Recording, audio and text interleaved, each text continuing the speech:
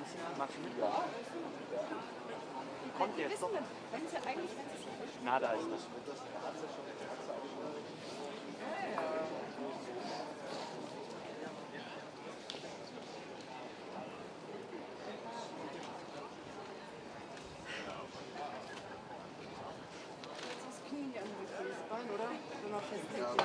Alles eng.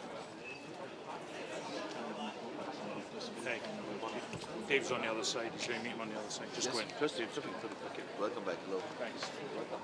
Use this one, yeah?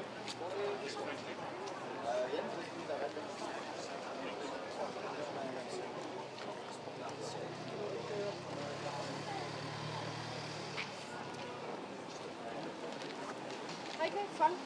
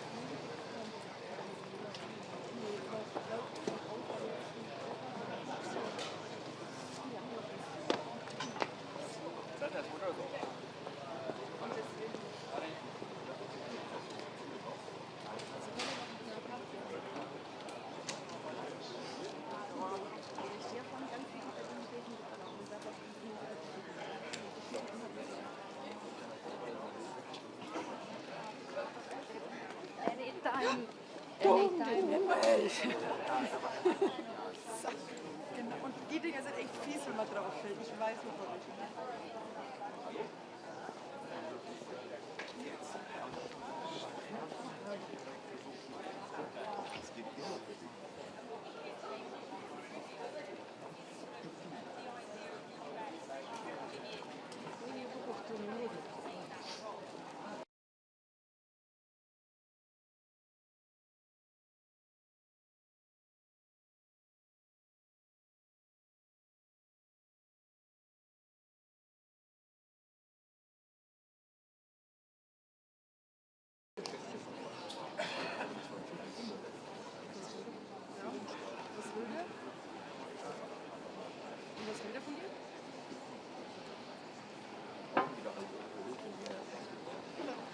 Thank you so much.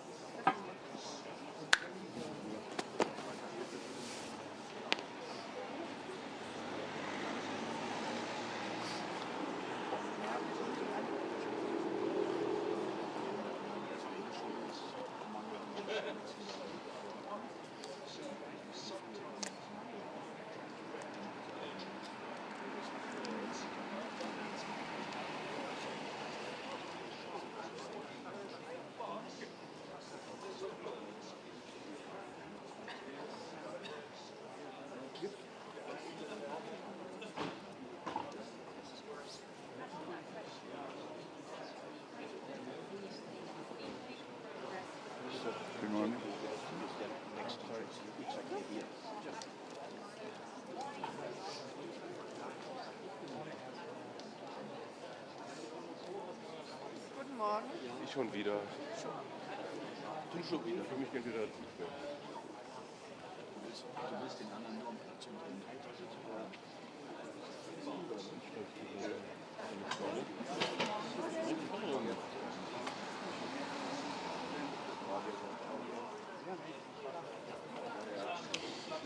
Hey, schlägst du den armen Kerl?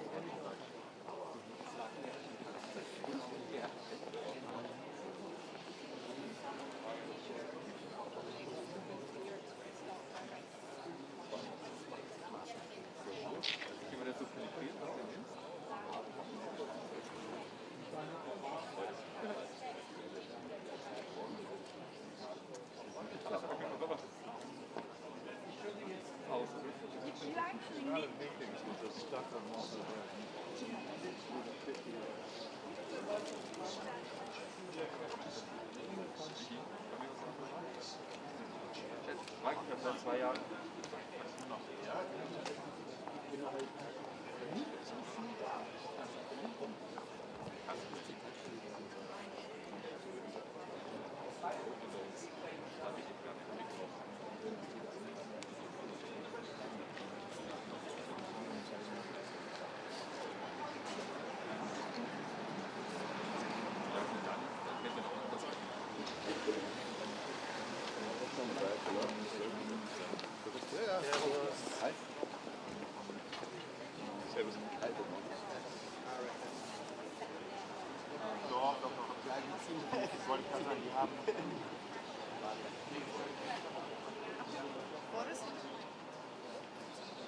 Hello, good morning.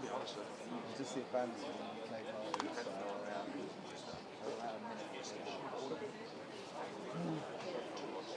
So, I think this might be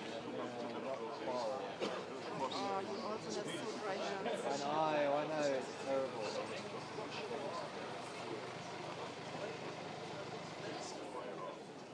No, It's very good. yeah, on World Cup, she poisoned my horse. Air it.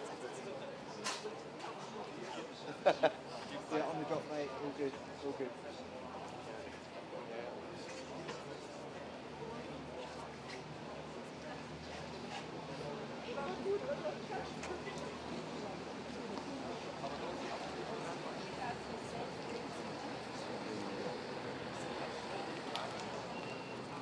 Morning again. Good morning, how are you? Excellent. Just in time delivery. That was spot on. Yeah. Absolutely. Germans got their mojo back.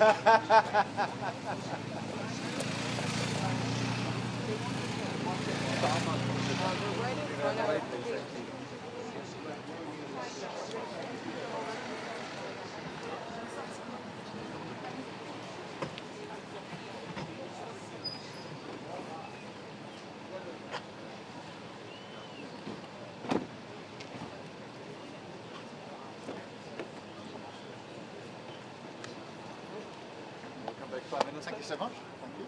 Who should we believe, Mr. Starmer? Rubio or Vance?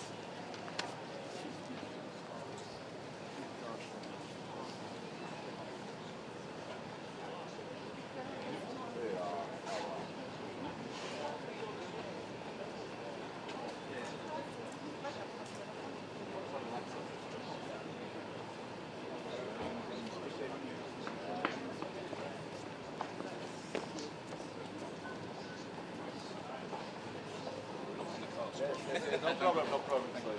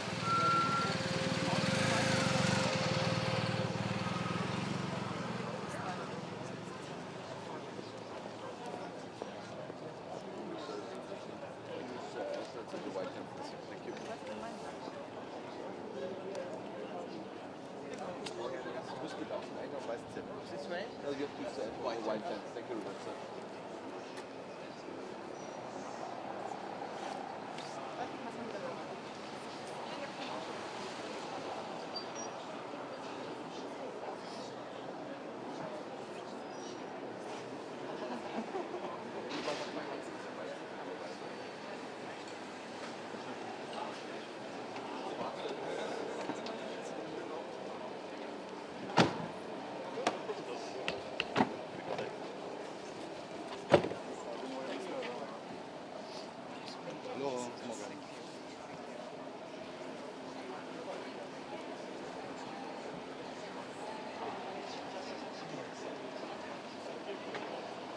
Nicht im Bild rumstehen.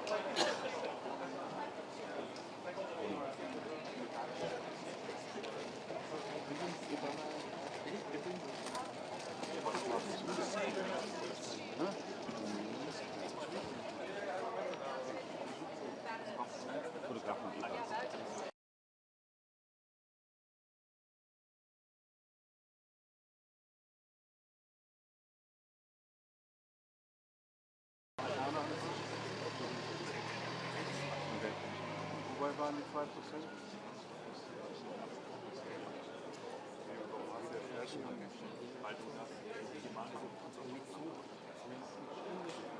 Nee. Okay. Also ich würde sowieso an der Stelle direkt nach die USA gehen und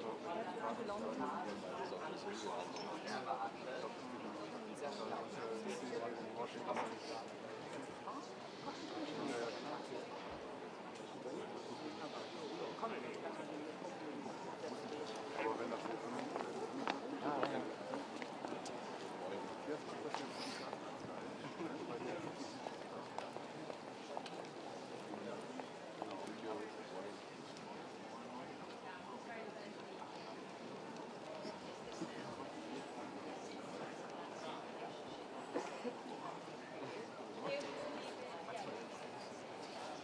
Entschuldigung, darf ich Sie? ja, ich will jetzt Aber schön, dich gesehen zu haben. Ich habe immer eine Handbreit was unterm Flügel. Ja.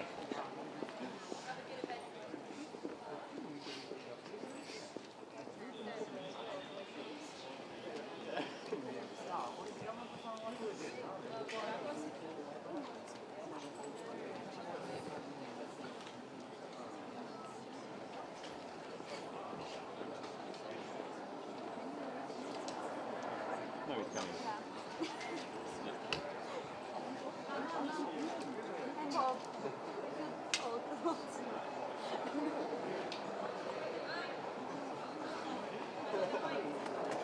Good morning, hello.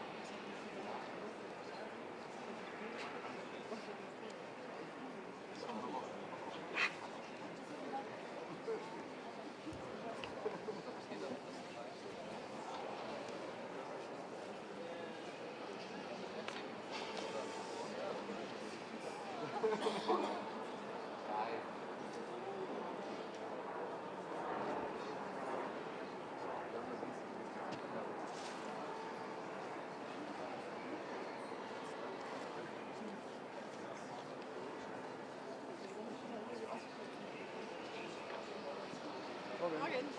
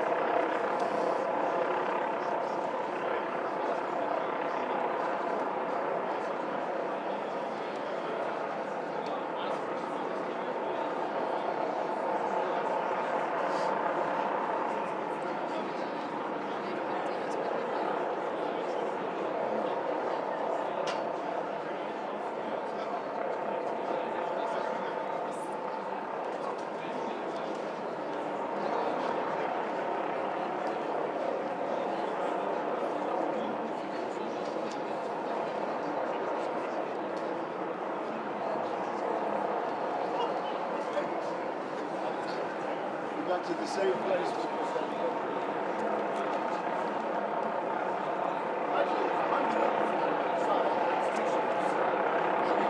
Now got to fish it right here.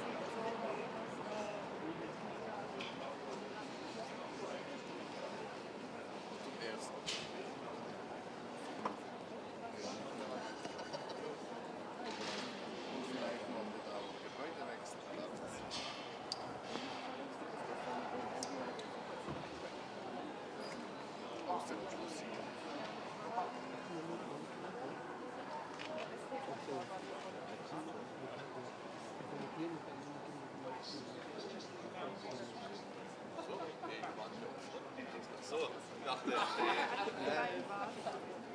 guten Morgen, gut geschlafen.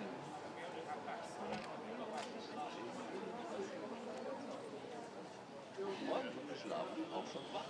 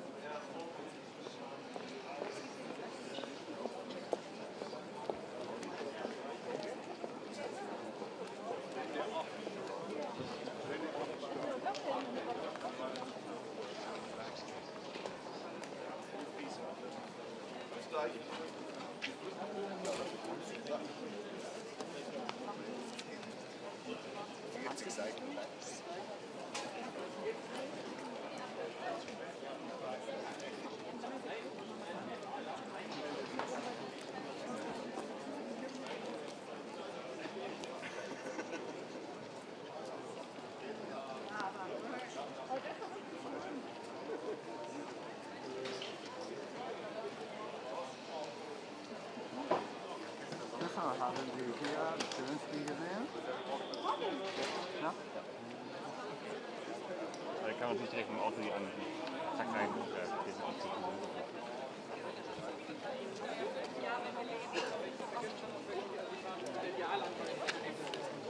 Ja, die haben sich vertan. Sie dürfen nicht.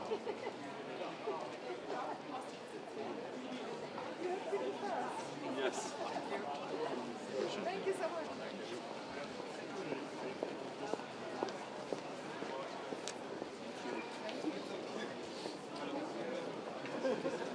Sorry?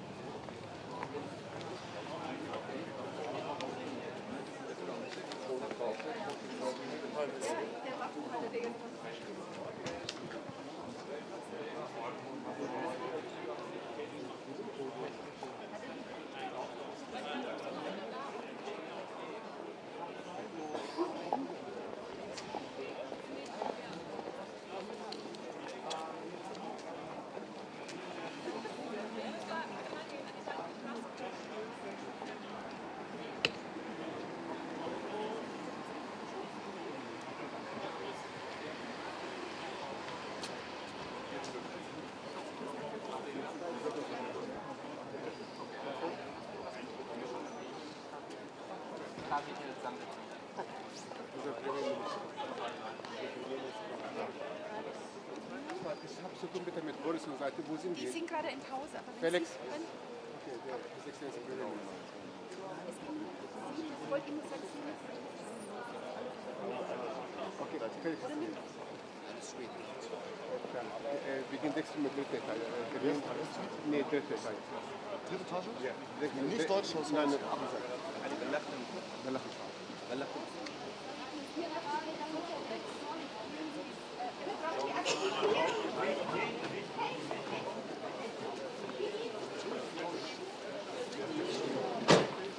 Ja, wahrscheinlich mit dem. Jetzt ist das ja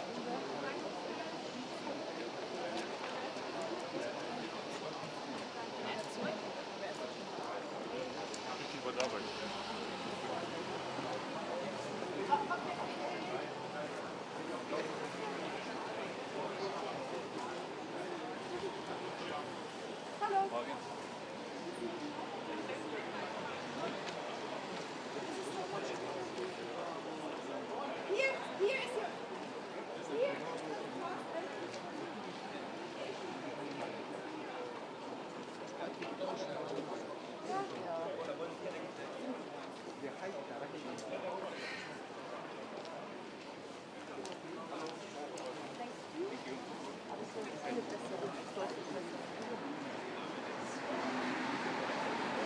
Geht's euch gut?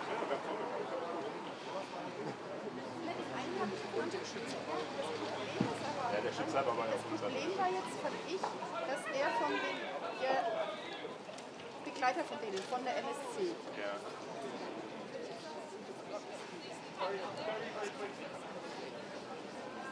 Der hat keine Weisung, das haben die uns gestern extra. Cerchiamo.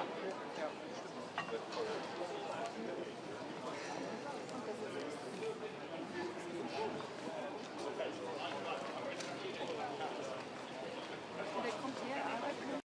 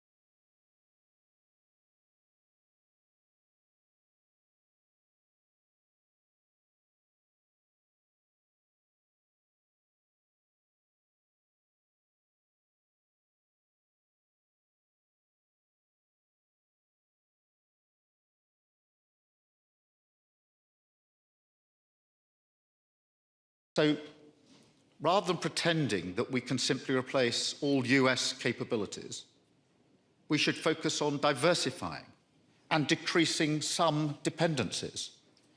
We should deliver generational investments that moves us from overdependence to interdependence.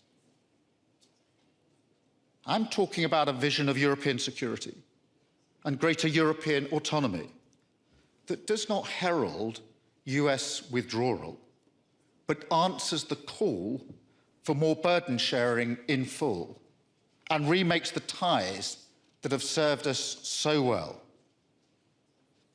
Because we know the value of what we have. The NATO alliance is a phenomenon in human history. It achieved something that leaders had been trying to do for centuries, from Westphalia to the Congress of Vienna to Versailles. After centuries of conflict, the founders of NATO finally united our continent in peace and security. Our militaries that once faced each other on the battlefield now stand side by side, pledged to each other's defence. It is the shield over our heads every single day.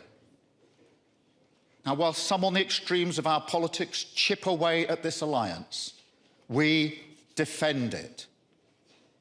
I am proud that my party fought for NATO's creation. What our then Foreign Secretary Ernie Bevan called a spiritual union of the West. And we've shown our fidelity to that ideal, asserting each other's sovereignty, as we did on Greenland, and crucially, coming to each other's aid under Article 5. We fought together in Afghanistan at terrible cost to many in my country and across many allied countries. And so I say to all NATO members, our commitment to Article 5 is as profound now as ever. And be in no doubt, if called on, the UK would come to your aid today.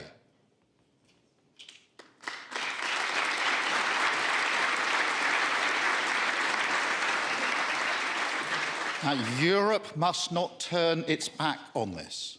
Instead, we must move forward together to create a more European NATO.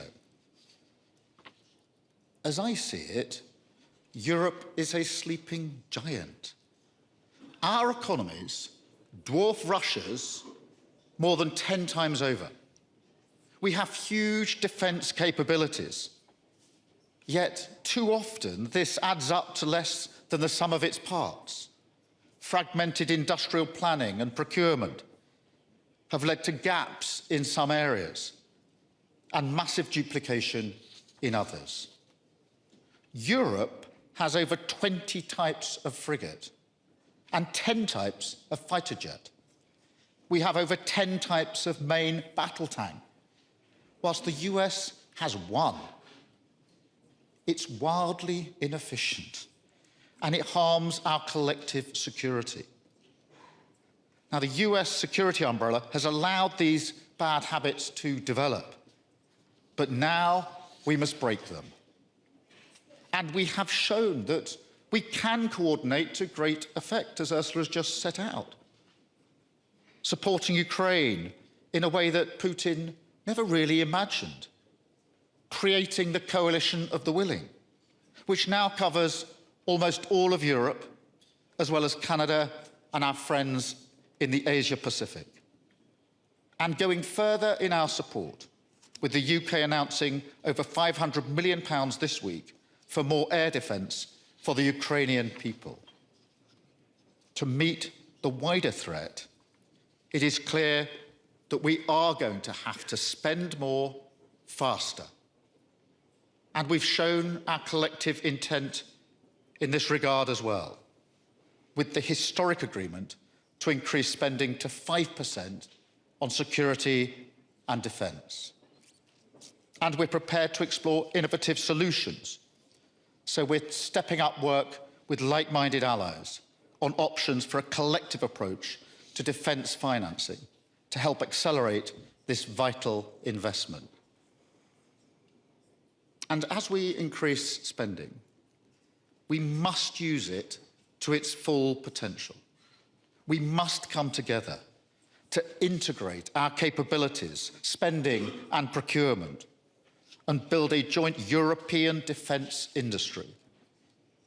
I welcome the steps that have been taken so far, which could allow us to participate in the £90 billion euro loan to Ukraine. I hope we can work together like this going forward. Because, look, the logic of defence is solidarity and collective effort, not market access. In a crisis, our citizens expect us to be ready. So we need to deliver a step change in collaboration. And I'm proud of the work we're already doing together, delivering cutting-edge drones with Ukraine, developing next-generation long-range missiles with Germany, Italy and France, working with our JEF allies to protect our northern flank, doubling our deployment of British commandos in the Arctic, taking control of NATO's Atlantic and Northern Command in Norfolk, Virginia, and transforming our Royal Navy by striking the biggest warship deal in British history with Norway. We're building a fleet of warships to hunt Russian submarines and protect undersea infrastructure. We want to replicate this level of collaboration with other allies across the High North and the Baltic. And I can announce today that the UK will deploy our carrier strike group to the North Atlantic and the High North this year, led by HMS Prince of Wales, operating alongside the US, Canada and other NATO allies, in a powerful show of our commitment to Euro-Atlantic security.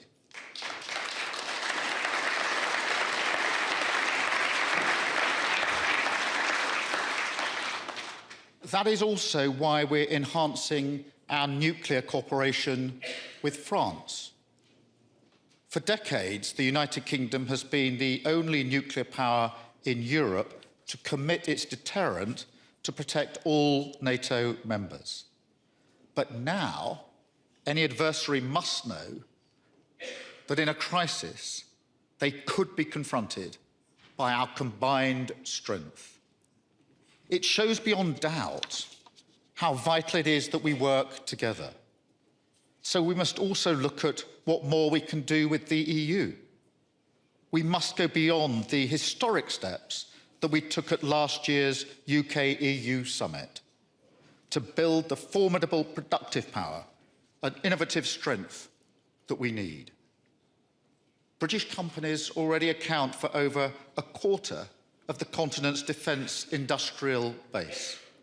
They are job-creating, community-building machine, employing around 239,000 people across the United Kingdom, including in Wales, where this month we're launching the first of 5 regional defence growth deals.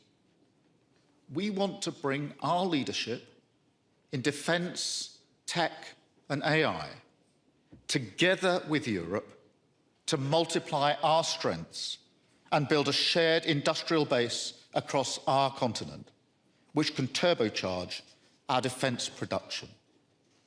And that requires leadership to drive greater coherence and coordination across Europe. That is what we're doing with Germany and France in the E3, working closely with EU partners, particularly Italy and Poland, as well as with Norway, Canada and Turkey. So my message today is the United Kingdom is ready. We see the imperative, we see the urgency. We want to work together to lead a generational shift in defence industrial cooperation. Now, this includes looking again at closer economic alignment.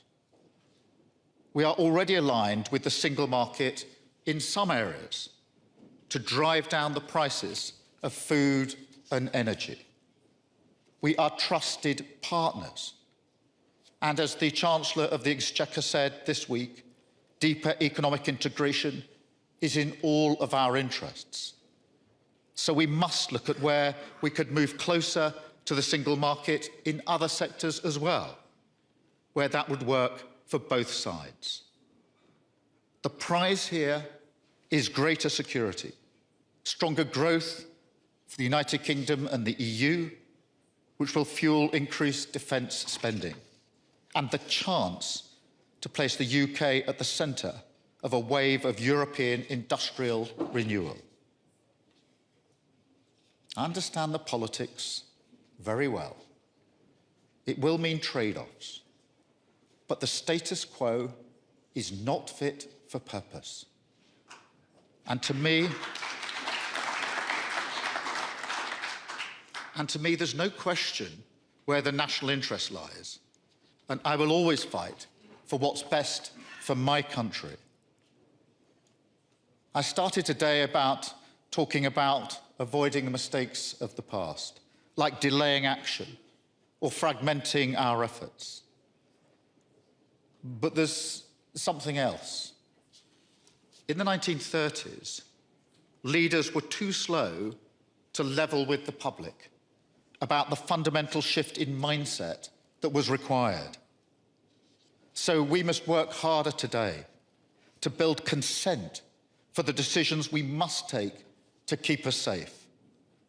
Because if we don't, the peddlers of easy answers are ready on the extremes of left and right, and they will offer their solutions instead.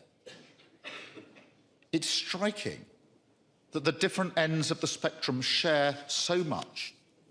Soft on Russia, weak on NATO, if not outright opposed, and determined to sacrifice the relationship we need on the altar of their ideology.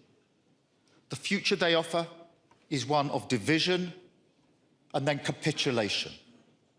The lamps would go out across Europe once again. But we will not let that happen. If we believe in our values, in democracy, liberty, and the rule of law, this is the moment to stand up and to fight for them. That is why we must work together and show that by taking responsibility for our own security, we will help our people look forward, not with fear, but with determination and with hope. Thank you very much. Thank you. Yeah.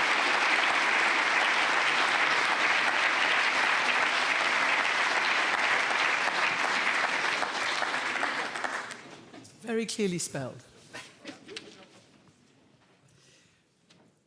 Prime Minister, President, welcome. Thank you for those addresses. Clearly a call to arms, and we can discuss a little bit. But first I want to ask you, there were a couple of applause lines for Secretary of State Marco Rubio. He said, it's neither our wish or our goal to destroy the transatlantic alliance. So I want to know whether you feel convinced by that, whether you feel that the feathers are being, unruffled after last year's broadside, which was exactly the opposite from the American Speaker, Vice President J.D. Vance.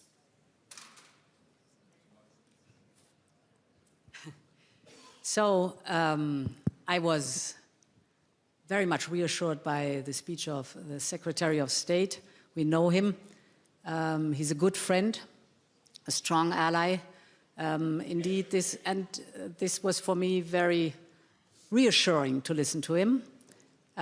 We know that in the administration some have a harsher tone on these topics, but the Secretary of State was very clear. He said, we want a strong Europe in the alliance. And this is what we are working for intensively in the European Union. We have to be an independent Europe, not a Europe that is leaning on someone, but a Europe that is going forward with friends and allies together, facing the challenges that are out there.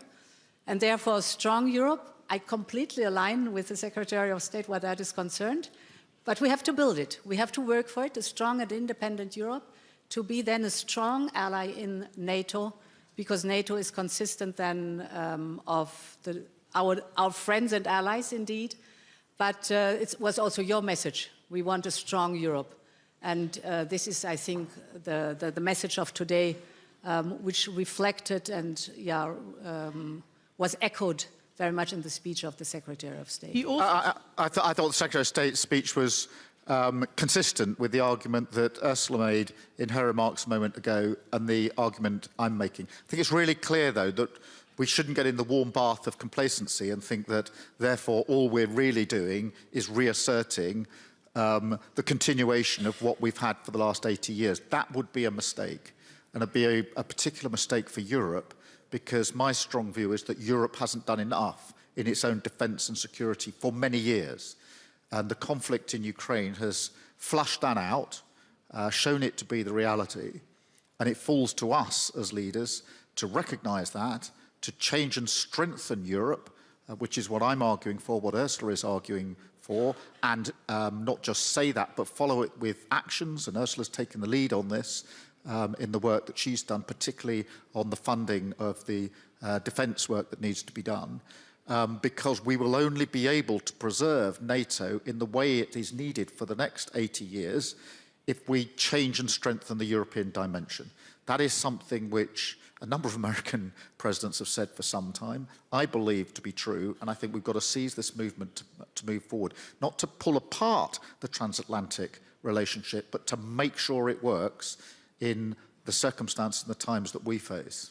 Now, I know you want to embrace the United States. You talked about not overly depending, but not also rejecting the US. But you know that the Munich Security Conference doctrine, before this conference began, talked about an era of demolition politics, demolition men, the politics of destruction, etc., including referencing the President of the United States. A very key American, former Republican, he calls himself, analyst has said that America is, under Trump, is playing a role of a hostile and probably, possibly predatory power as well. So Europe is caught between a predatory Russia and a potentially predatory United States. Have you internalized that? And is that where you are right now in terms of these fighting words that you've just delivered about pretty much total independence? Do you believe that you are between two predatory powers? There are more threats. First of all, I would never align Russia with the United States, completely different theaters. But these were not my words, these were an analyst. Yeah, okay. So I would not at all confer with this analyst that there's any equidistance between Russia and the United States, very clearly. But of course, the European Union is challenged with superpowers that are outreaching much more than they used to, and many other threats. And Russia is a real threat to us, without any question. So this is the reason why we have to strengthen our own defense posture, why we have to look into the possibilities that we have, for example, with the Article 42.7, while we have to develop our defense industrial base. So independence is action also to be stronger. This also is on the economic side, very clearly diversifying with like-minded partners. The trade agreement we did with India, the trade agreement we have with Mercosur, so the Latin American countries, Mexico, all this is within a strategy to be more independent, more stronger. And independent means to stand up, develop your own strength, be clear with your own weaknesses. Don't look at others to compensate for your own weaknesses. No, be strong. Stand up and develop your own strength, and be open to the world and connect with like-minded partners. And of course, a friend and like-minded partner always has been and is the UK on our continent. So, Prime Minister, you laid out how Britain has come to the defence and to the joint military action with its allies for a long, long time. But the current Secretary-General of NATO, after Trump's Davos speech, actually after Prime Minister Carney's speech, which talked about a rupture, he said, if you all are thinking that you can do what you have to do without the United States, then dream on. It's not going to happen. So how long do you think it'll take to get to this posture that you both say you need to get to? Well, the first thing I'd say is that we're not looking at a future that tears us apart from the Euro-Atlantic alliance that we have. NATO has been the single most effective and successful military alliance the world has ever known, and we should never move away from it. I often and always base my thinking on what is the reality on the ground. And the reality on the ground, so far as the UK is concerned, is we are working with the US on defence, security and intelligence 24/7, every single day. So that is the reality of what is happening, and that is as tight now as it's ever been. And I see no sign of that weakening, nor should it, because that's in the interests of the United Kingdom and the interests of Europe and globally. And that goes into defence, security, intelligence, obviously nuclear capability as well. And therefore, I'm often urged back in my own parliament that we should walk away from what we've got, and I reject that. But I think simply sitting where we are isn't good enough, and therefore the change does need to come. That needs Europe to be stronger, to be working more closely together, and that's why I said what I said about the UK-EU relationship. We're 10 years on from Brexit. We are not the Britain of the Brexit years. We're a Britain that wants to work with the EU even more closely in light of the challenge that we face here 10 years on. That will take time. We are working together. We had a very good UK-EU summit last year. We will have another one this year where we can make further steps forward. But this is of some urgency because I think that on defence and security, until the Ukraine conflict, we didn't really wake up to the reality that we're facing.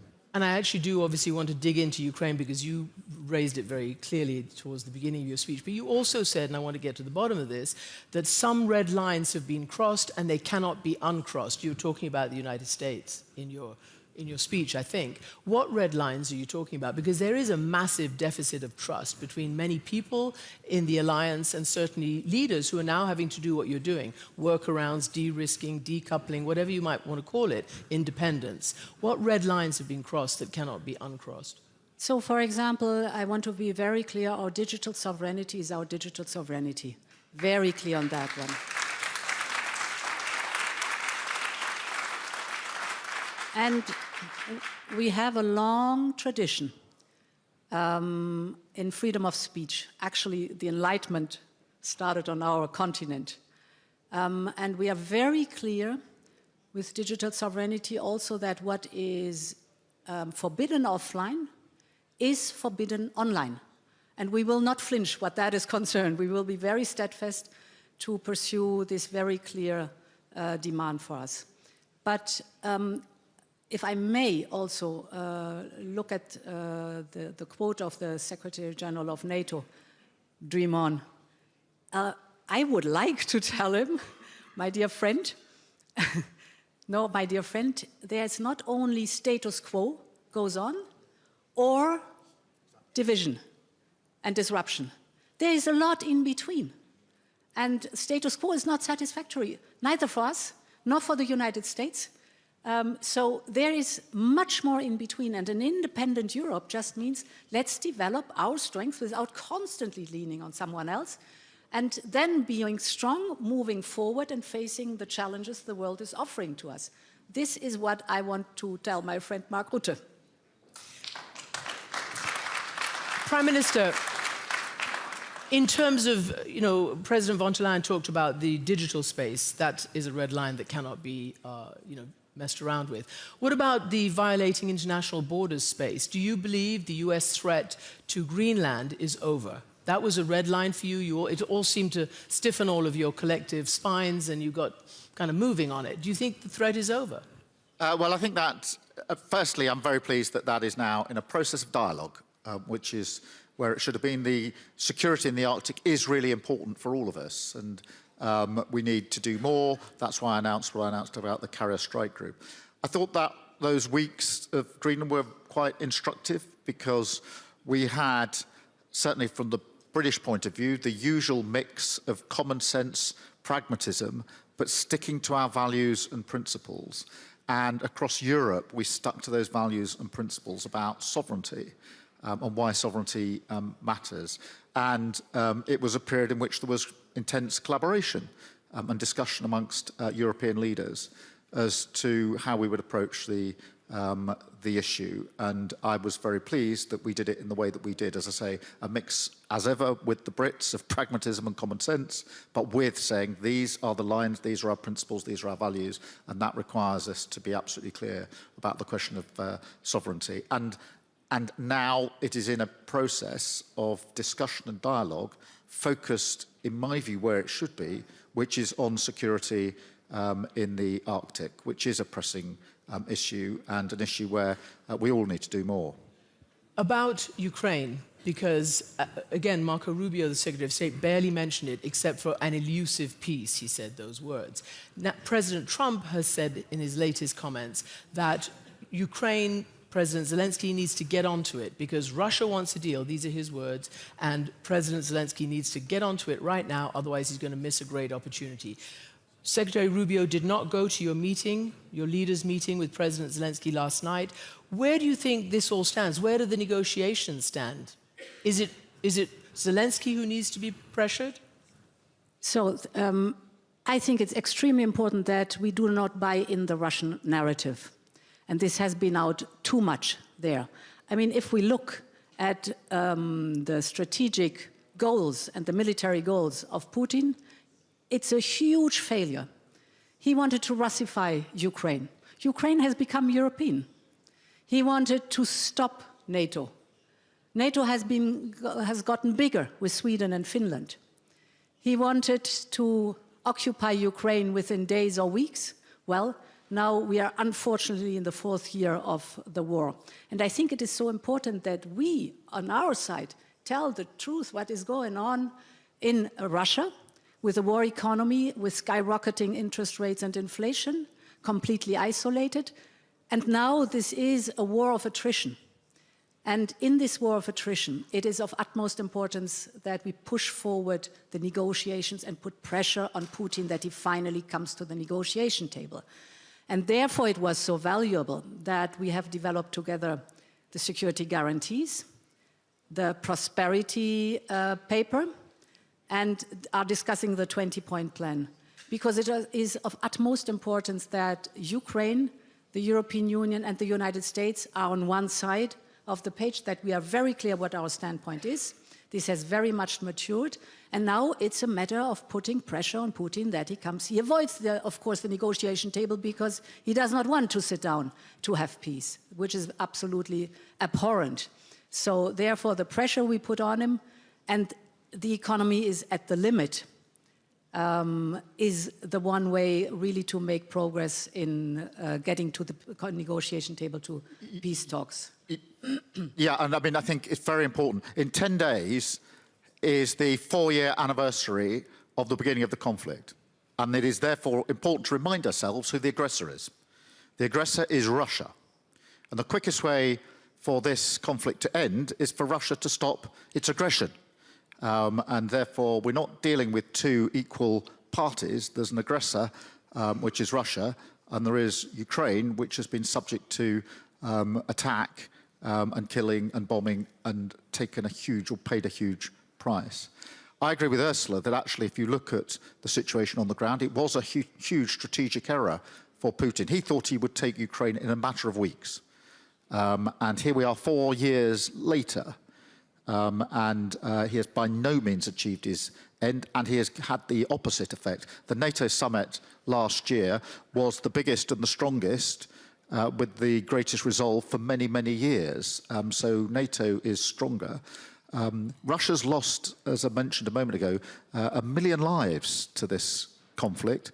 In January this year, I think I'm right in saying 30,000 died on the front line. That is why we're all working for a just and lasting peace.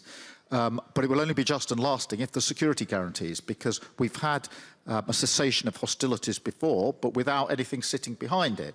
And one thing we know about Putin, if nothing sits behind it, he'll go again. which is why we set up the coalition, the willing to work on security guarantees. I'm really pleased we're working with the US on that. Actually, another example, whatever words are used by different individuals in different parts of the globe, the practical reality is we're working with the Americans on the security guarantees, and we're more advanced now than we were 3 months ago. And I'm really pleased that we're in a better position. So I need to ask you a political question because a lot of people at home are interested. You've just spoken about the amount of money that needs to be spent on the Ukraine defense, on Britain, on Europe. That takes politics and convincing. I want to ask you, do you think you narrowly just miss being toppled? Do you think that what's happening in the politics at home is distracting you and perhaps making you vulnerable to a Brexit follow, the Reform Party or even maybe the Conservatives who might not want to pursue the kind of politics that you want to pursue? No, I reject that. I ended the week much stronger than I started it, and that's a very good place to be. And my party and my government is completely united on the question of Ukraine and defence and security and the need for stronger relations with Europe on defence, on security and on economy as well. And so I think that there is real strength in the position I've now set out. I think the whole of the government is united behind that. I think actually it unites across the House of Commons. Not everybody, I accept. Reform have a different agenda. They're pro-Putin. We know where they stand. Imagine if they were in government in the United Kingdom.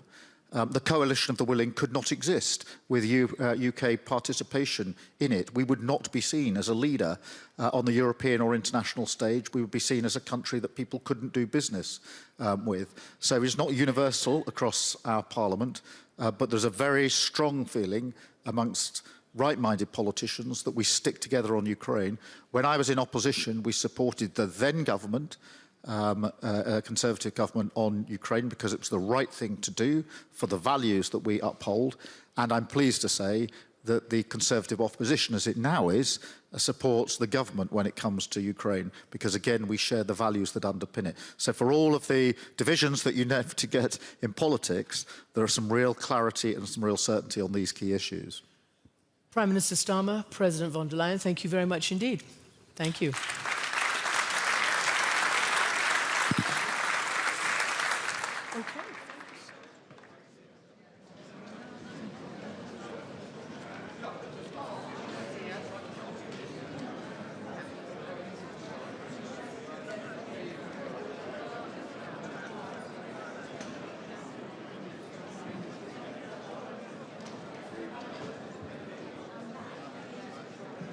Ladies and gentlemen, the program in the conference hall will continue at 11:45 with the session Coalition of the Able, Securing Long-Term Support for Ukraine. Ladies and gentlemen, we welcome you back in the main conference hall at 11:45. Until then, enjoy your coffee.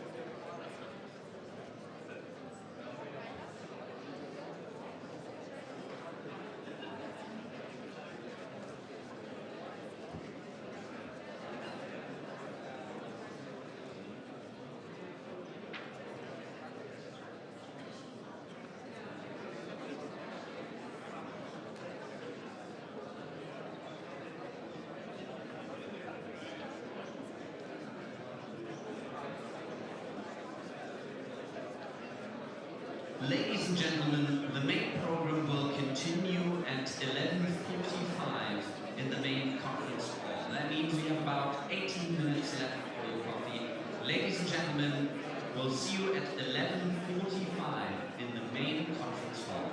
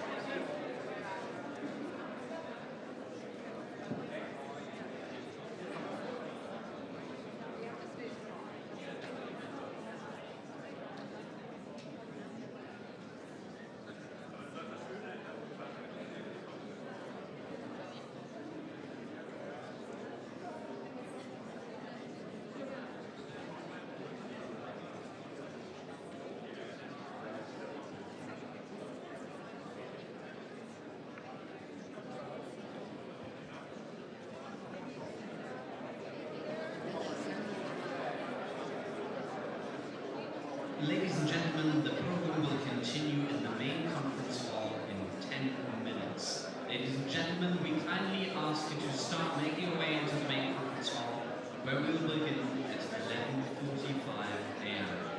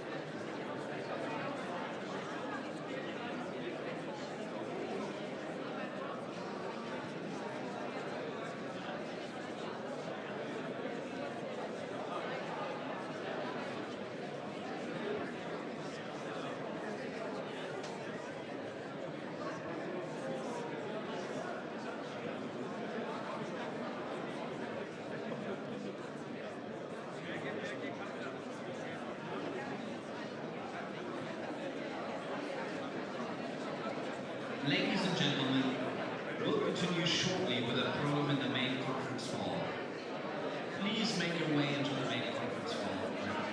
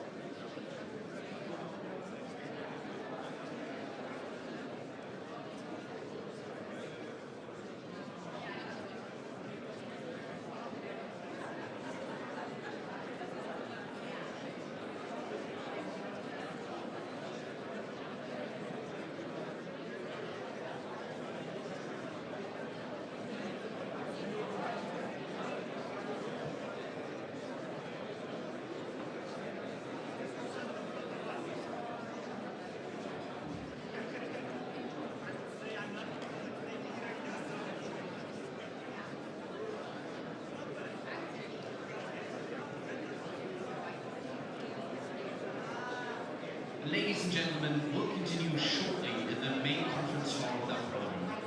Please make your way to the main conference hall now.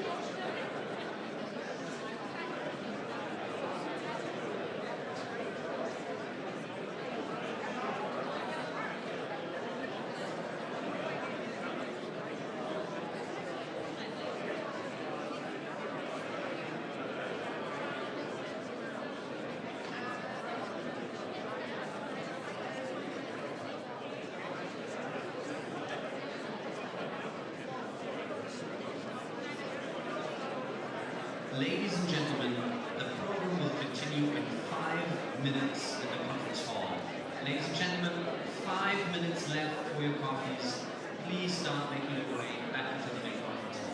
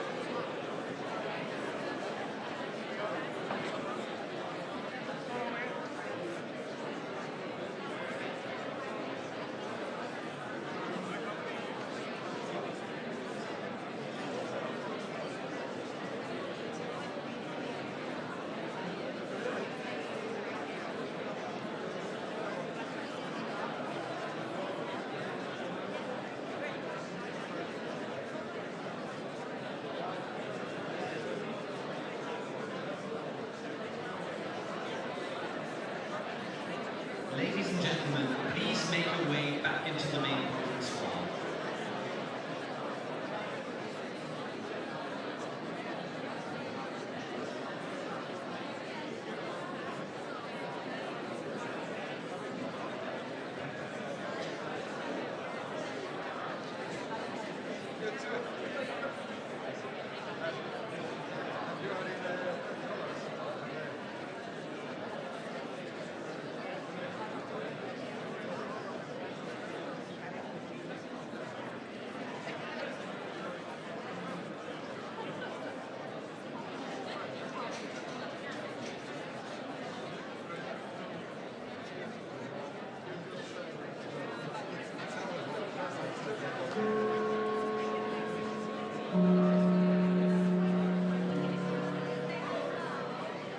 Ladies and gentlemen, this is your final call. Please make your way back into the main conference hall now. We'll continue with the program momentarily. Ladies and gentlemen, coffee break is over. Please make your way back into the main conference hall now.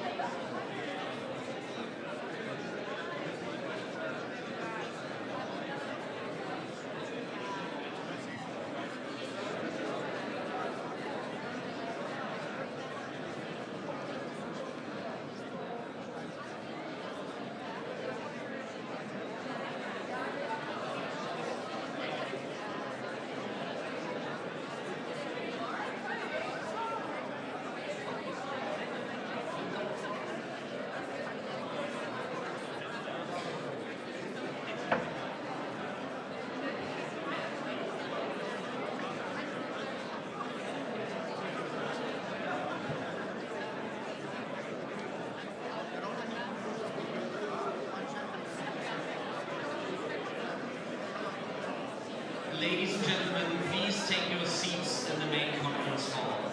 Ladies and gentlemen, please take your seats in the main conference hall now.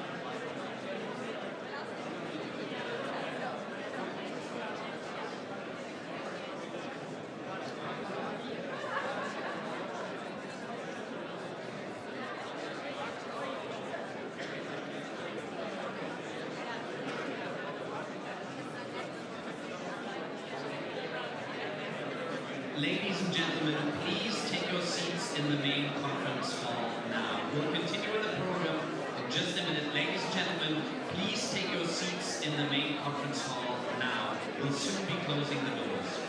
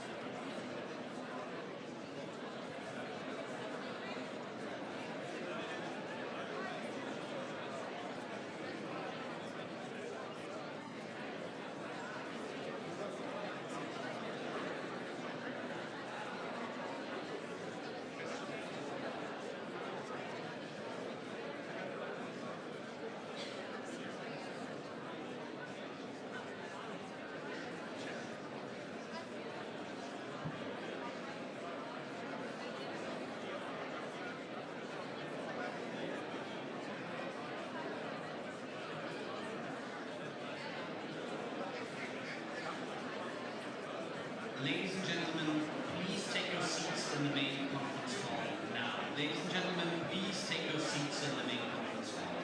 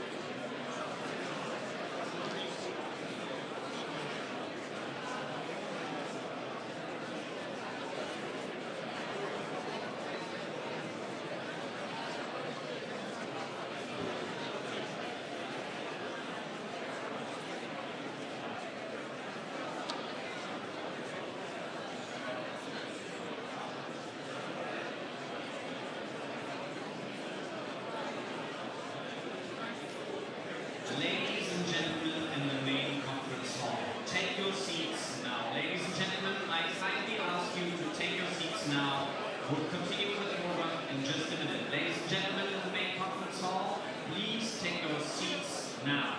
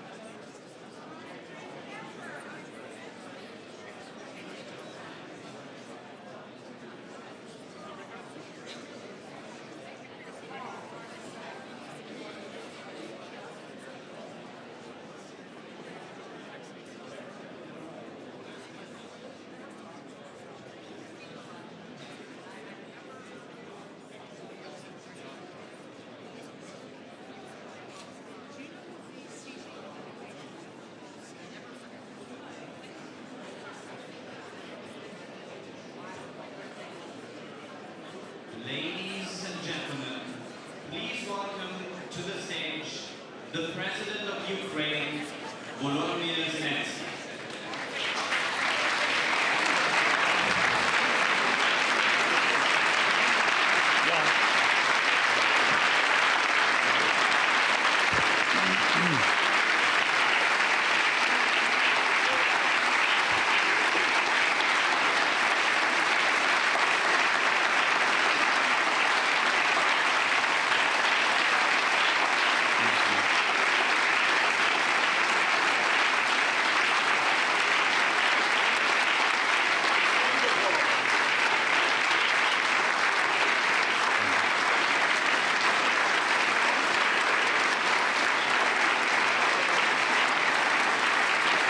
Thank you so much.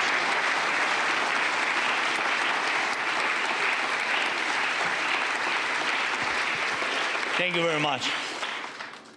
Thank you so much. Dear friends, thank you for your attention to Ukraine, Ukrainian people, and for supporting our independence and our Ukrainians. And I want to especially thank those who stand with us not only in words or not only in emotions, not only in the hope for more security, but in real action, in real work, in concrete help, like Germany, like Mark, like Ursula, Antonio, Roberta, and all our friends from the United States and all our European friends. Thank you so much for all your support. Thank you.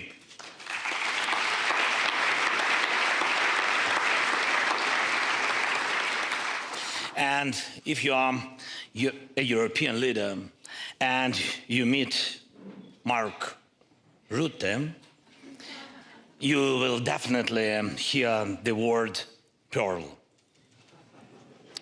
And not just once, and very serious things, really. He starts and ends every conversation with a call to support pearl.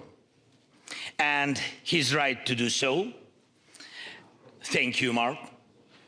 Pearl is a program that allows us to buy Patriot missiles in the United States and other weapons that protect Ukrainians from Russian attacks, of course. Most of the air defense missiles that can stop Russian ballistic missiles come to us thanks to Pearl. And Pearl exists because of Europe, it's true. Europe is paying for our ability to stop ballistic attacks. Thanks everyone who helps us. Thank you.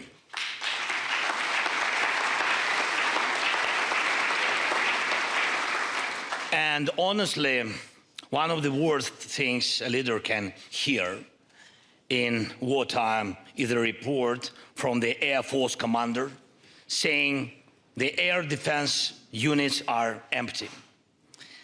Empty, and they used the air missiles to stop Russian strikes, and there was no resupply and intelligence says a new massive attack may come in a day or two.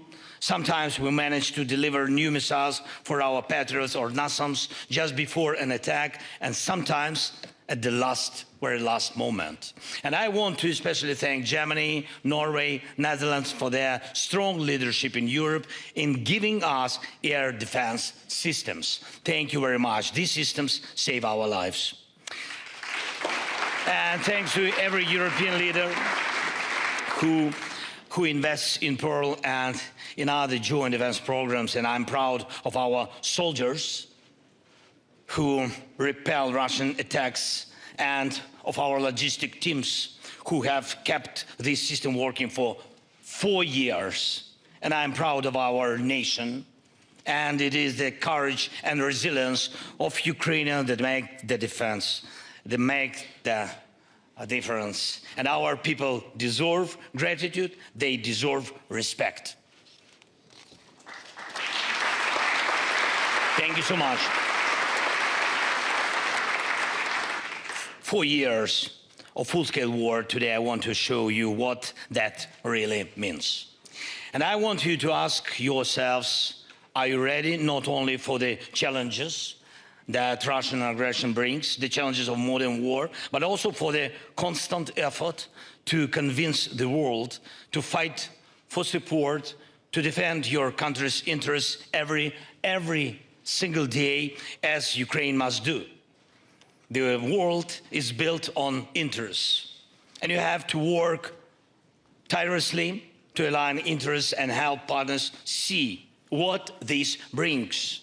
And when you see what is coming, we will be able to convince those in power to act preventively, to stop the evil before it destroys everything. Right now you can see a visualization of one of Russia's attacks. Many of you were already here in Munich when this strike took place.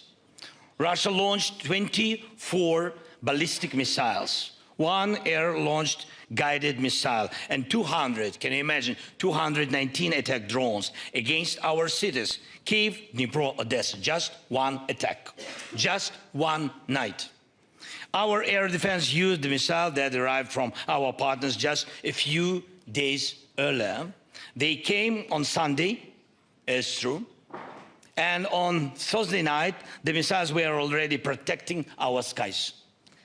And that is just one night, but Russian attacks happen almost every night in Ukraine, and at least once a week massive strikes. Still, Ukraine has endured 1,451 days of full-scale war, longer than anyone predicted. And I want you to understand the real scale of these attacks on Ukraine. As you can see, in just 1 month, this January, we had, you see it, we had to defend against 6,000 attack drones. Most of them were Shahid drones, and 150 plus Russian missiles of different types, and more than 5,000 glide bombs. And it's like these every month. Imagine this over your own city, shattered streets, destroyed homes, schools built underground. And this is daily life in Ukraine because of course, because of Russia, for 4 long years. Russia uses many ballistic missiles and carries out combined attacks. Most of the strikes target our power plants and other critical infrastructure. And there is not a single power plant left in Ukraine that has not been damaged by Russian attacks. Not one. But we still generate electricity, thanks to our people.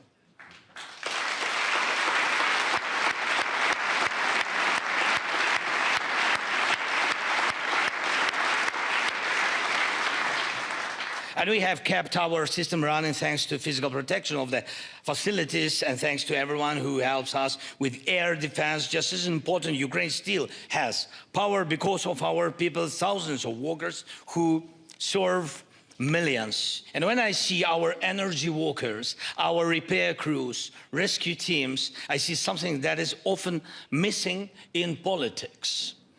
Through dedication, the ability to work at 100%, to act immediately in a real emergency, not in a month, not in a year or two, but they save lives here. They save lives now. All these years.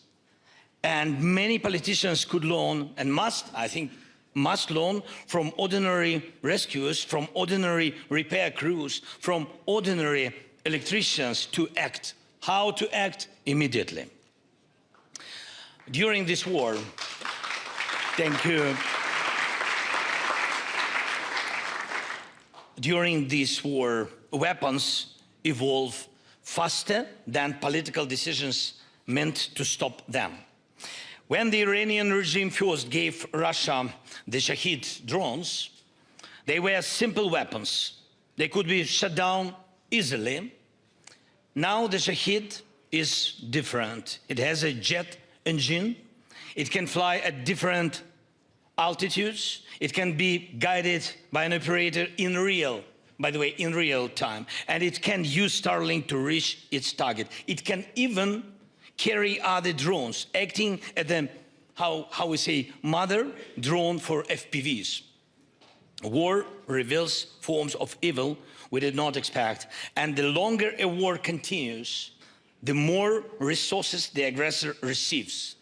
The more dangerous the consequences becomes, the more dangerous the evolution of weapons and of war itself, and the evolution of Putin. And I remember how the full-scale war was seen in the first year. And we were told that support would continue, but not at the scale and speed needed for Ukraine to win. It's true, or for Russia to lose. And what did that mean? It meant time. The idea was that America could manage the pace of the war and the risk of escalation to reach a point where Russia would no longer be able to attack, and Ukraine would agree not to return its occupied territories. Bob Woodward wrote about this approach of the previous US administration in his book, War. And he described how US Defense Secretary Lloyd Austin said, "We own the clock." And Austin had told Jake Sullivan numerous times, we own the clock.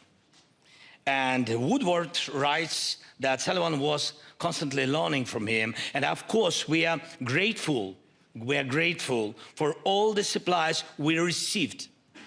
But you saw how it was, how long we had to push, to be allowed to get stronger and stronger weapons. Months for HIMARS, months for tanks, years for aircraft.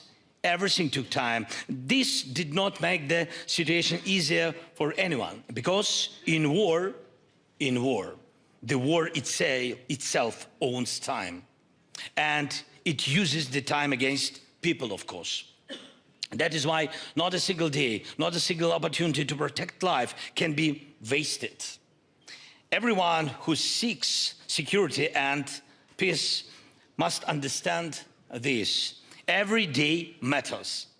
And I'm grateful to every American heart that was helping us no matter what. Thank you. Without you, Americans, Europeans, and everyone who stands with us, it would have been very, very difficult to hold on. Thank you very much.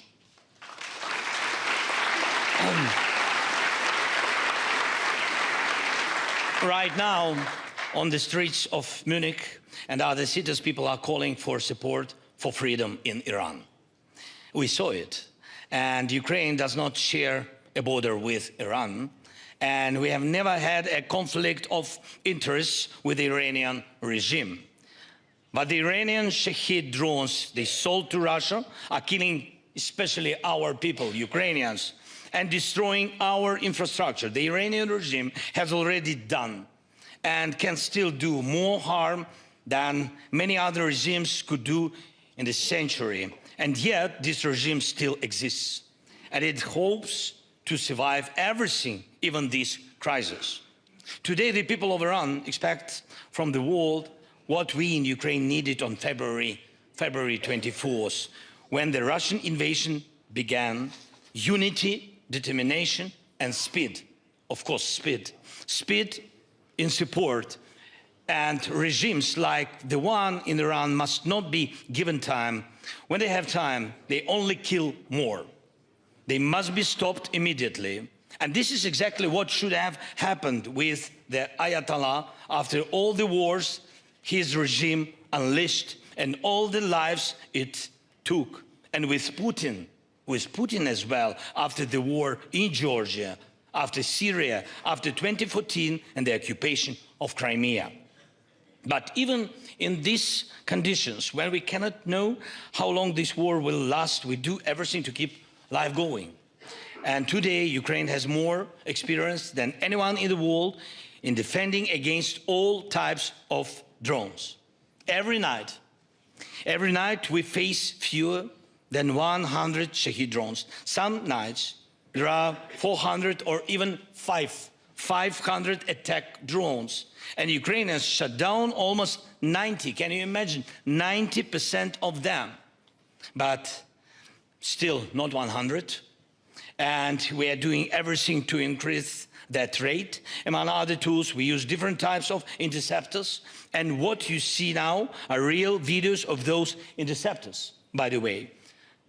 Together with our partners, we are producing more and more of them each day. And we will reach the point where we produce enough to make Shahid drones meaningless for Russia.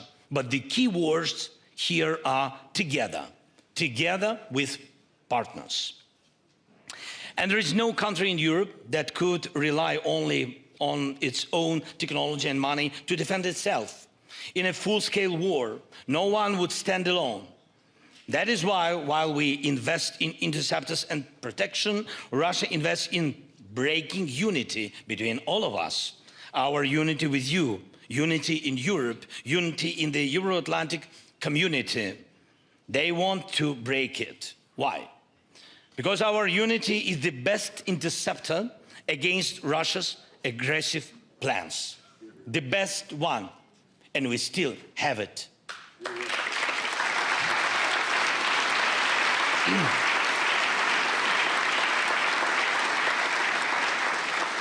And I want to thank you, each of you who keeps unity alive and makes it stronger. Our unity is what protects us. Hundreds of production sites are already operating in Ukraine and in partner countries. And we have the Danish model, thanks, Meta, your team, your people, investing in weapons production in Ukraine. We have joint drone production here in Germany, and it officially started yesterday, thanks to everybody and to Friedrich. And we have the joint artillery initiative with Czechia. I see Peter, hi. Thank you so much. And we are doing a lot together with the Nordic countries, with the UK and France, Netherlands, Italy and Poland and United States, Canada and Turkey. There are important changes in Japan thanks to Prime Minister, government, and we all value that Japan stands with us in the coalition of the willings. And there are strong decisions from Europe, including 90 billion euros for 2 years for us. Thank you so much.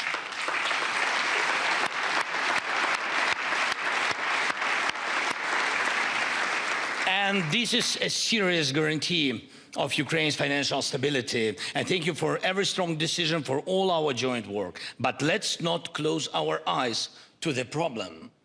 And Russia still has accomplices, regimes like North Korea and companies across the globe, many of them from China, that bypass sanctions and provide components for Russian weapons, Russian missiles. On top of that, Putin still has guarantees of financial stability. A large part of those guarantees lies here in Europe, in European seas. I mean, Russian oil tankers still move freely along Europe's shores, in the Baltic Sea, in the North Sea, and in the Mediterranean. In total, Russia still uses more than 1,000 tankers Each of them is, in fact, a floating wallet for the Kremlin. And I recently discussed this with President Macron, with President von der Leyen, and with other leaders, and thanked them for their willingness to fix this. We spoke about updating European legislation so that Russian tankers cannot only be detained, but blocked. This is important, to block all these tankers, and they are all confiscated the way the United States acts against shadow-less tankers near its own shores. And it works, really. Without all money, Putin would not have money for this war. Let's make it possible. And now I want to speak about the cost of war on the ground. What does 1 month of war mean for Putin? Just in December, our forces eliminated 35,000 occupying soldiers, killed and badly wounded. In January, there were fewer Russian assaults, and as a result, Russia's losses were about 30,000 killed and badly wounded. There is even a clear price Russia pays for every kilometer of occupied Ukrainian land. On the Donetsk front, it's one of the most intense areas, and everybody knows about it. The price Russia pays for 1 kilometer now is 156 soldiers. Putin is not concerned about this now, but there is a level at which he will start to care, I'm sure. Every month, Russia mobilizes about 40,000 people, a little bit more, 42, 43, sometimes. Not all of them reach the front line. So overall, the size of the Russian contingent in Ukraine is not growing this year. For our army, the mission is clear: to destroy more Russian occupiers, because they are occupiers. And the goal is specific, at least 50,000 per month. Even for Russia, that would be serious, I'm sure. And it would affect Putin's decisions, because we are speaking mainly about frontline troops, those leading the assaults and attacks. Mr. Ischinger said in an interview before this conference that as long as Ukraine is defending Europe, the danger is not so great. And if we speak plainly and maybe a bit cynically, that is more or less the situation today. But look at the price. Look at the price. Look at the pain Ukraine has gone through. Look at the suffering Ukraine has faced. It's Ukrainians who are holding the European front. Behind our people stand an independent Poland and the free Baltic states. There can be a sovereign Moldova and a Romania without dictatorship, and even one victor can think about how to grow his belly, not how to grow his army to stop Russian tanks from returning to the streets of Budapest.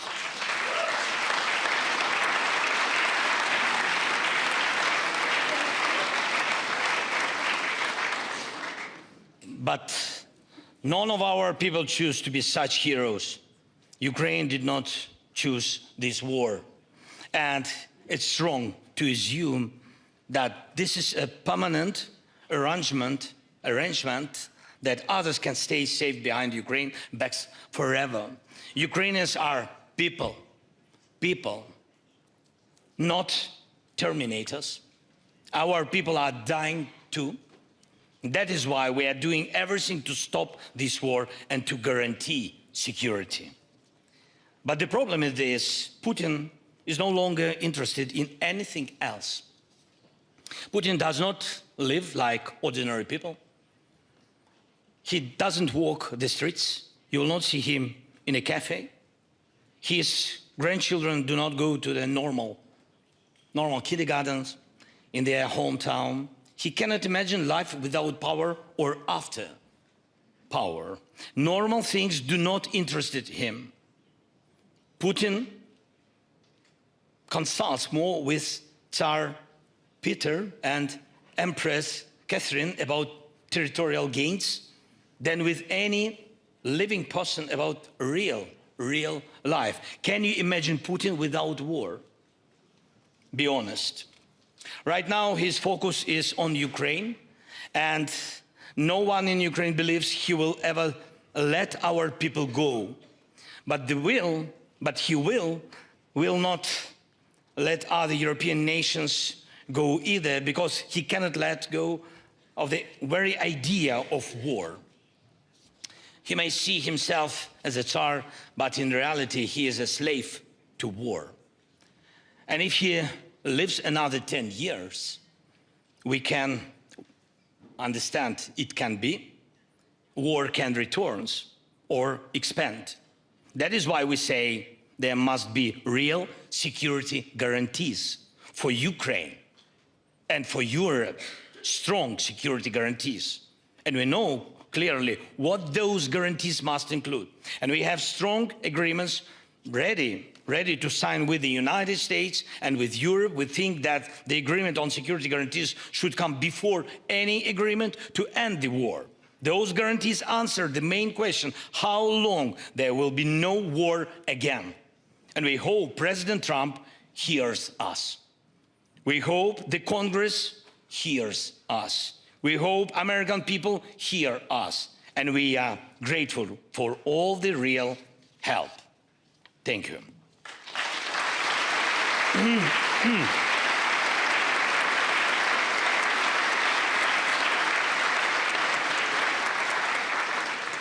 We are doing everything, truly everything, to end this war, and this war can end and security can be guaranteed. Before the invasion began, we told the world, act now, please, act preventively so the invasion does not happen. And I sent our commander-in-chief, at that time it was General Zaluzhny, to speak with the American side and to explain what Ukraine needed to defend itself. And I said, tell them we need javelins, stingers, and real weapons, something real to stop the Russian army, so they see we are not standing with bare hands. It was very important, but the most practical advice General Milley could give Ukraine at that time was simply dig trenches. And that is the answer my commander-in-chief brought back. Just imagine hundreds of thousands of Russian troops on your borders, massive military equipment, and all you hear is dig trenches. So if Russian troops enter Lithuania, God bless, no, just like example, if, or another country on NATO's eastern flank, what will the allies hear then? Will they hear that help is on the way? Hope so. Or will they hear dig trenches or something else? We must have the ability to give a strong response to that threat. And that is why we are talking about a joint European defense policy. That is why we need American backstop. That is why Europe needs Ukraine. The Ukrainian army is the strongest army in Europe. Thanks to our heroes. And it's simply, I think it's simply not smart to keep this army outside NATO.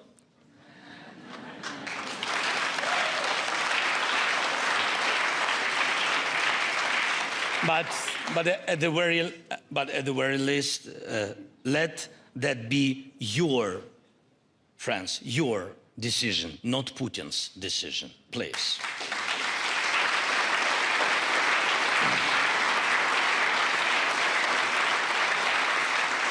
And today, among the things that unite Europe most strongly, there is also fear. Not fear that Ukraine might one day join NATO, but fear about whether NATO will even exist. But we support NATO and hope that NATO will be each day stronger and stronger.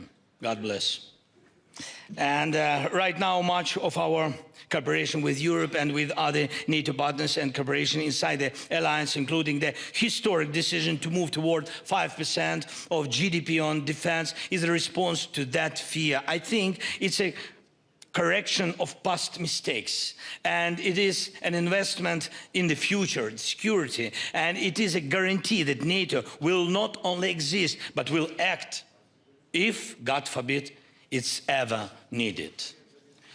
Dear ladies and gentlemen, more and more often now many former officials from different countries say they warned about this war and that they said the invasion would happen.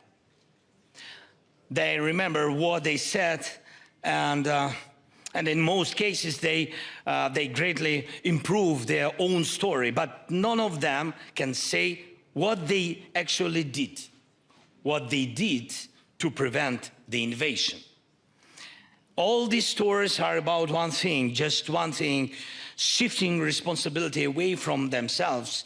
And what did Russia see in 2021? Putin sat as an equal with the President of the United States in Geneva.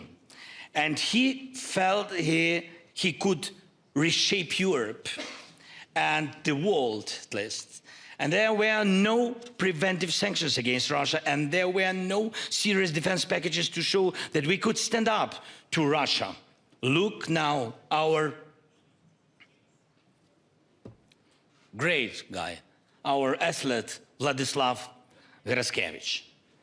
And he was disqualified at the Olympics simply for the intention to wear a helmet showing the faces of athletes killed by Russia in this war. And he was disqualified for the intention.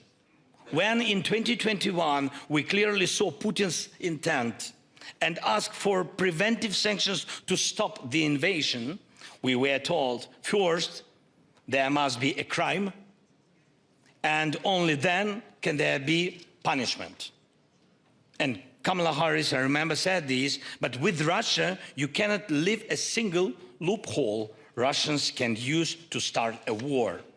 As they say in Russia, first get into the fight, and then we'll see what happens.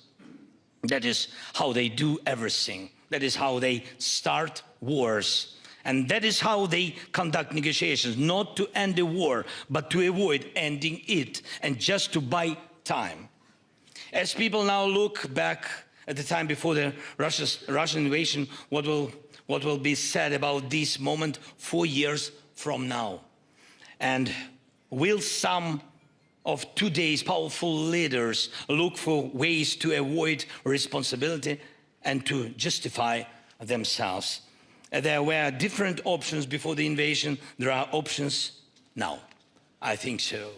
And when we say that Russia must not be rewarded for this war, we are saying the same thing we said before the invasion. Russia must not be given hope that it can get away with this crime.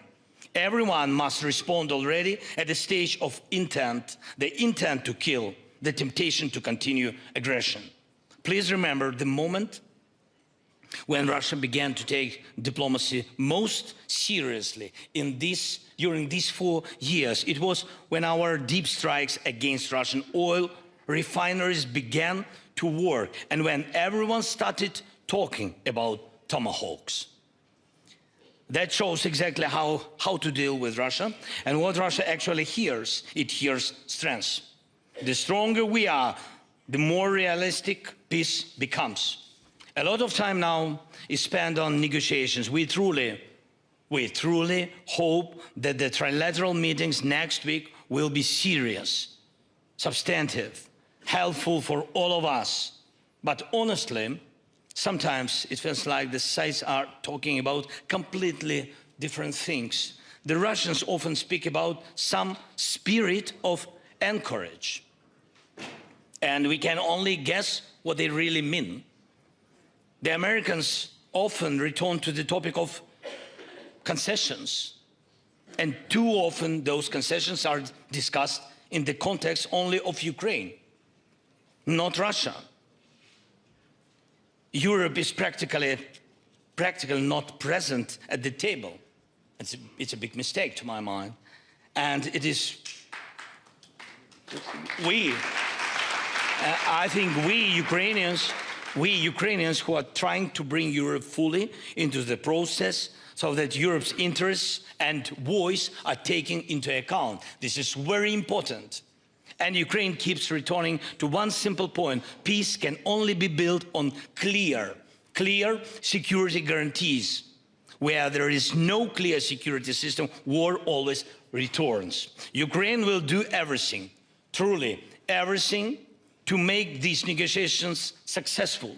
We have invested in this process, and we are in constant contact with Steve Witkoff, with Jared Kushner, and with everyone President Trump appoints. Today, we are meeting with Secretary of State Marco Rubio, and Ukraine wants the result of all these efforts to be real security and real peace. Real peace.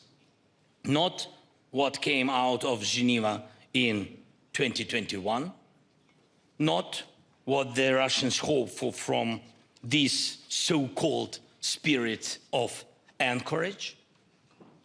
And it seems Putin hopes to repeat Munich, and not Munich 2007, when they only spoke about dividing Europe, but Munich 1938, when previous Putin began dividing Europe in reality. It would be an illusion to believe that this war can now be reliably ended by dividing Ukraine, just as it was an illusion to believe that sacrificing Czechoslovakia would save Europe from a great war. And when people ask today what the price of a deal could be, our answer is simple. The main thing is that in 4 years, the civilized world is not forced to justify itself again, to shift the responsibility, and not forced again to look for someone else to blame.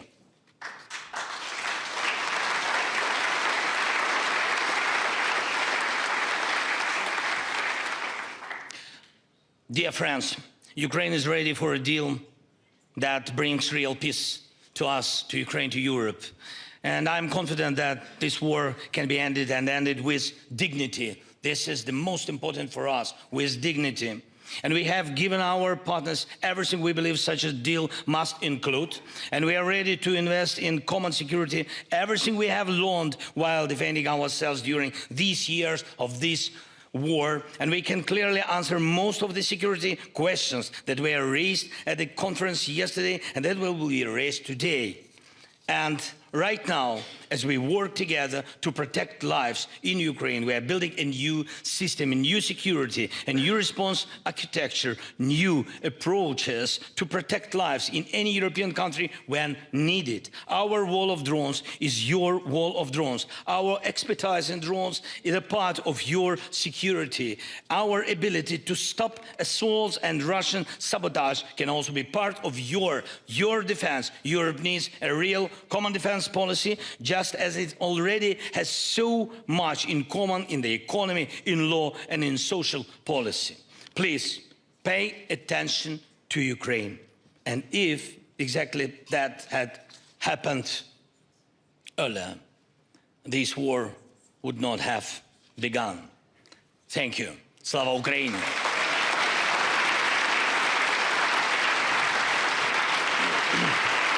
Thank you.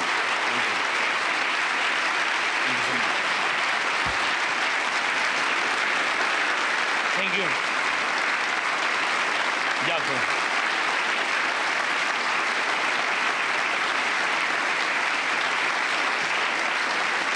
Дякую. Hi. Good to see you.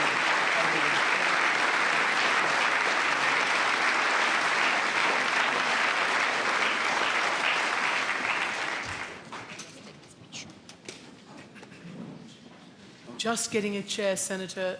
It's coming. Right behind you.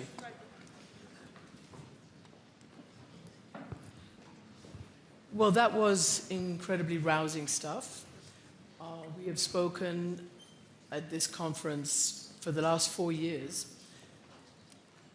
And I just wanted to point out before we start the conversation that your Nobel laureate and human rights activist has pointed out that in the year of the Trump administration, so-called peace negotiations, more people have been killed and injured on both sides than in any other previous year, and certainly more civilians, particularly, obviously, in Ukraine.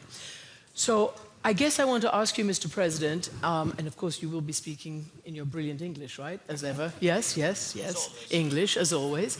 Can I just ask you, what do you need right now? I'm really conscious of the time and owning time issue that you've talked about, but if you were to put out a wish list or a shopping list right now, is it mostly anti-aircraft and missiles to protect your skies? What do you need right now?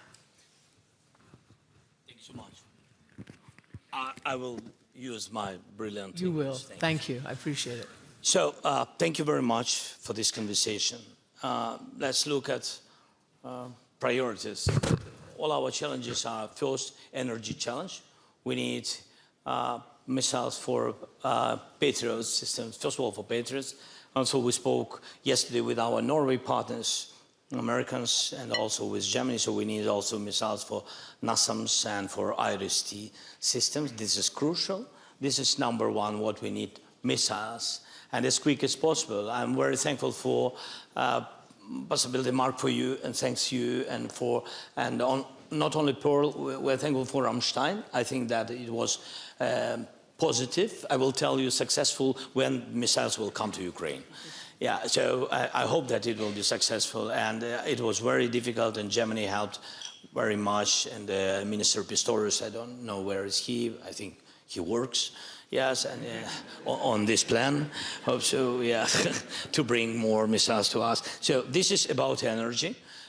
We spoke yesterday with our Berlin's group, how we call it, because we had successful meeting yesterday with all the partners, and I think the idea before 24th to strengthen Ukraine as much as possible with energy supplies will be a plan of energy support, plan of missiles. This is important.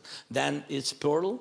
Mark is sitting here. Now, then I see Roberta, so we need membership in EU.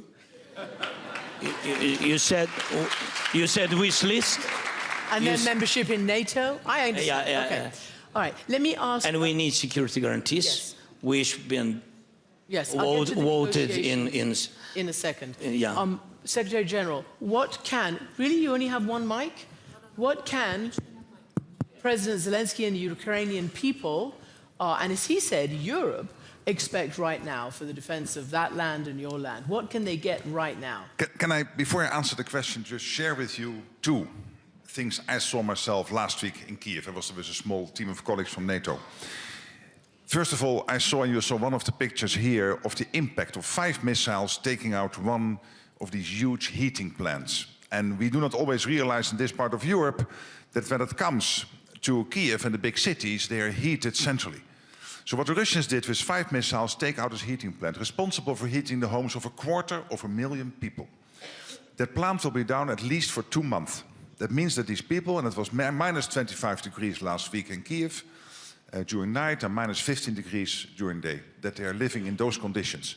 When you speak with the people, they are telling me, hey, keep on supporting us. We will not give in. It only makes them almost stronger, despite the terrible difficulty they are facing. Then I was the next day in Chernihiv. And Chernihiv was occupied for 4 to 6 weeks, directly after February 22. And I spoke with people who were kept in the basement of a school, the size of the first 3 rows of this room, 150 people. There were only chairs they could sit on. 10 people died in that room. They were not able to bury them. This is the Russians. This is the lack of decency, of humanity. For 6 weeks, these people were kept there. I looked in the eyes of these 2 people who showed me around there. They told me, we are resilient. We will never give in, but tell this story to other people, what the Russians did here. And others of us have been in Bucha and other places around Kiev. This was in Chernihiv, about 2 hours drive from Kiev. And then I met Patron. And Patron is a doc. And the doc is responsible, and he is a sort of hero of Ukraine now, because he sniffs when people are taking rubble away and there is a risk of new explosions coming up. And he is excellent at this. And I agree with you.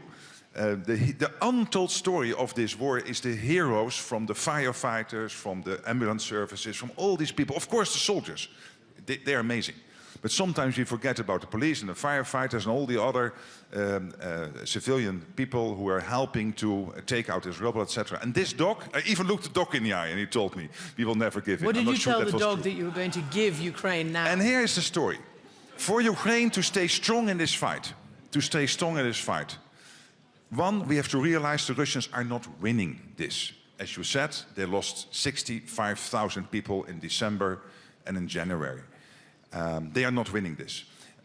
They make very small gains in Donetsk and other places, so small that it's almost not relevant. But they lose all these people. If there is a dictator in Moscow willing to do that, we are really working with somebody who is willing to do that, to get so many of his own people killed in that war. We have to take that seriously. Because this is crazy behavior at every level. So what we need to do here in this room, in all our positions, the politicians and everybody who can influence this, is to make sure that these people who are staunch, who are defending themselves, who will never give up, that they have the offensive stuff they need, so that is all the missiles, etc., to hit whatever they need to hit in Russia, and of course the ammunition, but particularly also to take out the missiles coming into Ukraine. Because this is not hitting the front line. This is hitting the cities, the innocent civilians, the civilian infrastructure, only to create chaos and panic so that the soldiers on the front line are thinking of their families back in Kiev, thinking, oh, maybe we should go back to Kiev because my family is now living in terrible conditions. This is the only reason to do that. And we have that. The US is still supplying massive amounts of this stuff into Ukraine. This is the Pearl program paid for by Canada and European allies. That will cost this year $15 billion, 12 billion euros. It's crucial that that money is there. And then, of course, the Europeans and the Canadians doing all the bilateral stuff. And please use what SACEUR, the Supreme Allied Commander, has drawn up together with the Ukrainians, the list of stuff they need. Don't give bilateral stuff outside that list because it is nice. It gives you nice pictures and photographs in the newspapers. But we know exactly what they need. We have, thanks to Jens, this whole structure was set up under his Secretary Generalship, Wiesbaden, the command there, and it is working excellently. So please use that list, the comprehensive Ukraine requirement list, and then Pearl, which is all the stuff the US is supplying. We need to do this. Keep them strong in the fight. They will do it, but they need our support. And the second part of that, the other side of that coin, is putting enough pain on Putin, as you have said and as others have said, to actually get serious about a serious negotiation. And that's exactly what Rubio said today. Right. It is testing him. Is he serious, Putin, about all of this? And he is again sending this historian next week to the talks in Geneva. So he will again lecture the Ukrainians about how to rush from Sweden or whatever. But in his speech, in his speech, he mentioned Ukraine only in passing, and the words were elusive peace. So we'll get to that in a minute. Roberta Metsola, for Europe, you saw a call to arms today from Commission President Ursula von der Leyen, from Prime Minister Starmer, really rebuilding Europe's military-industrial complex.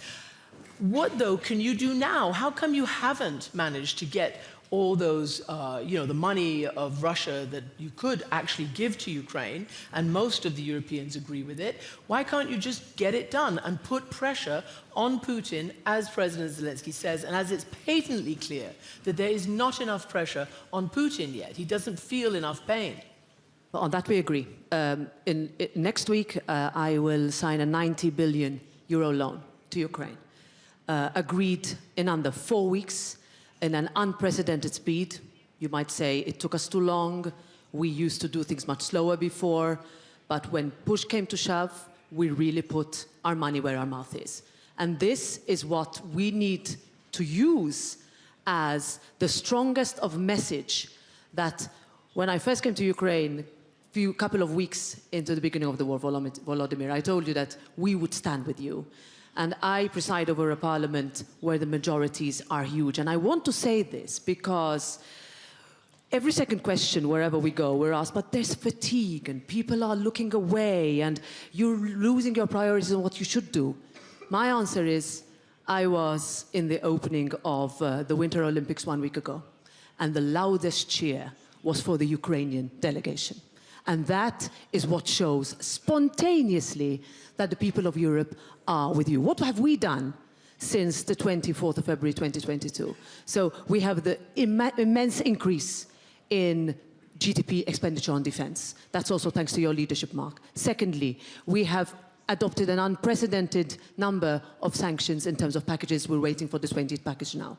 We are working and agreed with Volodymyr when he talked about the next step on what we should do on the shadow fleet. We have 2 new members in NATO, and this is particularly personal for me because one of my sons is serving in the military of one of them. And that is what would never have been done if it were not for Ukrainians fighting for the freedom that we took for granted, that we looked away, that we took too long to respond to. But I would say that today we are there, we will be there, we need to take it to the next step. On enlargement, I can answer, I preside over a parliament massively in favor of that. This is a win-win, it's not about charity, we need Ukraine, and we need Ukraine to be part of the European family. And we can do much more, and we can do much, much, much more. And we are there for. As President Zelensky pointed out, still Russian tankers are patrolling your waters with their we have over 600 war that money. have been detained, but we have to do much more. Okay, Senator Wicker, senior senator, Republican senator. What more can the United States do? We've had a year of so-called negotiations in which every time we look around, it appears that President Trump puts more pressure on President Zelensky than on President Putin. There is a package of sanctions that's ready to go. I understand both houses of Congress. That's right. So that's right. And that's the good news. And what we've just heard from Europe is very good news. What we need specifically is we need for the administration to unleash the Tomahawk missiles. And that's a message that will come from the Congress. It's the decision of the administration. But the very good news, in addition to the good news about messages of reassurance today, and the support that this room has shown, we will be able to vote in 2 weeks' time on sanctions. And what Ukraine really needs is for Russia to run out of oil. And if we pass meaningful, serious sanctions on the oil producers, on, say, the 8 refineries around the world that Russia depends on, that can bring a meaningful change in the negotiations. Some other good news. Public opinion in favor of Ukraine in the United States is growing. Public opinion among Republicans being polled is growing in the United States. And we're in a position with the sanctions bill, perhaps next week, for this to be a turning point. Well, that is very interesting news for sure. President Zelensky, we were talking about security guarantees, all the things that you need in order to actually sign on to a peace process. I don't know what you make of President Trump's latest, in which I believe yesterday he said Zelensky is going to have to get moving. Russia wants to make a deal, and Zelensky is going to have to get moving. Otherwise, he's going to miss a great opportunity. He has to move. Are you, obviously, I mean, this is pressure. Are you feeling the pressure?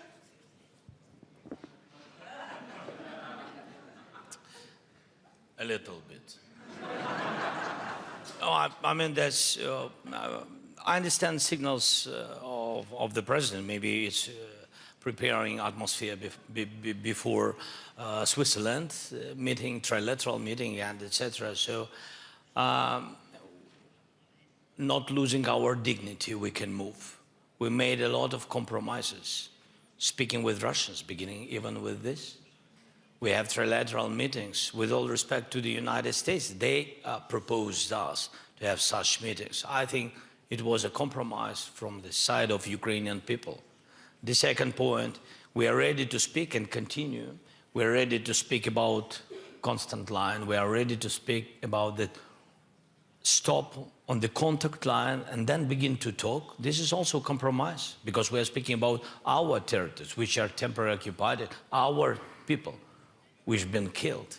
So a lot of different compromises. Even when American side proposed a free economic zone, such propositions. What we said, look, it's our territory, it has to be our territory. And we can't just withdraw. There are 200,000 people, they are Ukrainians. It's our territory, we can't just run away.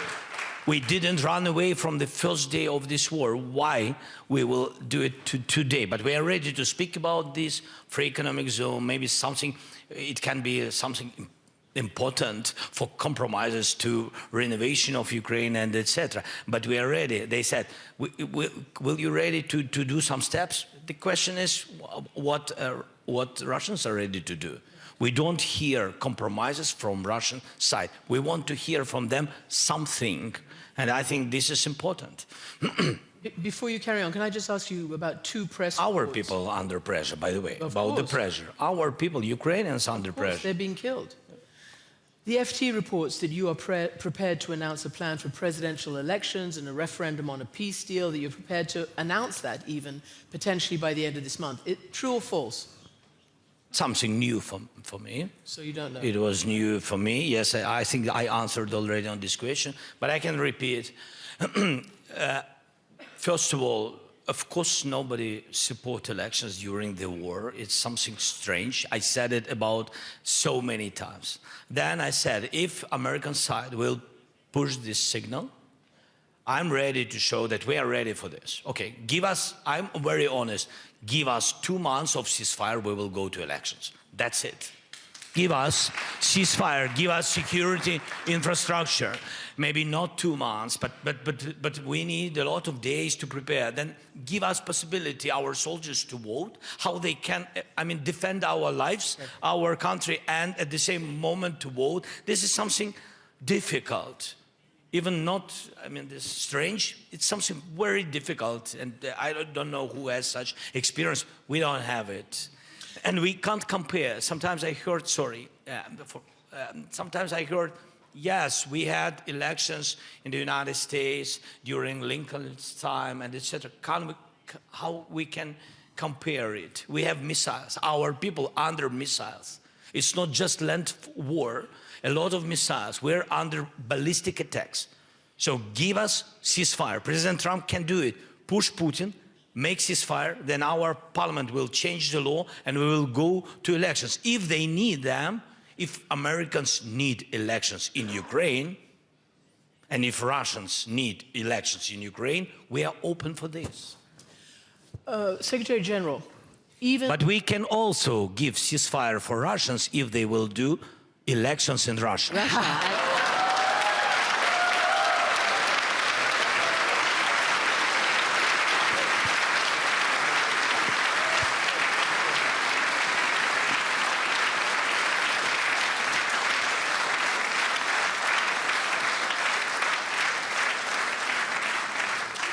Secretary General, even the Chinese... This is why he is... But that's his previous and his current strength, right?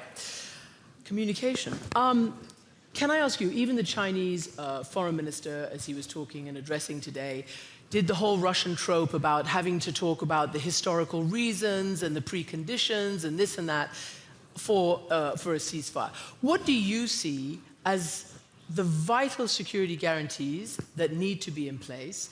And so far, Russia has said no to even an international monitoring force of Europeans. So what do you see is a realistic security guarantee? Well, let's first of all, answering to the Wang Yi, to the Chinese thing, conclude together that there was absolutely no reason whatsoever for the Russians to invade Ukraine. Not in 2014 with Crimea, not a full-scale onslaught on Ukraine starting late February 2022. So this is absolutely not true. Then, when it comes to security guarantees, the first thing which is crucial is for NATO, that NATO came back together. The last couple of days, there has been a huge shift in mindset within NATO, where the Europeans are now taking more of a leadership role in NATO, where the Europeans take more responsibility for their own defense, and this is making us stronger because it anchors the United States stronger in the NATO alliance. It answers a request from them, and for Ukraine to stay strong, it is important that the 32 NATO allies are stronger together. So I really believe NATO is stronger now than it was ever since the fall of the Berlin Wall. And we are now ready also to help Ukraine, not as an alliance, we will do that individual allies, and this brings me to the security guarantees. We need security guarantees at 3 levels. Level 1 is the Ukrainian armed forces. They have to be so strong and so well trained, and of course they are already battle hardened, that they can first of all, of course, defend themselves. Then we need, and this is the leadership of Macron and Starmer within Europe, the coalition of the willing, many other countries participating in Europe, Canada, and also, by the way, more and more the US getting involved, but I'll come to that, but the coalition of the willing, nations in NATO, but also outside NATO, working together to make sure that they will contribute whatever is necessary to make sure that Putin will never ever to try again invade Ukraine after a peace deal or a long-term ceasefire. So no repeat of Budapest 94, no repeat of Minsk 2014-2015. And then the third element is the Americans. It was a crucial moment when the American President Trump said in August, I want to be part of that. I want to be participating. And then we articulated, the Ukrainians and the Americans and the coalition of the willing, what that will be. And this is exactly as the President said, as Volodymyr said. In January, we had a meeting in Paris, very successful, with the Americans, where I would say 95, 96, 97% of the security guarantees now done. So this is crucial, because that means that when that peace deal is there, we can make sure collectively, with the Ukrainian armed forces as the first line of defense, that the Russians will not attack again. But obviously to do that, you need Putin to play ball. What I am seeing, what the Americans are doing consistently since February, under President Trump's leadership, Marco Rubio, Steve Witkoff, Jared Kushner, is they are testing the Russians to see whether they are serious to do this. Yeah, but this has been going on for a year. Hey, how much testing? We can have as much criticism as you want on the present American government, but I'm going to defend them there. Here. No, it's a question. I know. But in the question I hear some criticism. I know, and I don't mind. How long do you test? This has been the deadliest year for Ukraine. But here's the thing. If we agree that only the American president was able to break the deadlock with Putin, I think it was only him, because he is the leader of the mightiest nation on earth, a quarter of the world economy, the mightiest military on earth. He did that in February. He broke the deadlock. And no one expected this to end soon. It is an extremely difficult situation we are dealing with. And the most important issue here is not Zelensky or the Ukrainian team. They are willing to play ball. They want this to end as soon as possible. Nobody wants to prolong this. So it is the Russians who have to play ball. And this is exactly why the Lindsey Graham Blumenthal law now, or whatever you call it in the US, law, or the sanctions bill. The sanctions bill you have now in the Senate is so important. What the president did himself, putting sanctions on Rosneft and Lukoil, what he did was the secondary sanctions on India and China when it comes to oil delivery, so still oil buying from Russia. This is all important. This is putting pressure on the Russians. The Europeans doing that with their sanction packages. One problem: China is the main sanction circumventer in the world, and therefore the main contributor to Russia, to the war effort. Of course, together with North Korea and Iran and Belarus, but China is playing that role. We should not be naive. Senator Wicker, as far as I gather, and you can confirm, that Secretary of State Marco Rubio did not choose to go to the special Berlin format meeting of all the President Zelensky, Mark Rutte, and the other leaders. What do you think that signals? And do you think, as Secretary General Rutte says, that the United States is absolutely committed to a fair and just peace and is willing to do the work for it? When I say the United States, I mean this administration. I take the Secretary of State's statement on face value. I don't think it matters very much. But let me say this. Vladimir Putin has not yet negotiated in good faith. Never once. Vladimir Putin started this war. He's a war criminal. And as you've pointed out, he started committing more war crimes this year by attacking civilians. He will begin to negotiate in good faith only when he is hurting enough. And that's what these oil sanctions may do. That's what more serious, more decisive and skillful weaponry may do. Okay. But he will not negotiate in good faith and has not yet said one word about actually ending this war in a meaningful way that will be lasting. And we are just about to head to the 5th anniversary, so it's an important and serious situation. President Metsola, you heard Secretary General Rutte talk about, and we've read in the press, about certain American commands in NATO being transferred to Europeans. Is Europe ready for that? Does Europe welcome that? Is that the beginning of a, I don't know how to call it anymore, a decoupling, a de-risking, a going your own way? I know you're shaking your head, and we'll get to you. I don't see it like that. I think we're living in a time of new geopolitics, and everything that we're used to is over in all respects. I was particularly struck by what President Zelensky said in his speech, where he said that the one aim of President Putin is to cause division. There is nothing that keeps him going before his people more than a rhetoric that the US and the Europeans are split, that the European countries between them are not aligned. I will not fall into that trap. What I will say is that the European Union has, perhaps better late than never, after years of perhaps doing less, stood up to say that we need to do more. We need to spend more. We need to create more. We need to help Ukraine develop more. And if we manage that, then how NATO is run, I'll leave that to your capable hands, Mark. But from a European perspective, we would also be able to be ready for anything.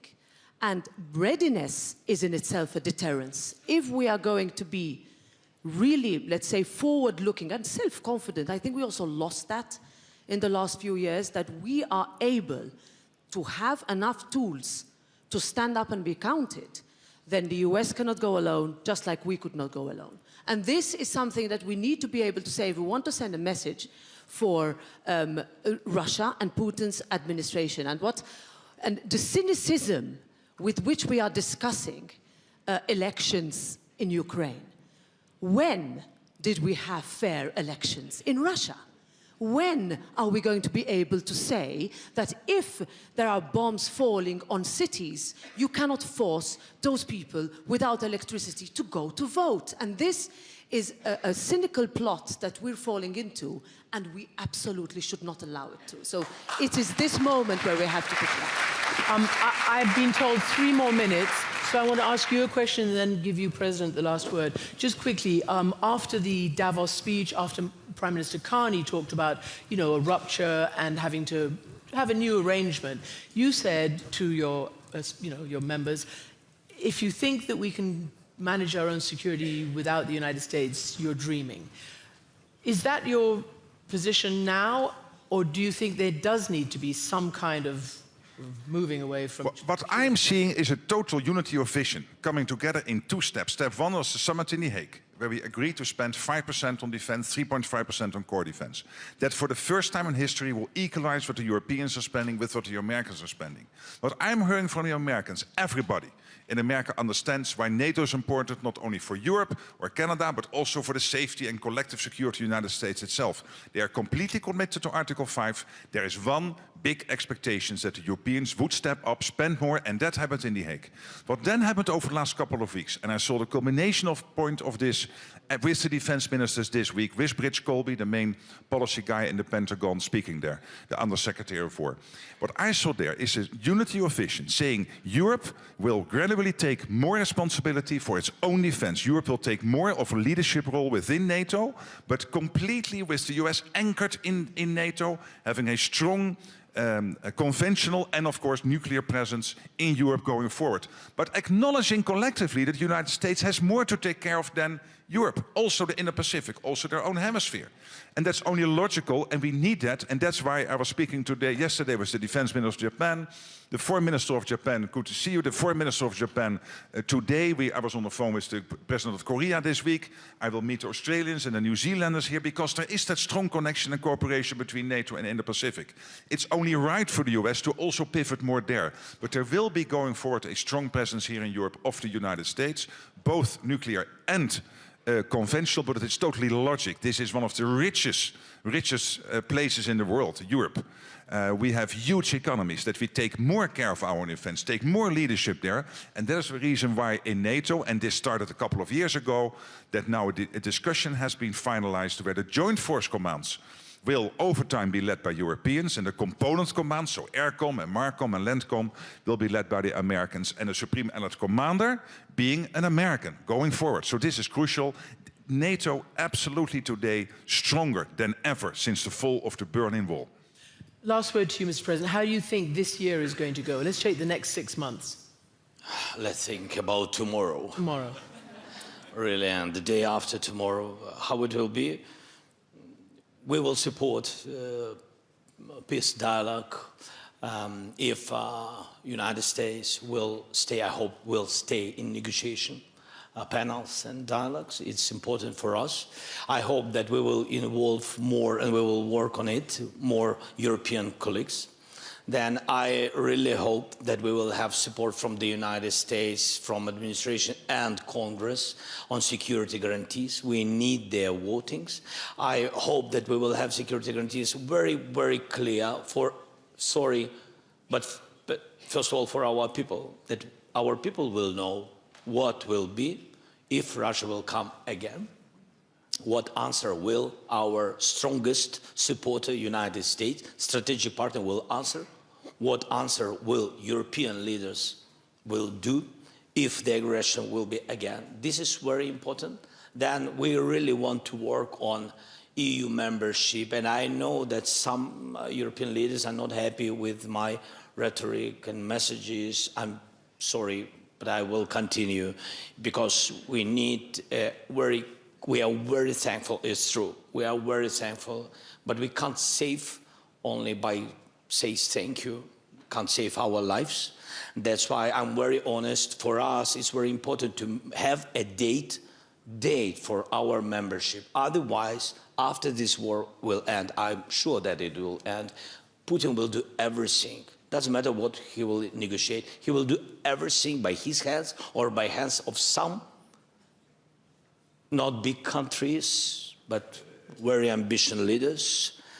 He will do everything by using them to block our EU membership. That's why I want very much to have signing by Americans, Russians, Europeans, and Ukrainians in this 20 points plan where the date is written. I think this is very important for our nation. And of course, we will, all this month, first of all, we will strengthen our soldiers, and we'll do our best for our civilians. What can I say? The unity is very important, and the United States is important. They have only to make Ukraine stronger than Russia. Okay. Thank you. On that note, Mr. President, Secretary General, President of the Parliament, Senator Ricker, thank you so much. Ladies and gentlemen, we'll continue momentarily in the main conference hall. Please remain seated. Ladies and gentlemen, please remain seated in the main conference hall.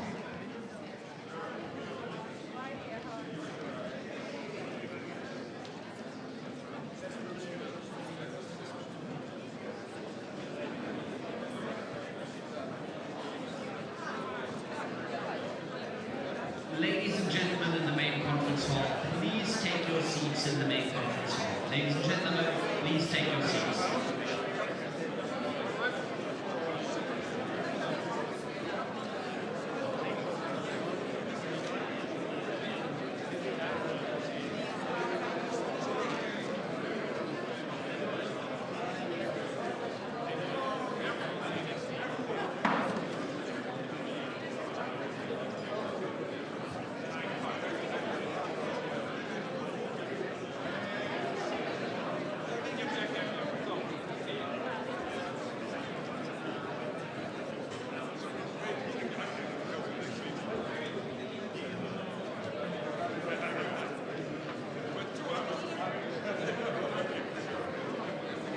Ladies and gentlemen in the main conference hall, we'll continue in just a minute. Please remain seated or take your seats.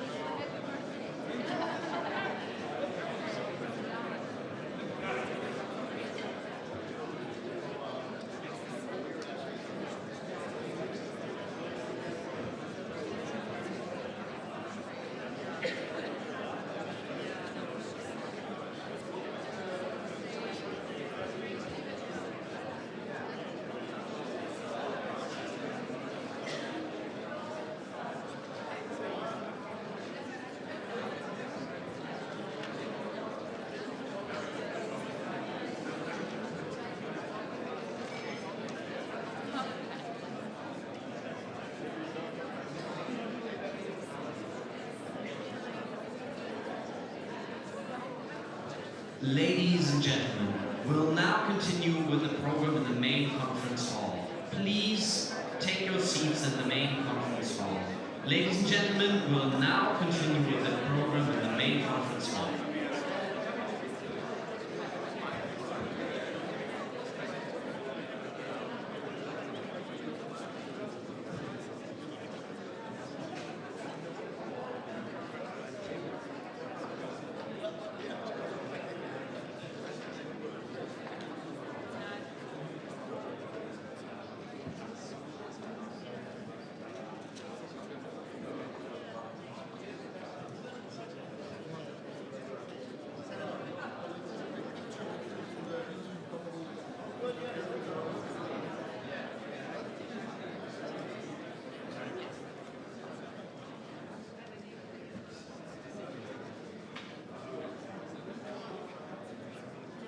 Ladies and gentlemen, we'll now continue with the program in the main conference hall. Please take your seats in the main conference hall.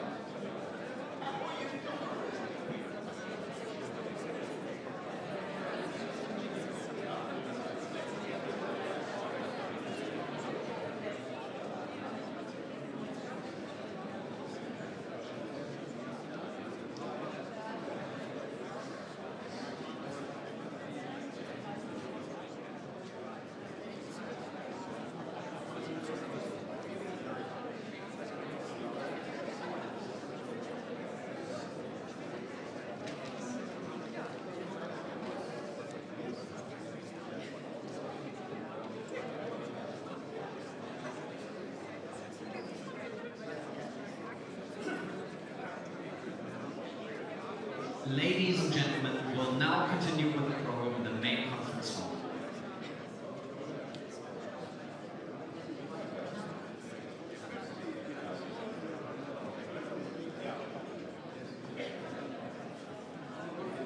Ladies and gentlemen, please welcome on the stage the editor of the Financial Times, Rula Khalaf.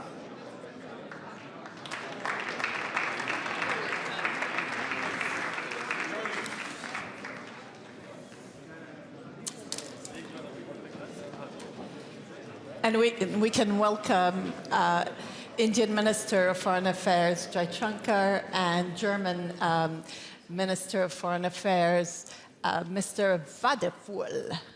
Yes, I've been practicing. Our topic this afternoon is navigating uncertainty in a world in disarray. These are pretty dramatic words that we have here. And I was wondering whether I might start by getting your reaction to this morning's speech by Secretary Rubio, and whether you think that it's added or reduced a little bit of uncertainty. Minister Wadefuhl. Yeah, thank you. Thank you for having me. Good morning, everybody. Yes, this was, I would really admit this was the speech I expected from Secretary Rubio. I think both of us know him for a longer time. We know where he is. We know that he's a true partner. We know, especially with regard to the congressional delegation we can welcome here in Berlin, that we have really true partners in the United States of America. So I would really say we have, of course, a common ground. We have a big story made in history. He was looking back and saying, okay, we overcame the whole situation in the Cold War. The Iron Curtain fell. Germany was reunited. And this is also, the root cause of all of that was that we had a strong position that the United States were with us, were with Germany. And this was, I would really say, the precondition for everything. And the most important sentence for me was, let's do it again. So he was looking forward. This is good. This can be, again, a success story. Both of us have to contribute to it. We have our positions. Sometimes we differ. But I would also say, if we talk about uncertainties, besides this, for Germany and for Europe, it's absolutely clear. We need new global partners. As I'm sitting here next to my friend Jaish, I would say India is one of the most important partners for Germany. We will come to it later on, I assume, but this is absolutely clear. Europe has really actively to seek for new global partners who share our values, firstly, and of course who share our interests.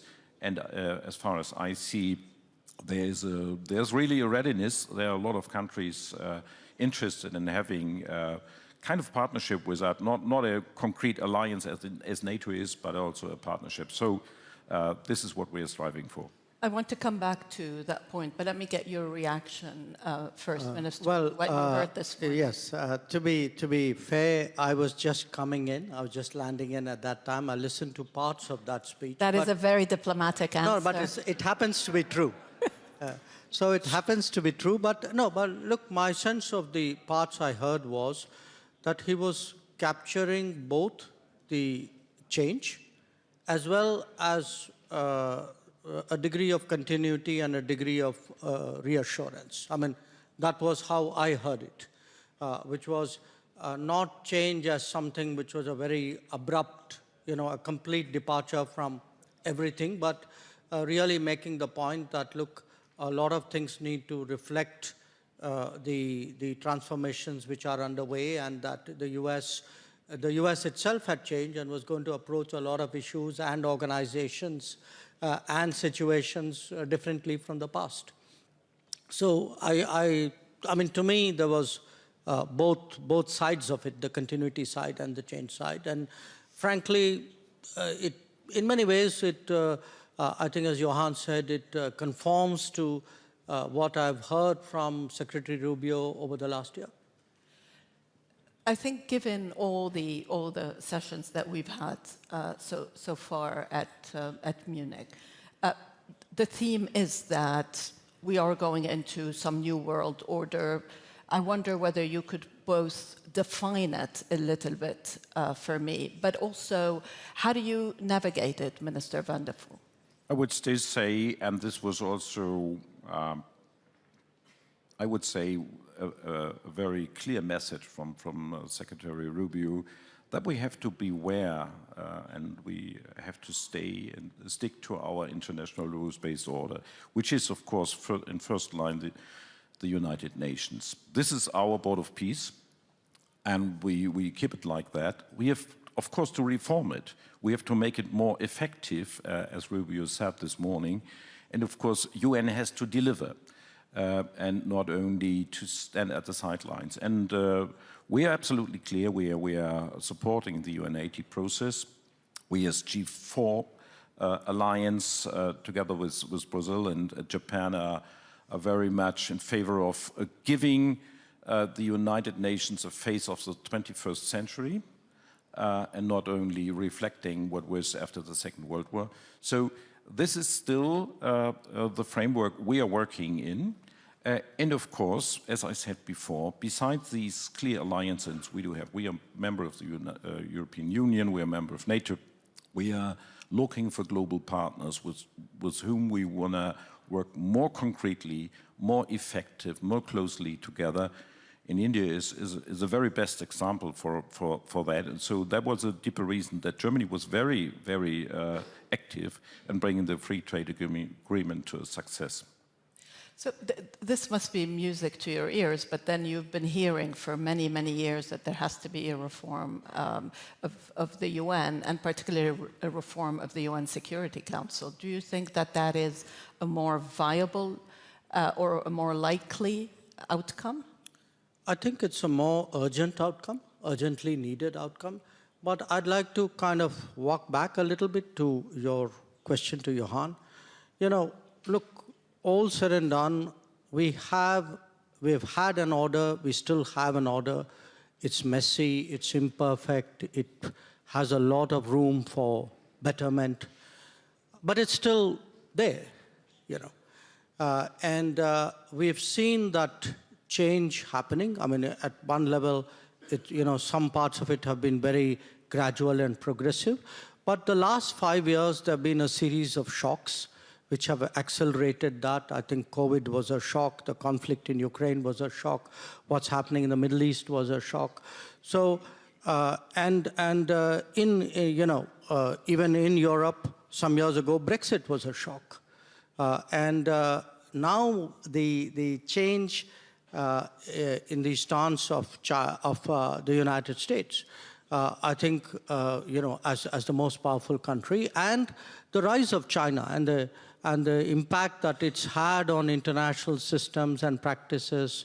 I think all of this, it's like it's building, and suddenly the cumulative impact of that is hitting us all. We are today, you know, it's not, I know the last year has been a very dramatic year, but I would still argue it's not just last year. It's really been building over the last decade, particularly over the last 5 years. And we don't have an answer. I mean, what we are seeing is the impact of it on the international system. And now we are saying, okay, how does it take the shock? What will happen? It will take time. But to the extent I can give you a kind of an analytical concept to deal with it, I would say, its world is heading towards greater multipolarity, that there will be many more independent or autonomous centers of decision making. Probably the most interesting for many of us is Europe, because we have seen in some ways a sort of a strategic reawakening of Europe in the last few years. So what Europe does with itself, how does Europe relate to others, is very important. So this, in that context for us, when we looked at all the big polls, I think the one which was most under-realized was our relationship with Europe. And within Europe, in fact, in many ways, our relationship with Germany. If I were to say what has changed in the recent past, we've had really two big back-to-back events in India. The visit of Chancellor Merz. I think it was his first visit to Asia. Then the India-Europe FTA, which President von der Leyen described as the mother of all deals. So I think the two of them actually are creating a new landscape between us. And we hope to take it forward. But I would just add one last point that, the relationships don't happen just by visits and agreements and headline news or even discussions here. They need a lot of comfort building. At different levels in the systems, people need to know each other, call each other, discuss with each other, throw ideas at each other. We need India and Europe and India and Germany to work to build that level of comfort, which I think is eminently feasible. And that's really what I see as the task before us. Do you think that if, Minister Vadeful, do you think that 2-3 years ago, you would not have had such a deepening relationship with India? And to what extent is this relationship part of the way that you are thinking about China? No, to be honest, 2 or 3 years ago, I wouldn't have expected that we would come to that very level of cooperation between us and between the European Union and India as well. As Joyce correctly said, we're just building up a new center of sovereignty here in Europe. And of course, he referred to the shocks we had in the last years. And of course, the last one was only Greenland. Before that, of course, the Russian war of aggression and so on and so on. We all remember that.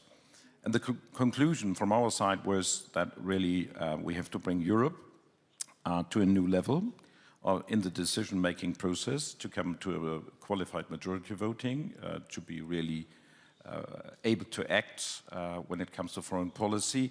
And also with regard to our enlargement process, the Chancellor just yesterday answered to a question from the Western Balkans that we are very open to the enlargement process. We are not only looking to the Western Balkans, but perhaps also to other countries, not only in the East, but also perhaps in the North.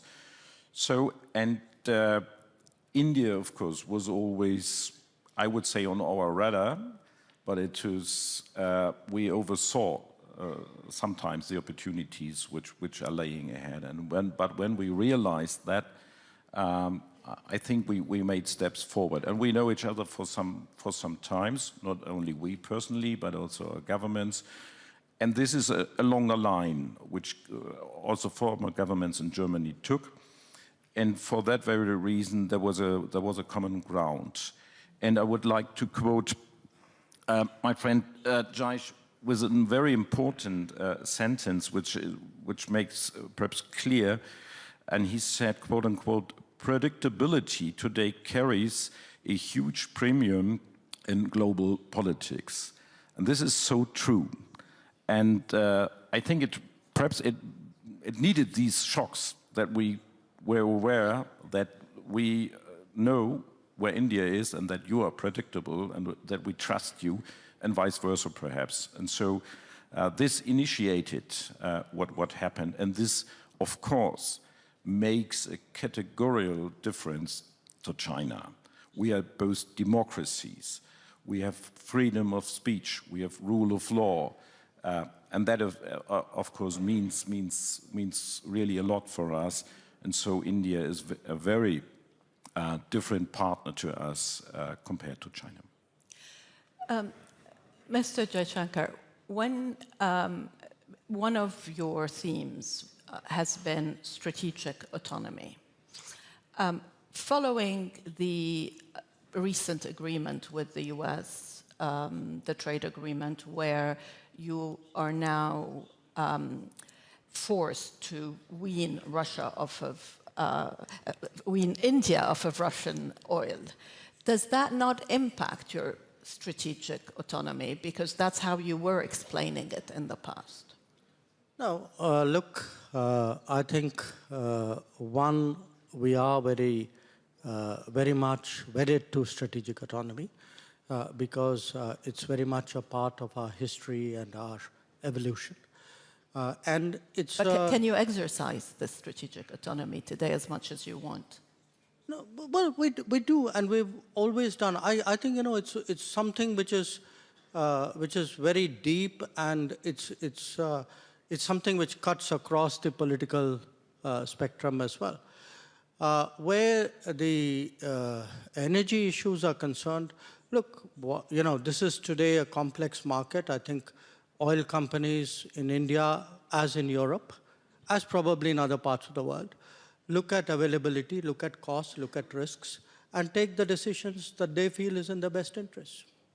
So I would say, and you know, we have a position which you know on that. So I don't, you know, want to rehash the polemics of that. I think that phase has passed. Today, when you know, coming to Munich, very honestly, I'm kind of coming here in the afterglow of an India-EU FTA and a very successful visit of Chancellor Merz. So I would rather, look, you know, we are not in 22, we are not in 23, we are not even in 25.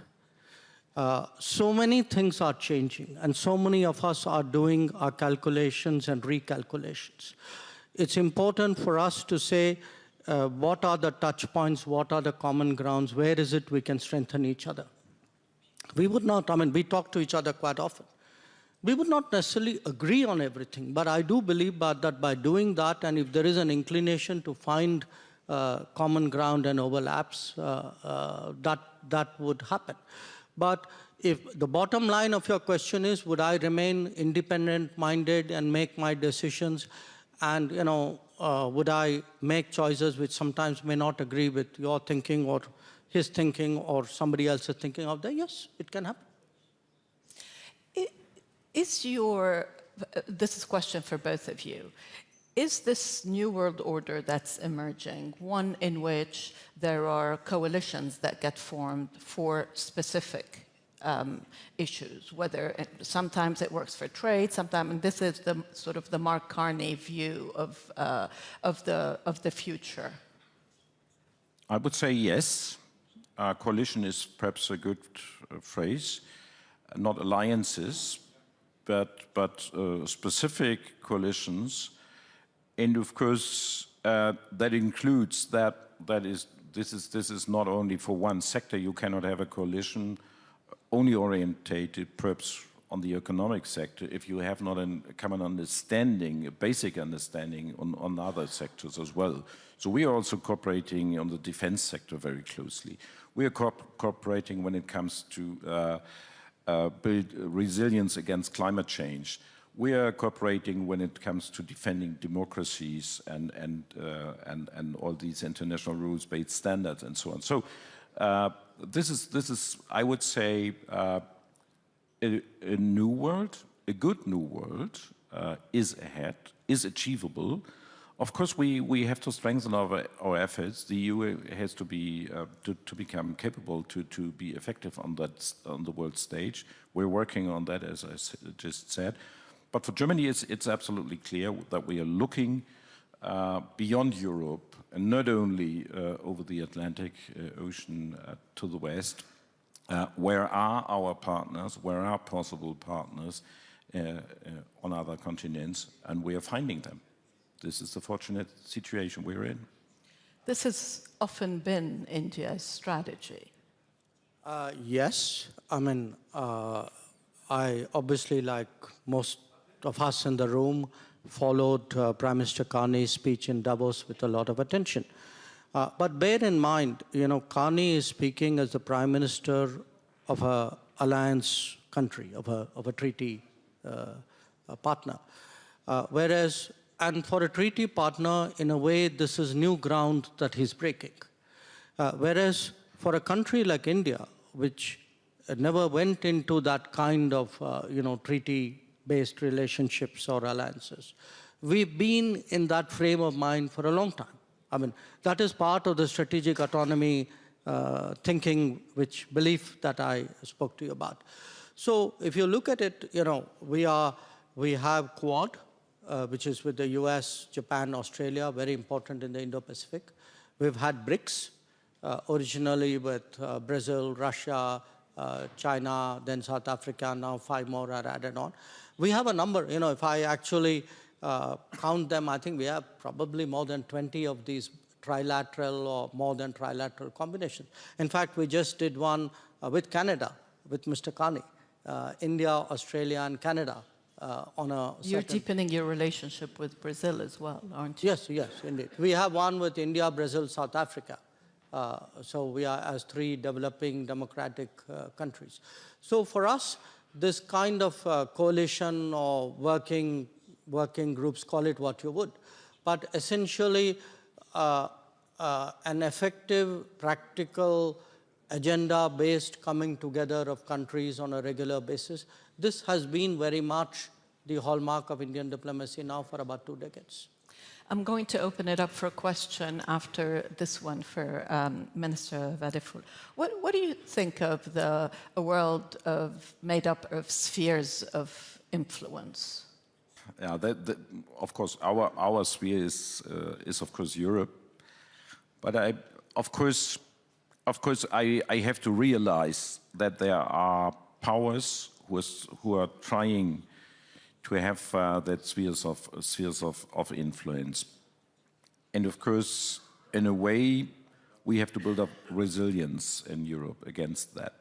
So that is a very good reason for us to look for these partners. And like India does have a lot of partners, so do we, as Europeans, as Germans, with a long-lasting relationship with Japan, a big friendship.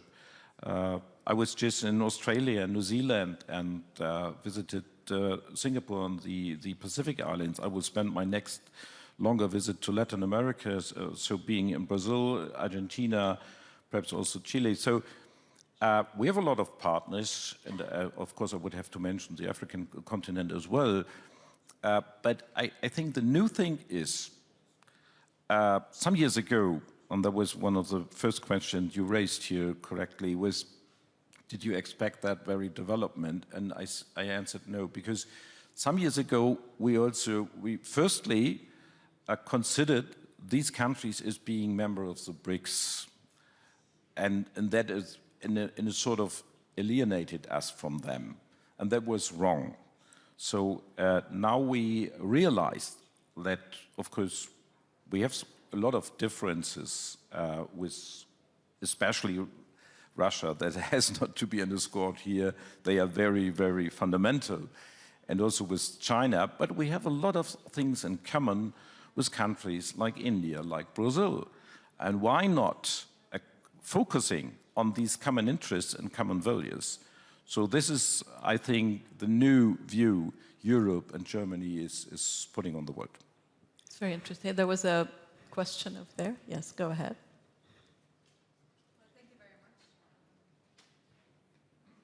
Thank you very much. This is Dalal Erakat from Palestine. I want to touch upon the India, Middle East, Europe Economic Corridor, the IMEC, which we did not hear today.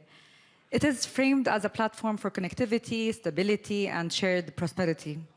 How does India envision IMEC contributing to a regional stability in a way that is inclusive of Palestine and the Palestinian rights and consistent with international law and the two-state solution, so that economic solutions and integration and the trade road competition that brings also Europe and Germany to the board do not proceed alongside political exclusion of the Palestinian rights? Thank you. Well, you know it. And when we embarked with a set of partners on the IMEC, the purpose of the IMEC is really to address connectivity, logistics issues, and improve the economy. So I would be careful sort of mixing up the two issues. The purpose of the IMEC is not to solve the Palestinian issue or to somewhere contribute or strengthen or... so I do think each of those issues is important, but I would not take one as the solution for the other. Is IMEC progressing? It's something that I think President Trump was quite excited. You know, answer is kind of yes, but not at the pace at which people initially expected it to, which is understandable because there was a big conflict going on in the Middle East and everybody's attention was on that conflict. But what I do see, I mean, when I come to Europe, especially when I meet people, countries, governments, leaders, businesses from Mediterranean Europe, but not only from Mediterranean Europe, from Germany as well, from France, there's a big European interest in IMEC. There's a big Indian interest in IMEC. We are the two ends of it. Remember, this is the historical trade route of, hundreds, if not thousands of years. So we are trying, yesterday, I think Chancellor Merz used this, coming back from a vacation from history. I think when you come back from the vacation, you'll discover IMEC is also a part of history which you need to reinvent. There's another question down there. Yeah. Brankica Jankovic from Serbia, human rights expert. My question is for Minister Vadufel. You are also well known as a credible and reliable leaders, and I cannot agree more what you quoted about predictability. And my question is maybe for billion, how to ensure, how to promote and ensure that predictability became a special value on the global level, how to do that, and what do you see, what was the biggest, maybe perhaps mistakes EU made last 2 years in relationship within the other partners? Those are two big questions.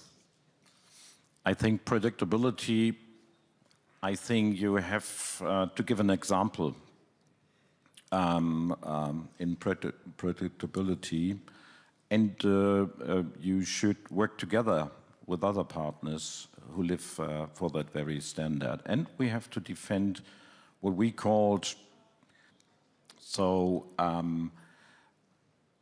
I would say if we are clear with that, and we work together with partners who are also predictable, I would say we bring more certainty to the world order, which is so much needed.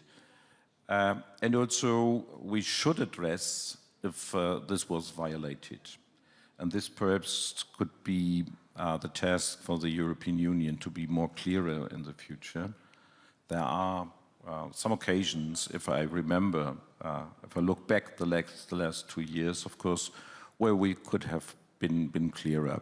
A good example, perhaps may I put it this way, was our reaction on, of course, the Greenland issue in the last few weeks, where Europe was absolutely clear where we are, and the Chancellor just reiterated it yesterday, that we are, of course, defending the sovereignty of the Kingdom of Denmark and of Greenland, as we were defending and are defending the sovereignty of Ukraine.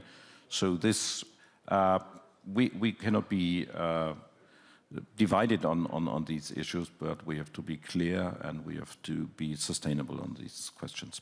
I think we can take one last question. Sorry, it's the gentleman at the back. Sorry.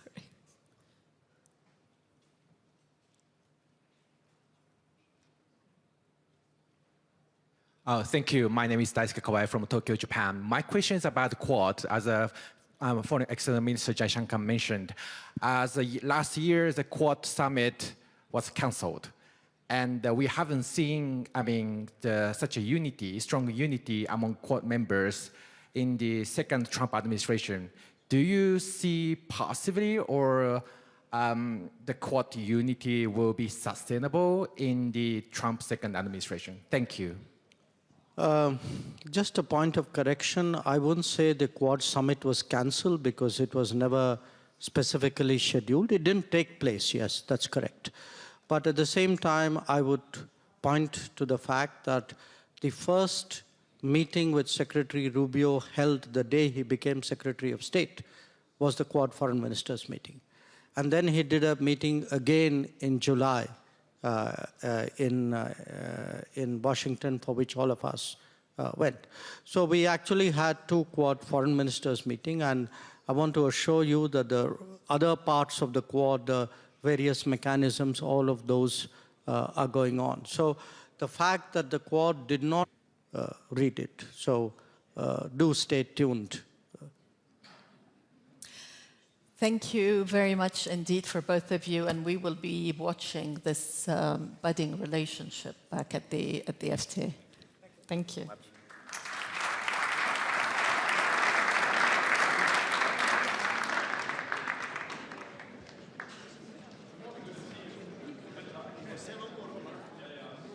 Ladies and gentlemen, time for lunch. The main program will continue at 3 p.m. with the panel discussion on PAR, fortifying the foundation of transatlantic security. Ladies and gentlemen, enjoy lunch.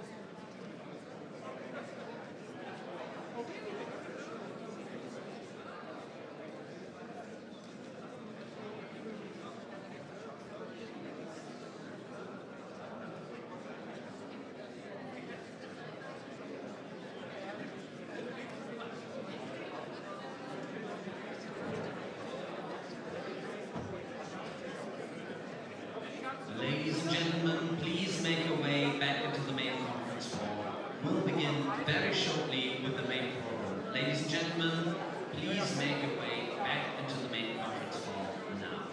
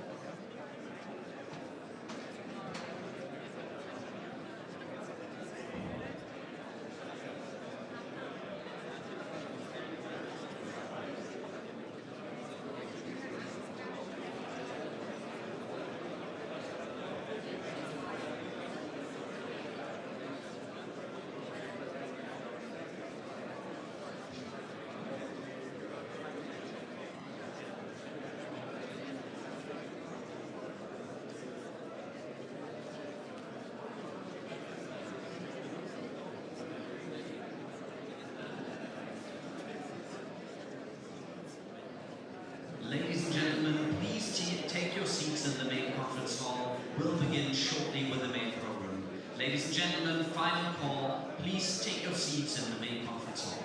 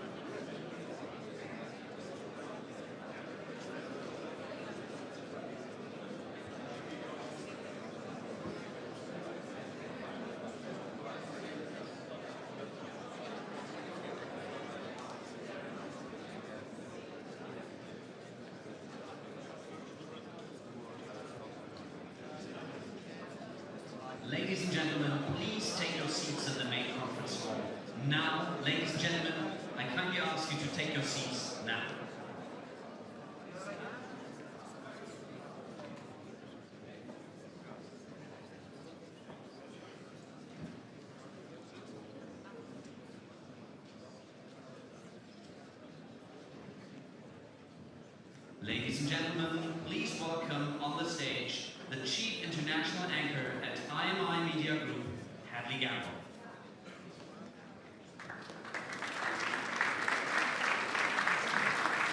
Good afternoon, everybody, and welcome once again to the Munich Security Conference. We're going to be talking today about the future of the Transatlantic Alliance. But before we get started, I'd like to invite His Excellency, the Prime Minister of Spain, to deliver a few remarks.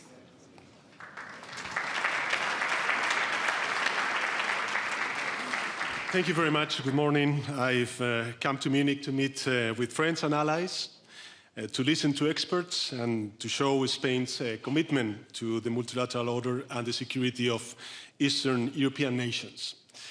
We Spaniards are far away from Russia, but we know quite well that Putin is a real threat, that the world is becoming more unstable, and that we Europeans must strengthen our defense capabilities to protect, of course, our freedom and way of life, but also to provide security guarantees to our international partners.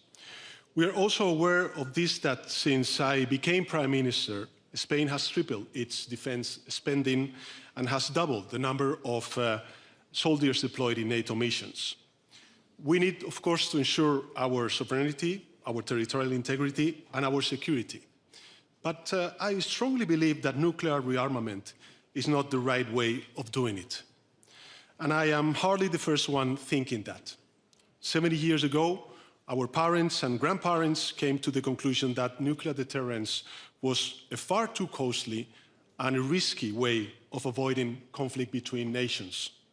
Too costly because it demanded colossal public investments, and too dangerous because on several occasions technical or human errors came close to triggering a full-scale nuclear war between the West and the former Soviet Union, a war which would have brought humanity to the brink of extinction. After a few decades, our predecessors realized that the risks posed by nuclear deterrence far outweighed its contributions to peace. They realized that the system that requires zero mistakes and constant correction to avoid total destruction is not a guarantee, it is a gamble. President Ronald Reagan stated, and I quote, "A nuclear war cannot be won and must never be fought," end of the quote. And John F. Kennedy said that, and I quote, "The weapons of war must be abolished before they abolish us," end of the quote. So this was not about left or right, it was about doing the right thing. This collective realization led to an international agreement to undertake a gradual, verifiable process of nuclear disarmament. Treaties were signed, and nuclear arsenals were dramatically reduced. But now the tide is turning. Nuclear powers have forgotten the lessons of the past, and they are expanding their nuclear arsenals once again. Together, they are spending more than $11 million every single hour on them. And experts estimate that the US alone will invest $946 billion in nukes over the next decade, enough to eradicate extreme global poverty. In my view, this is a mistake, a historical error that we cannot commit again, particularly not today, with artificial intelligence casting a shadow of uncertainty over the entire world. That is why I would like to humbly ask all these powerful nations, please stop nuclear rearmament. Sit down, negotiate, and sign a new START treaty to ensure continuity of the one that has just expired. As a non-nuclear country that has witnessed nuclear bombs accidentally being dropped on its territory back in 1966, I beg you, prevent the launch of a new arms race while it is possible. Humanity will be forever grateful if you do, and it will heavily judge you if you don't. We need to stop Putin. We need to strengthen our deterrence capabilities, but let us do it in a coordinated and targeted way that we can control. Let's build a true European army, not in 10 years, but now. Spain will join with all the resources that are needed. Let's strengthen our multilateral system, reforming and empowering those institutions that, despite their flaws, have succeeded in maintaining peace in the West for decades. And also, let's invest in the values of solidarity, empathy, and cooperation that have brought us this far. Because the rearmament that we most urgently need in the world is a moral one. Thank you.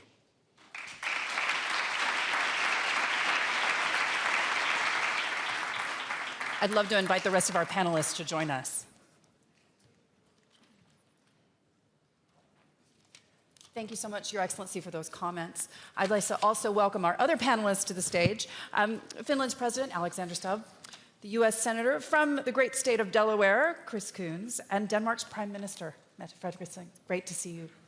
I just want to pick up on that point, Prime Minister, because you're talking about Vladimir Putin and you're talking about nuclear strength. You're also discussing how Europe can best defend itself. Walk me through this, because Spain is lagging behind in its NATO spending, and you have the fastest growing economy in the Eurozone. Walk us through that. How does that make sense?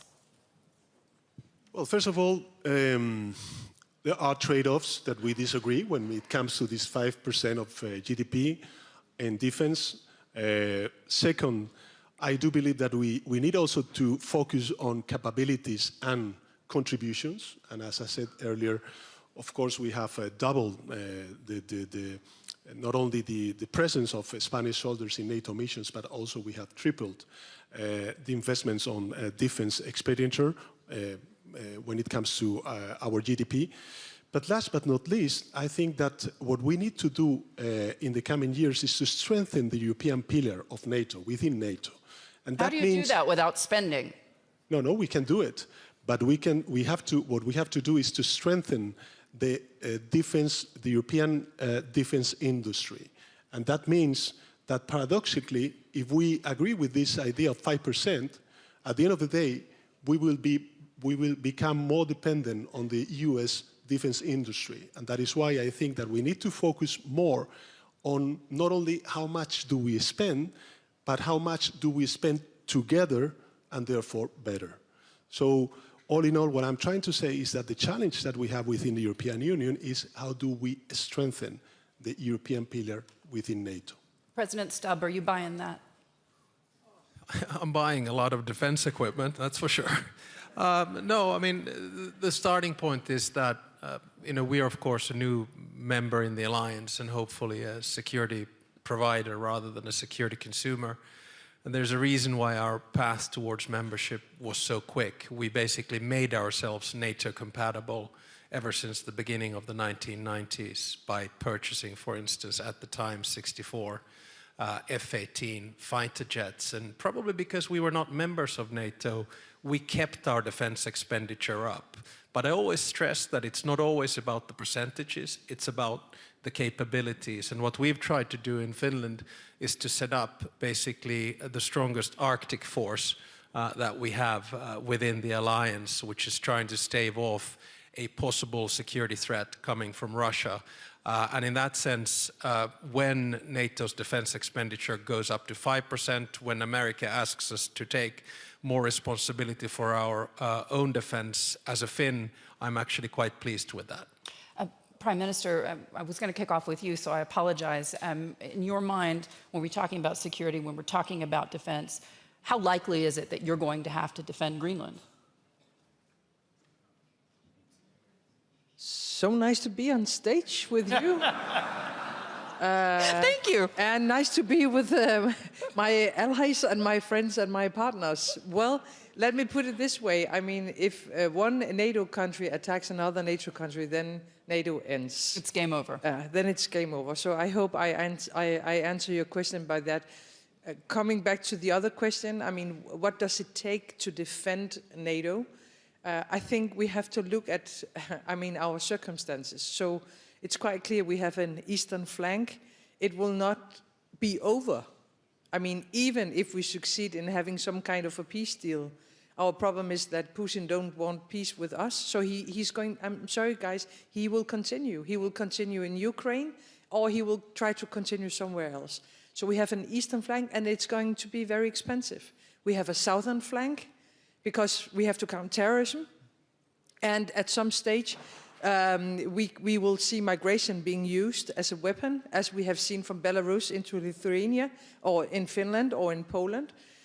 We have a flank when it comes to new technologies, AI, space, quantum physics, and we have a northern flank when it comes to the high north and the Arctic region. And when you look at all these challenges, I mean, now we spend 3.5% of our GDP in Denmark on defense. I'm not sure it will be enough.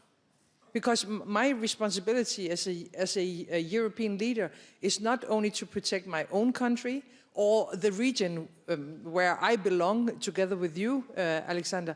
It is my responsibility to protect the entire NATO. So I think 3.5, as we agreed on. Unfortunately, we agreed on 2035. It will be too late. So for me, the 3.5 is now, latest by 2030. And maybe it won't be enough. You think you can convince your Spanish colleague? I don't think I have to convince Pedro on anything. I agree with you, Pedro, that this is also a question about what kind of capabilities can we actually buy. We have a problem transatlantic with our industrial base. I mean, some of the capabilities that we have decided to invest in when it comes to the Arctic region cannot be delivered from US because the speed is simply not in production lines. We have exactly the same problem in Europe. They don't have in Ukraine. So in Ukraine, they are able to produce faster and better than the rest of us, even though they are at war.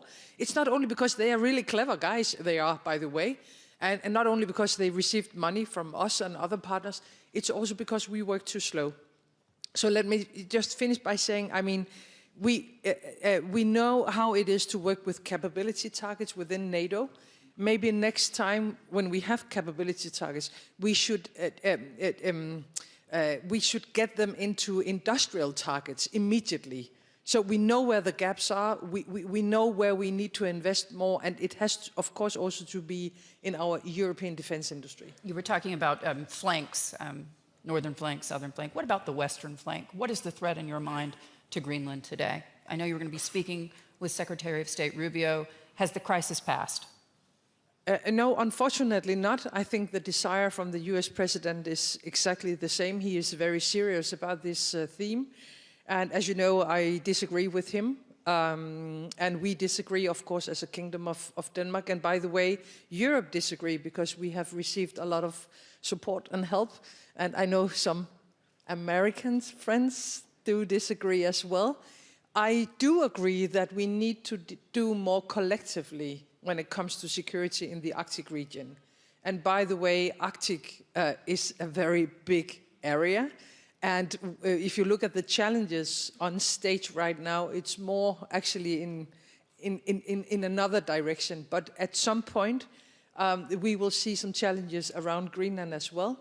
But I mean, now we have Arctic Sentry. So while we are here in Munich, the day before we decided within NATO to start Arctic Sentry. I think it's the right framework. And we have a lot of commitments from the Arctic states in NATO and other allies to be now permanent present in and around Greenland. And that's a very, very important step forward. And just to be clear, can you put a price on Greenland? Because he's trying to. Of course not. Can you put a price on a part of Spain or a part of US or a part of anywhere else in the world? I mean, we are in... This is some of the most basic democratic values and principles. We have to respect sovereign states. The Kingdom of Denmark is a sovereign state, of course. And we have to respect people's right for self-determination. And the Greenlandic people have been very clear. They don't want to become Americans. They want to stay as a Greenlandic people. And I, of course, support them in that. Senator, you have the unenviable task of defending America's position at this point. In your mind, where do we go from here? Forward. We've always had the challenge.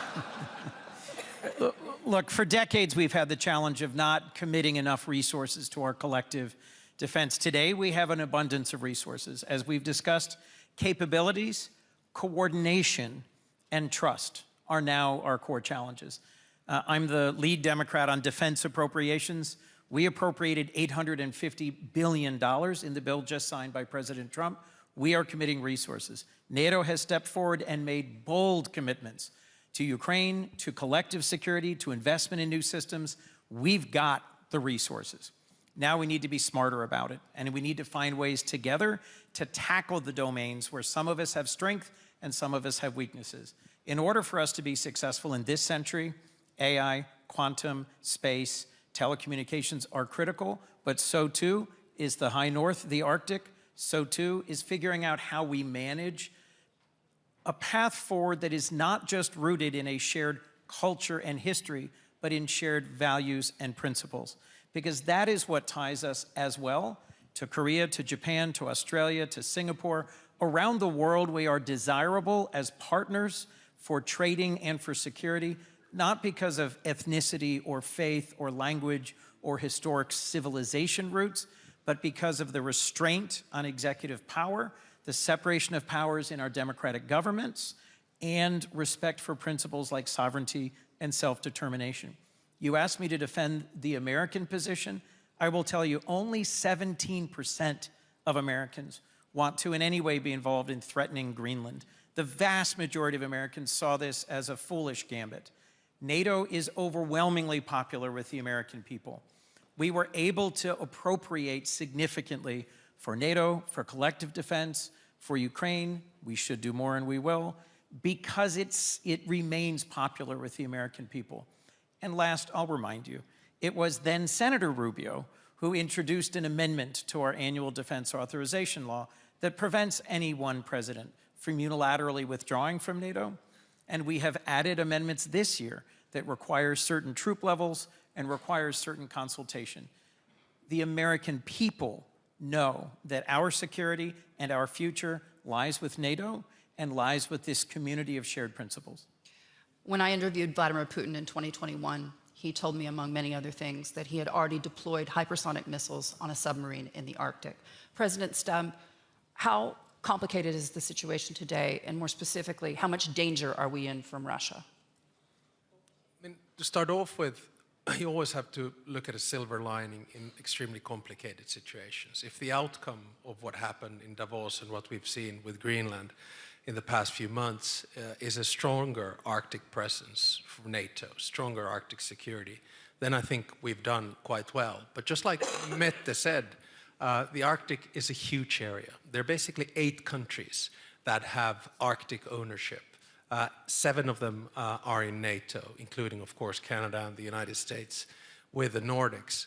The biggest security conglomerate that we have right now in the Arctic is Finland, Sweden, and Norway. So we're very focused on that. Just to give you an example, next week there's going to be an Arctic training with 25,000 NATO soldiers, 5,000 from the US in northern Norway and in northern Finland. And of course, we're not doing this just to showcase, but we are looking at different scenarios. And I think the importance of Norway, Finland, and Sweden up there, including, of course, Denmark, is that the biggest center of nuclear weapons from Russia are in the Koala Peninsula and in Murmansk. If you ask me the question, how big is the danger? Russia is not going to test the resolve of Article 5. There's a reason why we deter. There's a reason why a country like Finland has one of the largest militaries in NATO. On the eastern flank that has been talked about, there's Turkey, Ukraine, Poland, and Finland. I don't see a direct security threat coming from Russia right now, but I'm so in agreement with Mette that when the war is over in Ukraine, the threat is not going to reduce for the rest of Europe or for Central Asia or the Southern Caucasus, because the inherent DNA of Russia and Putin is imperialism and expansion. Prime Minister Sanchez, you're hearing these comments from your NATO colleagues. In your mind, how do you defend your position when it comes to Russia, when it comes to not spending more? No, actually, we are spending more, and we are sending troops to the eastern flank of Europe. And we are committed, of course, with security and the territorial integrity of the eastern part of Europe and, of course, of Ukraine. And when it comes to the Greenland, of course, we express our support to the Kingdom of Denmark. No, I think at the end of the day, there is a debate of whether we are sticking to the rules of an international order based in rules, if we stick to the UN Charter principles or not. And I think that when it comes to values and principles, we need to defend those values and principles. And let's not forget that, of course, we have to think about the eastern flank. Of course, we have to think about the Arctic flank. But there's also a reality that you mentioned earlier, which is the southern flank. And for that, we need also to bridge understandings with other countries that belongs to other cultures and societies, that they need to understand from the Western world that we are engaged with them, that we don't accept double standards, that when it comes to territorial integrity, we defend that territorial integrity in Ukraine, but also in Gaza and in the West Bank. And the situation that, now the Palestinian people are facing in the West Bank is completely unacceptable. And I think that the leverage, the influence that the Western society and governments could play also in the southern flank is very, very important, also for the security and the geopolitical interests of the European Union and, of course, therefore, of the transatlantic relationship. So, all in all, we are committed. We are we have this solidarity with the eastern flank of Europe, but let's not forget that in the Madrid strategic concept, when we had the NATO summit, we also agreed upon this idea of 360-degree security approach.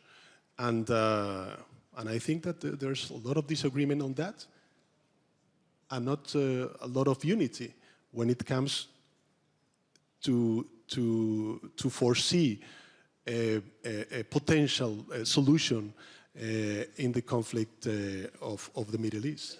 Mm. Senator Coons, I want to ask you specifically to sort of weigh on this. I did a panel yesterday on energy dominance and the future of Europe. 60% of LNG imports are coming from the United States. They were just in the Gulf countries, Mr. Merz, the Chancellor of Germany, talking to partners there, talking about increasing supplies. The last time I was in Russia, which was not too long ago, the Deputy Prime Minister, who is also the head of the energy file, for your information, said to me that the Americans were price gouging Europe when it comes to LNG. How do we defend that position? Because certainly Europeans are looking for other partners because, of course, they don't want to be in hock to one player when it comes to their energy. Sure. Look, I think Europe should be seeking energy options where it can, but not from Russia. What is continuing to fund and fuel, literally, Putin's murderous war machine is those countries that continue to buy Russian oil and gas, the single largest buyer being China. China, through the provision of dual-use material and through the provision of funding, is the principal driver of what is sustaining Russia's war of aggression against Ukraine. I do think that the United States was able to provide robust LNG supplies now several years ago when the war began, was critical to Europe having an energy alternative. But at the end of the day, I think our future together is in developing the next generation of civil nuclear power, in finding pathways for energy security that do not also fuel aggression. So no going back to Russian energy? I'm not buying any Russian energy in the near future. No, I mean, just to make things clear, I don't think any of us, would I say, sensible Europeans would go back to Russian energy. What we did in Finland early on was to have a very diverse energy portfolio, including actually nuclear. And when Russian gas was cut off, it was 5 to 10% of our general grid, and most in industry. We were able to diversify, go immediately elsewhere. And I think the whole idea that energy binds us together and interdependence is now over. So we're looking at alternative solutions, I think, in Europe. But when you think about this, you need, for heavy industry, you need a base load. And that's not going to come from wind or solar. In your mind, are we going to have to really do a rethink in Europe. And you're seeing that happening now a bit, but a rethink of those climate goals and realistically, pragmatically look at the energy. Okay, I didn't think this was a climate panel, but we can go there as well. I think the starting point is that energy consumption is not going to reduce, and the second starting point is that the transition period from fossil fuels to renewables or clean energy is going to take time, and for that we will need innovation. I still firmly believe that climate change is real. I personally also believe that it is a threat, and I think that those countries that do the conversion through finance, regulation and innovation are going to be ahead of the curve, because we're going to suffocate on fossil fuels before too long. Senator Coons, would you concede that Donald Trump's moves, at least in terms of the oil market, and pushing sanctions with India, pushing sanctions with those who are still consuming Russian oil, have had great effect in damaging President Putin's war machine? It's taken too long to get there, but yes, when President Trump imposed sanctions on two of the largest Russian oil companies and has moved to impose additional sanctions, that's very welcome and broadly supported in Congress. It's the pressure on Putin that is needed to move the war of aggression against Ukraine towards a just and sustainable resolution. Regrettably, President Trump has dedicated as much time to pushing Ukraine to make concessions. I am very grateful that our European partners have stepped up to provide the resources, the weaponry, much of which bought from the United States. But we have to balance this equation and push Putin, raise the costs of this war for him, or he will not conclude. And we have to achieve through negotiation, and we had a meeting earlier today with President Zelensky, a just and sustainable peace, or Putin will simply start again. So we have to be clear-eyed about the costs and risks to all of our security of not succeeding in finally stopping Putin now through a just and sustainable peace. In your mind, is the United States doing enough there? Because right now, No. I'm sure you all are aware, people are actually freezing in Ukraine because of the damage that President Putin has done to their energy infrastructure. I know the Europeans have made many commitments, but in terms of the United States, what more can we do? One of the things that USAID was doing in Ukraine, well and at scale, was helping repair the energy grid, helping to regrow the agricultural economy for export, helping not just sustain but grow Ukraine's economy. When we step back from that, we step back from being a critical partner in Ukraine's viability and in its resiliency in the face of these just merciless attacks on civilian infrastructure. Think about it. The response by Putin to Trump rolling out the red carpet in Alaska was waves and waves of attacks to leave women, children, families in the dark and cold. His answer is clear. Our actions have to be clear as well. We need to do more to put pressure on Putin. Prime Minister. And I mean, it shows exactly what this is all about. I mean, if he wanted peace, he wouldn't do what he's doing these days. I mean, and can you imagine? I mean, it's like minus 25 degrees, and then you attack the energy system. I mean, it's so crazy that only Russians would do such a thing. But this is how Russia is, and it will not change. It will not change. And the only language they understand is if we are as tough as they are. And I think our problem in Ukraine is still that there are still red lines when it comes to the weapons they can use to win this war. And you cannot win a war with the one hand tied on your back. So, I mean, we need to give them weapons so they can strike into Russia. We have had this discussion for several years. We are still discussing it. I mean, for the last 3 years on this conference, I have said, why are we not providing them the air defense that they need? And everybody is doing like this. They still lack air defense.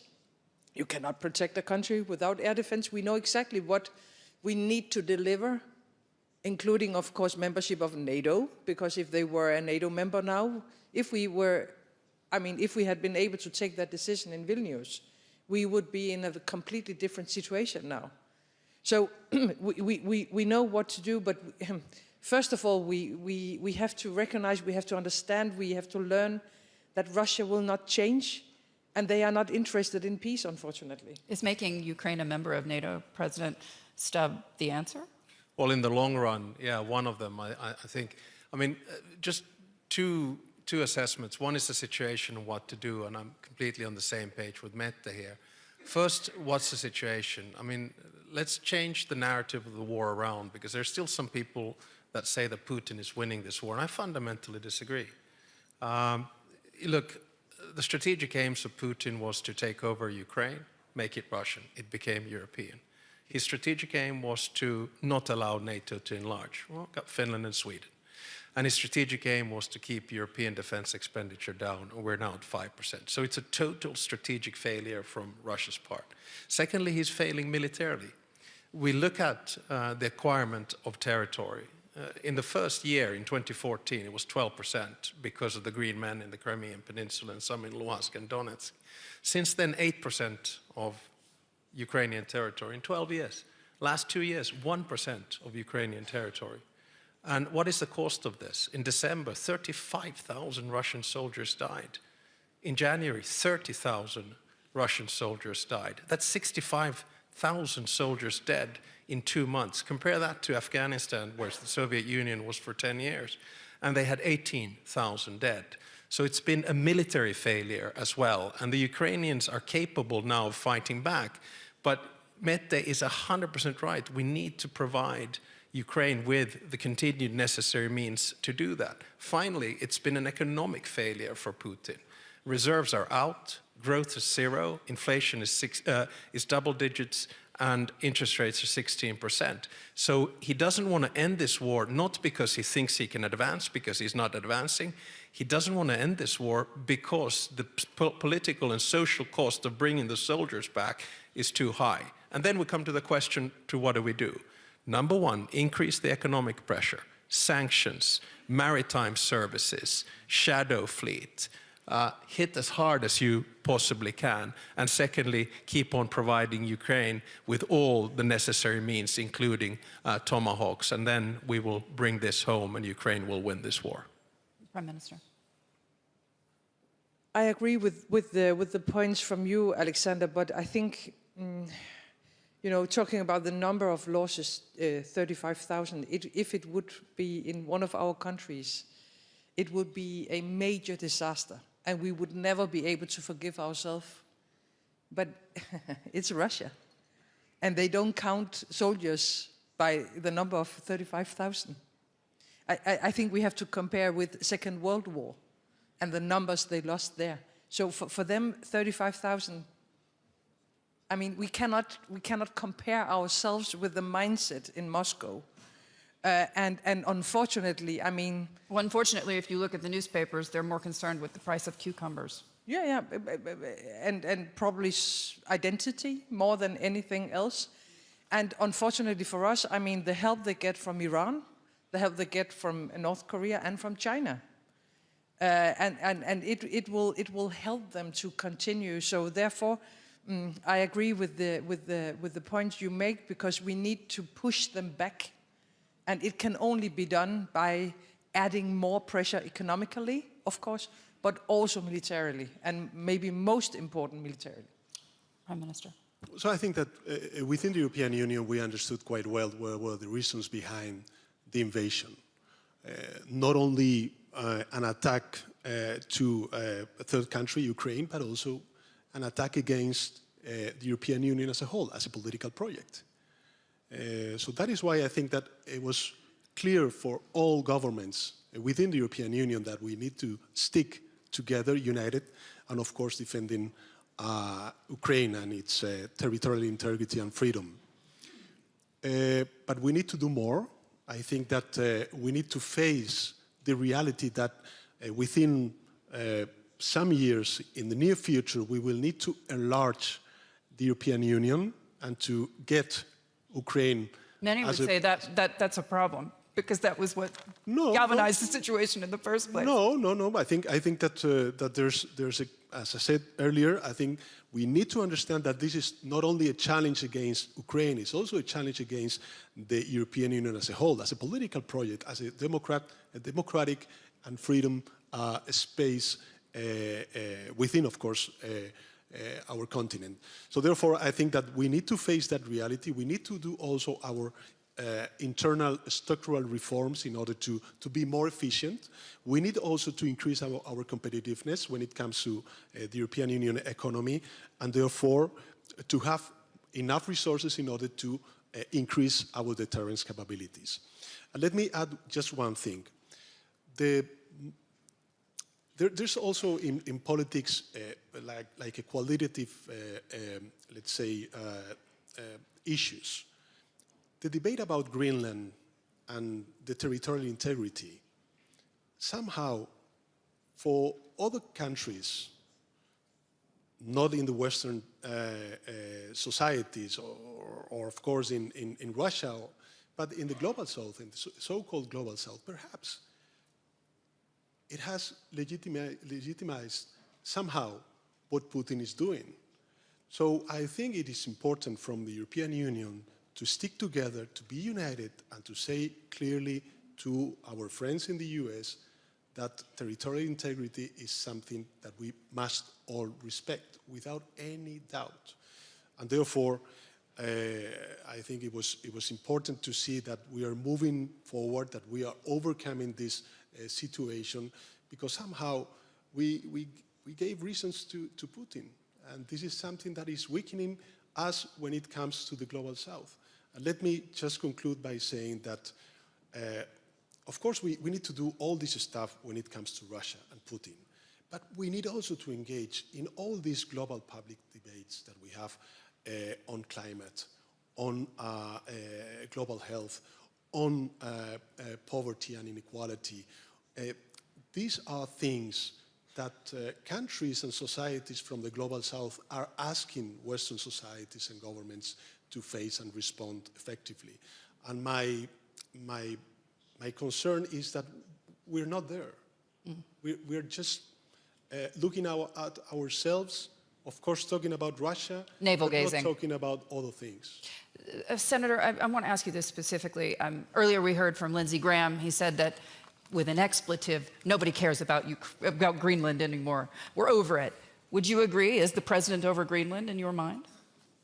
I don't speak for President Trump, but I'll say part of why I thought it was urgent for me to lead a large and bipartisan delegation from the House and the Senate to meet with the Prime Minister and other Danish ministers, Greenlandic leaders, several weeks ago was to send a strong signal that this does not reflect majority American opinion, to express gratitude. We laid a wreath of memory, a memorial wreath at Kastellet at the monument to the 52 Danes who served alongside Americans and other NATO troops and gave their lives in sacrifice in Afghanistan and Iraq. I don't know what the president is thinking, but if this moment produces greater joint investment through NATO in Arctic security, produces an investment by American companies in the sustainable development of Greenland's resources on Greenland's terms and within the framework of the Kingdom of Denmark, that will be a positive thing. But, as I said at the outset, the things that NATO needs to thrive, resources, we have them, coordination of capabilities, we need them, trust. The thing we need to deliver is a restored trust. Because at the end of the day, Article 5 has only been invoked once in our defense. And the delegation that is here from Congress, it's very large. I encourage you to connect with any of us. The commitment to Article 5 and to our collective security as something that is our source of security and prosperity, not some charity to Europe. It is what has strengthened us, is very strong among the American people and the American Congress. Is there a chance that the NATO alliance is stronger at the end of Donald Trump's second term than it was before? I hope and pray so, and will work for it to be so. And as President Stubb said, Putin has failed strategically. NATO is bigger. NATO is better funded. NATO is more experienced, and I think NATO is going to be more clear-eyed. We are, yes, going through a difficult time here in terms of trust. But the exercise you were referencing, the work on the eastern flank, the southern flank, in the space above us in the high north, we are working more closely together than ever. And I think the clarity of the threat of Russia and the clarity of the challenge of AI, the PRC, and other challenges in the world should leave us stronger than ever on the other side of this period. Yeah, we could probably, if we look now 3 years ahead of the Trump term, and I think we could set a goal to determine whether NATO is stronger or not. I think goal number 1 is the 5% mark, and I think a lot of countries are moving towards that at 3.5% plus 1.5. Number 2, I think we should have a stronger Arctic security element, just like Chris said. And number 3, I think we should strengthen the European pillar of NATO, because what America is asking us now is to take more responsibility for our defense. So if NATO right now is, say, 60-40, let's say if we are at 50-50 or 40-60 in terms of us doing more of the conventional stuff, we're still dependent on the American nuclear umbrella, then I think NATO will have strengthened. But I think the issue of trust is something that we need to work on, as we always do in relationships. Trust and perhaps polite language. Earlier we heard from Secretary Rubio, and I quote, "We have no interest in being polite and orderly caretakers of the West's managed decline." Now, if you take a step back and look at this from the economics, purely from the numbers, when we look at Europe's share of GDP over the last 20 years, it's significantly declined. In your mind, is Europe ready to get its act together? Because if you want, it's kind of pay to play. If you want to project a strong foreign policy, you have to be able to pay for it. You need strong economies. You're asking a question from the second happiest country in the world and the happiest country in the world. You know, who better to answer this? So, are you third? No. Well, they're very happy. Yeah. No, I sometimes, sometimes when I hear the discourse, especially of economists who are looking at accrued GDP as the save-all measurements, I think us coming from Nordic countries, we value welfare societies, which are a combination of open market economies and then clear safety nets. And if I look at our Gini coefficient, if I look at all the measures of international data, which 5 countries are in top 10, whether it's justice, whether it's least corrupt, whether it's open, whether it's welfare, whether it's environment, whether it's open media, gender equality, they are the Nordics. So I don't buy the argument that we're doing bad. I'm actually bloody happy.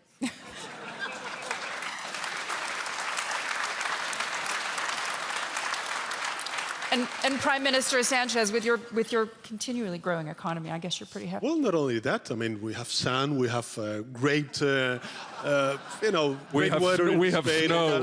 But just let me add one thing. I don't understand why some, personalities of the U.S. administration see the reality of the European Union project as a threat. Because I think that, this is a fact. I think it's one of the biggest accomplishments of the 20th century. And what we have decided within the European Union is to moving forward. And I think this is for the good of the global stability and the global peace.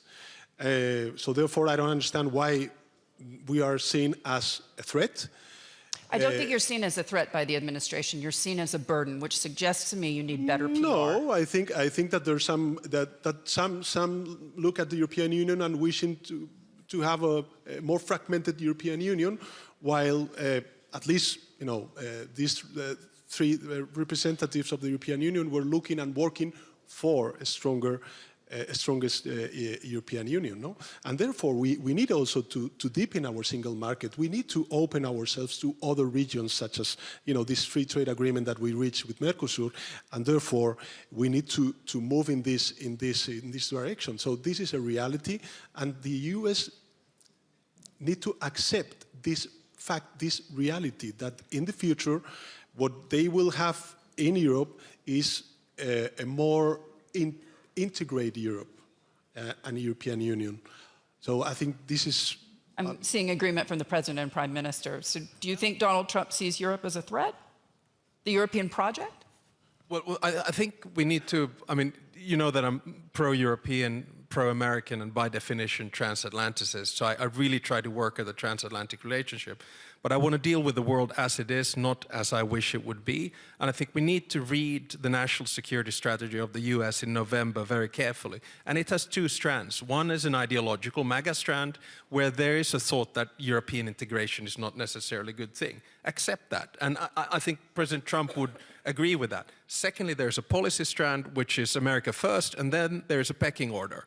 The Western Hemisphere comes first, second is in Indo-Pacific, third is Europe, fourth is the Middle East, and five is Africa. So now we need to work on this plane, and I think we need to tie ourselves very closely with interests, with values, because ideology is shifting a little bit. So let's just work on this pragmatically. Prime Minister. You were asking, about NATO, and let's be honest, the only time in history where the majority of the Europeans and the Americans have been safe is when we had NATO. It's the only time in history. And of course, defense and deterrence, and therefore capabilities and economy, is a big part of that. But Article 5 is the most important thing. And there's only once in our history where we had to activate Article 5. That was because what happened in the US. The rest of the time, we have been able to provide freedom, democracy, prosperity, and wealth only because of wordings in Article 5. Because all our enemies knows that if they attack us, they will attack all of us. So spending is important. And our industrial base has to be scaled up, and we have to speed up. We have to spend much more. But maybe the most important thing, when that is secured by us as political leaders, that is our unity. And therefore, to question the transatlantic relationship, or to threaten allies, or to do anything that will undermine the idea of Article 5 will be a threat to all of us. So let's stick together. That's my short advice. And Senator, just to wrap us up, I've been coming to this conference a long time, so have you. How encouraged are you by hearing these remarks? Look, I think it's important for us to hear each other and to remember our history, our shared sacrifice, and the potential that lies in front of us. Our adversaries are collaborating and cooperating much more closely than before. Iran, North Korea, China are supporting Russia's war of aggression, learning from it, and preparing for future aggression, quite possibly.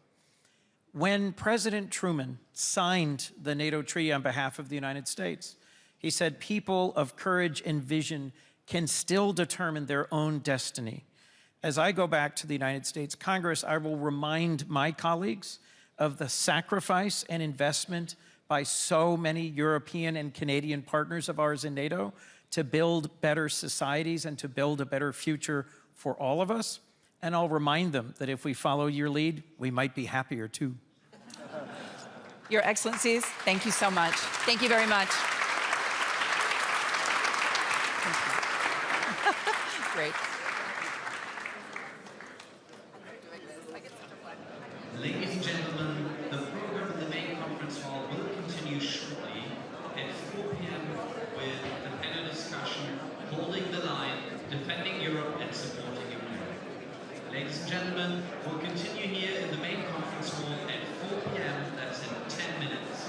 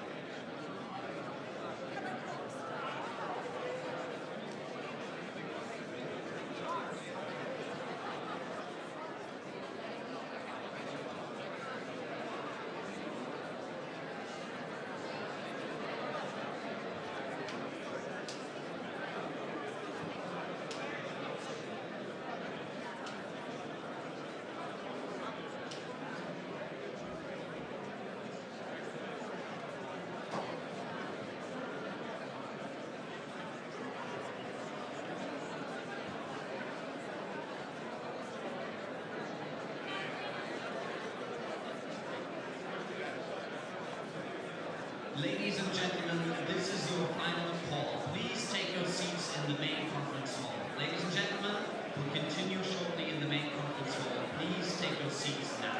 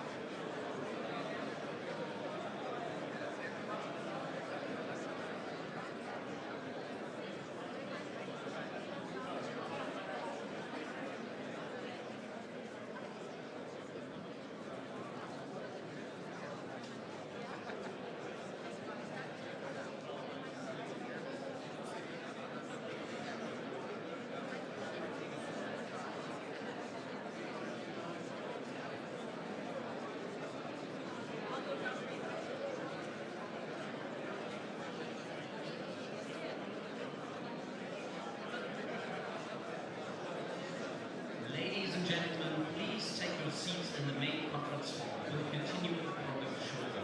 Ladies and gentlemen, please take your seats now.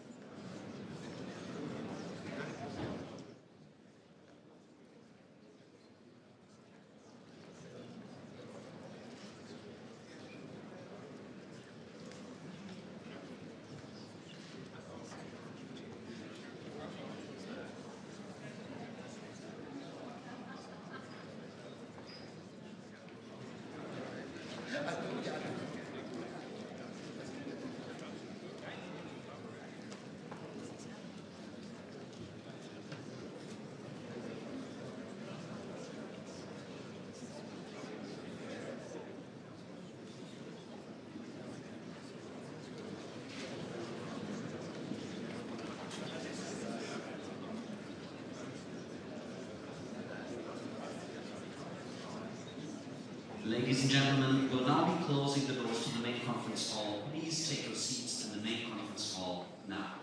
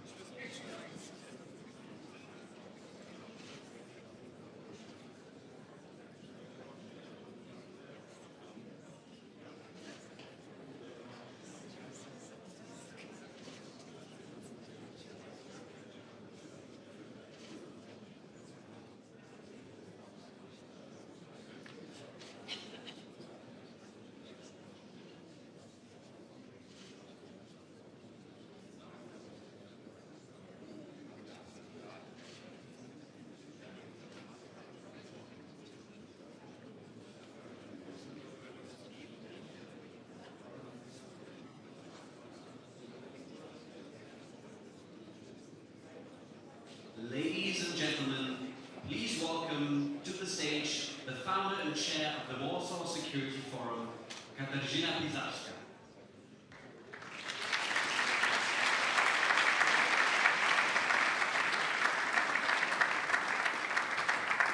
Thank you very much, ladies and gentlemen. It's great to be back here in Munich for an extremely timely debate, holding the line, defending Europe, and of course, securing Ukraine. We will have a fantastic lineup of speakers, but we will start with scene setting to our wonderful debate. I would like to invite Minister Boris Pistorius, the Federal Minister of Defense of Germany. Please, Minister, join us at the scene.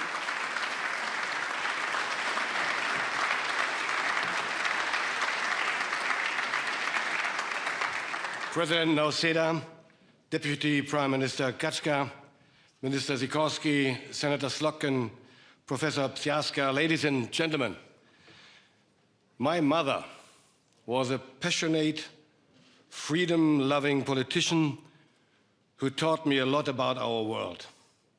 She was born in 1933, a year that marks a profound rupture in German and European history. She lived through the Second World War, the collapse of a murderous regime. She had to endure displacement and expulsion, experience the division of Germany and the fall of the Berlin Wall in 1989. Like so many in her generation, she learned firsthand how quickly the tides can turn, how fragile freedom and peace can be. This experience of fragility of the existing order shaped her life and the decisions she made as a politician. Today, international politics is teaching us a similar lesson. Nothing can be taken for granted. Freedom is under attack around the globe, and the international order is crumbling. Wars and crises are on a rise across the planet. America's focus is shifting. With it, a central building block of European security is under reconstruction. Is that a reason for pessimism? To be frank, having the United States provide for our security was never supposed to be the norm. It was always an exception. Naturally, exceptional arrangements never last forever. They are not meant to. What I take from the latest US defense strategy and the NATO defense ministers' meeting this week is a sense of realistic, pragmatic, and to be honest, sober optimism. The next chapter of our partnership depends on a clear and fair distribution of responsibilities. Europe must take the lead in providing robust conventional forces and take on greater responsibility for its own neighborhood, while the United States continues to contribute strategic and nuclear backing for the foreseeable future. The US has made this new burden sharing very clear, and Europe is acting. NATO is becoming more European so that it can remain transatlantic. The alliance needs to make sense for all members. Even the United States cannot act alone in today's world of emerging great powers. It needs allies. Having more than 30 of them, all united in one powerful alliance, is truly unique. It makes the United States stronger than any other of the great powers, and most importantly, stronger than its adversaries. But our alliance also needs to make sense for Europe. It depends on predictability. It depends on predictability of actions, and it depends on reliability of the American commitment. Questioning the territorial sovereignty and integrity of a NATO member state, excluding European allies from negotiations that are crucial to the security on the continent, all this damages our alliance and strengthens our adversaries, ladies and gentlemen. Let me also say a few words on Rubio's vision of the world's order. Secretary Rubio, yes, our international organizations have failed to solve many crises and conflicts. But the answer cannot be for a great power to go it alone. That might work in the short term, but in a world of more competing great powers, this will definitely not work in the long term. There's a much better way. Reforming and reinvigorating international organizations, just as Marco Rubio pointed out this morning too, so that they deliver what is crucial: peace and security. We can only do that together. Ladies and gentlemen, a strong and capable alliance is particularly crucial given the many interconnected threats and uncertainties we face. In Europe's southern neighborhood, we are confronted with a complex mix of fragile states and terrorism, as a recent resurgence of ISIS in Iraq has shown. It is easy but dangerous to overlook these simmering threats, considering the huge blow they can strike at both Europe's and America's security. In the East, we are faced with a highly armed and aggressive military power with the world's largest nuclear arsenal at its disposal. Russia is driven by raw power, revisionism, and egoism. Nowhere does this become more apparent than its brutal war of aggression in Ukraine. Moscow is not acting alone. It is pursuing the revisionist agenda by cooperating with China, Iran, North Korea. It is trying to use international fora such as BRICS and turn them into anti-Western blocs. Up north, Russia and China are getting ready to project military and economic power in the Arctic. In the event of an escalation in Europe, Russia would most likely use its northern fleet to open a second front, cut transatlantic supply chains, and threaten both sides of the Atlantic with nuclear submarines. Ladies and gentlemen, in a world of fragility, we cannot afford complacency. This is why Germany drastically increased its defense spending. To do so, we took a really huge step. We amended our constitution. This speaks volumes of how serious we are about our commitment to security and defense in and for Europe. We will reach our new defense spending target of 3.5% by 2029. We reformed our military service law. This will lead to a much stronger active forces and more resilient reserve. We are meeting NATO's targets on investment, procurement, and readiness. We have significantly scaled up investments in our defense industry, expanded production capacities, and streamlined our procurement processes. Germany today is guided by determination and strength. But one thing, ladies and gentlemen, never change. We will not act alone, but always in close coordination with our allies as a reliable partner. Division is weakness, especially when facing revisionist powers. We cannot allow internal or external powers to drive a wedge into our alliance. It is unity that gives us strength, ladies and gentlemen. And that is why Germany is working towards building unity at the heart of NATO and the heart of Europe. That is why we are deploying a full combat-ready brigade to Lithuania. That is why we are strengthening maritime security with Canada, Norway, Denmark, and Iceland in the North Atlantic. That is why we are now the largest supporter of Ukraine. And that is why our support for Ukraine will not waver, even as Putin's brutal war of aggression is entering its fifth year now. And when it comes to the future of Ukraine, ladies and gentlemen, 3 points are crucial in my view. First, we will keep looking for paths to a reliable peace, because Ukraine's future is fundamental, not just to European security, but to global security. We need a peace deal that safeguards both Ukraine's and our European interests. Second, the ball is in Putin's court.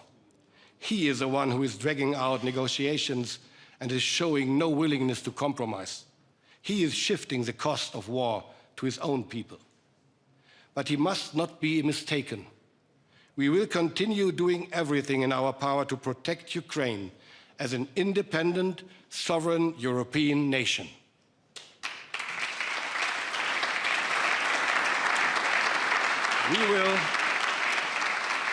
We will keep up the pressure politically, economically, and militarily.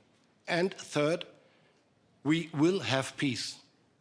And when, not if, this day comes, we will have to make this peace last.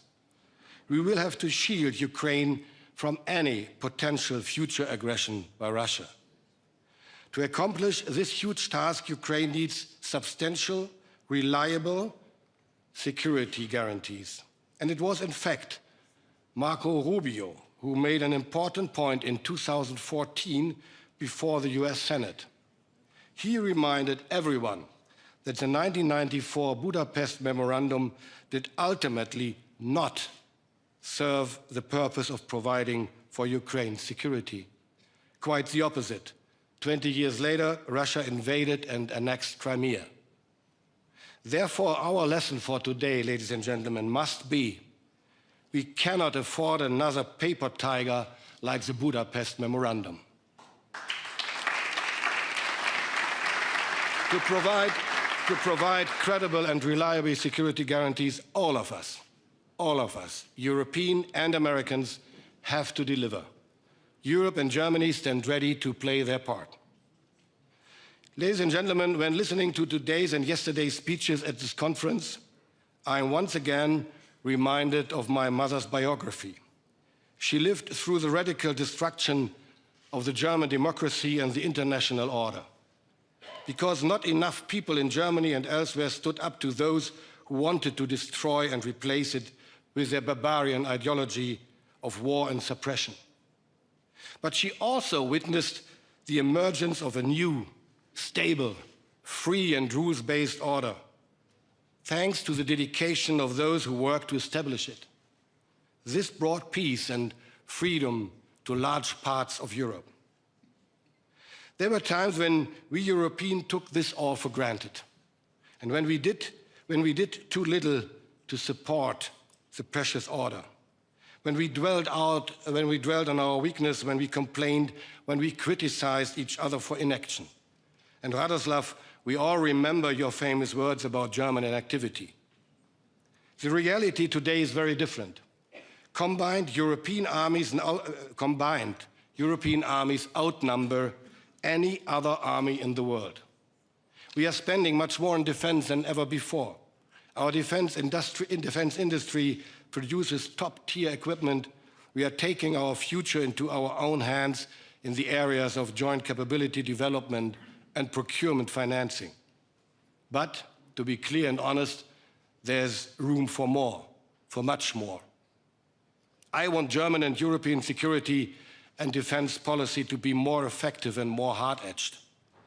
I want Europe to be more than a strong economic force. It must develop more military power. It must take over more responsibility for its own security. I want our actions to be better coordinated internationally, and I want them to be more visible. I want security to be not just a whole of government, but a whole of society matter. This is key to building real resilience in Europe. I want us to be able to pursue our own interests and to stay the course even when the going gets tough. With the debates over Greenland, we have proven that we are capable, ladies and gentlemen, of doing so. We have to reform and harden our international organizations so that they can better deliver. We have to do more to strengthen our institutions and conventions, with both our traditional and potential new partners, and, if need be, just us Europeans. In a less reliable world, we need more reliable politics. Our strongest currency in this world is reliability. In times of fragility and transition, when few things can be taken for granted, I want Europe to be a reliable anchor for other nations, a continent supporting and shaping an international order as a basis for peace and freedom, and, equally important, providing for its own security. Let us show what we Europeans are capable of. Thank you.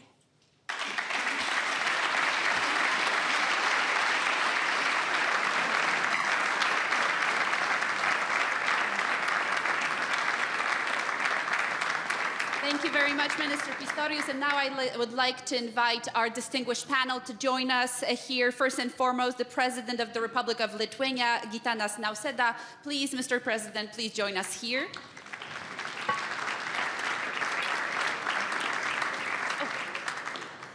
Second, Mr. Taras Kaczka, the Deputy Prime Minister of Ukraine for European and Transatlantic Integration.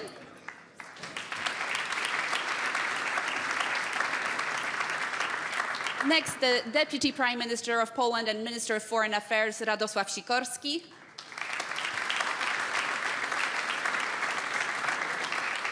And last but definitely not least, Elisa Stolkin, I'm so sorry, the senator, US Senator, member of the Senate Committee on Armed Services, the United States. Thank you, Senator, for joining us here.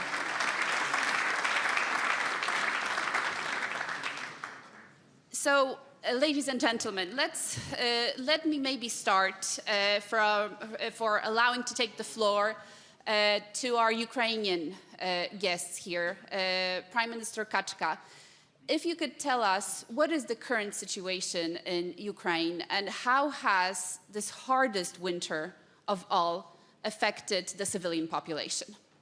Thank you for inviting and for this question. I think it's difficult to add to the description of situation that as it was done by President Zelensky, but I think that there is one thing that I would like from government to highlight, that the biggest target of Russia this winter is energy, and it's already fourth year they attack our energy, but this time it's like very tough, so that they use every type of missiles, ballistics, so there's the hypersonic, so that like drones and massive things.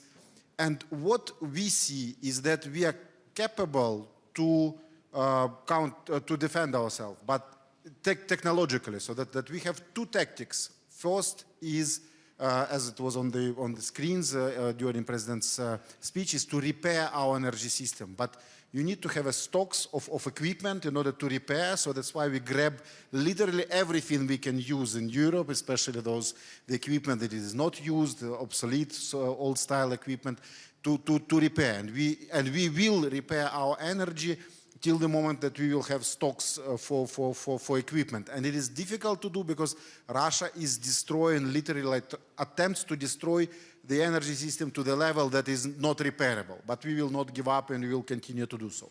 Second big thing is that we are able to intercept, so that together with your support, with US equipment, European equipment, we can intercept almost everything, but also the question is the scale. So we need missiles to Patriots, to some TRST, to other equipment, and with enough stocks we will be able to intercept. So now we are not successful in this, so that's why our pledge is like help us more, because this quantity is meta now, so this winter. So that's why this is the request.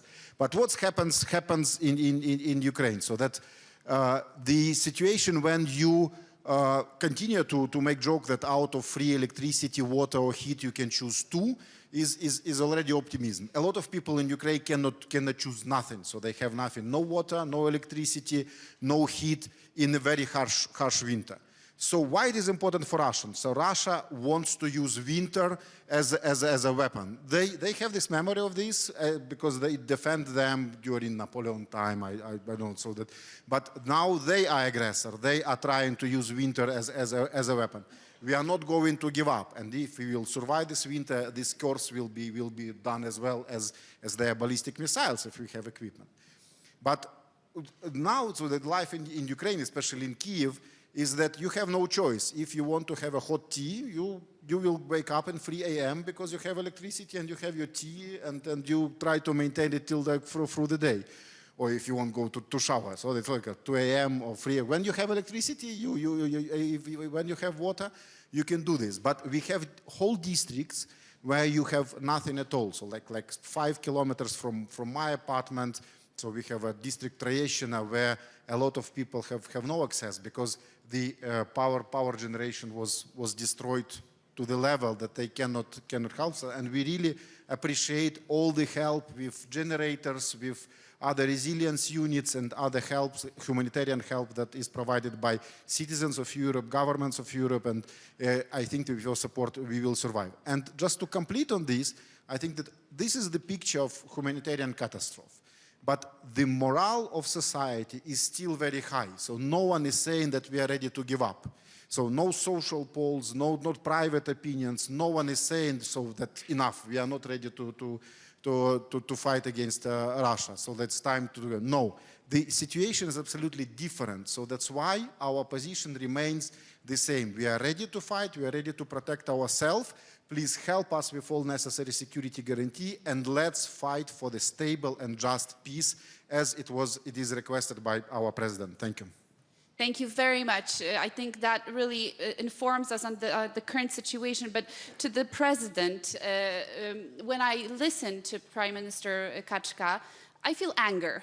Because on the one side, you see resilient people fighting for their country, but then no nation should have to go through 4 years of this. And we see that the fourth winter is the worst winter so far, and nothing is changing. It seems like the situation for Ukrainians is becoming worse. Have we failed? Yes, the Deputy Prime Minister described the situation quite well, and I can only imagine what is the situation in the flats of ordinary people where the temperature is, let's say, 2 or 3 degrees plus.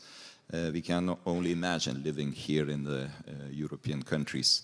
For us, it was pretty clear from the very beginning. This is also about emotions, but emotions do not help. If emotions lead to the decisions, then emotions are constructive. So this was the reason why Lithuania was the first country to deliver the first weapons to Ukraine, even 2 weeks before the war broke out.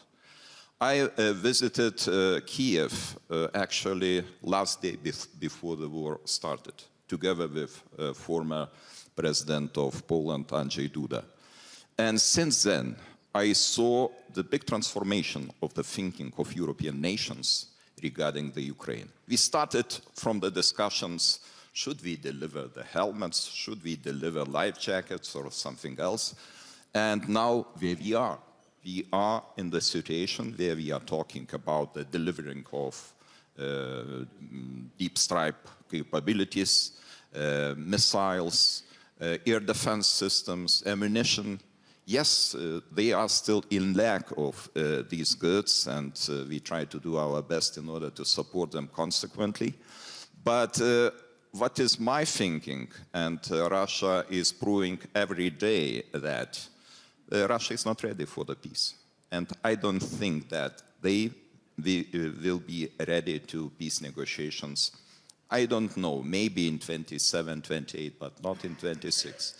Because all the actions show that they are just imitating the negotiations process and at the same time trying to break the morale of Ukrainian people. Yes, they are not successful by doing this. This is good side. But this is at the cost of suffering of Ukrainian nation, Ukrainian people, brave Ukrainian people. I really admire this nation. This nation is exceptional, being able to withstand this huge pressure of big country, big aggressor, 4 years in a row.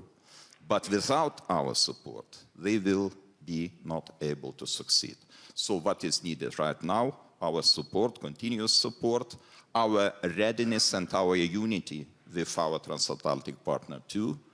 And we try to do it in European Union formats. I am the member of European Council. I am happy that we were able to take the decision regarding 90 billion euros as a military support to Ukraine.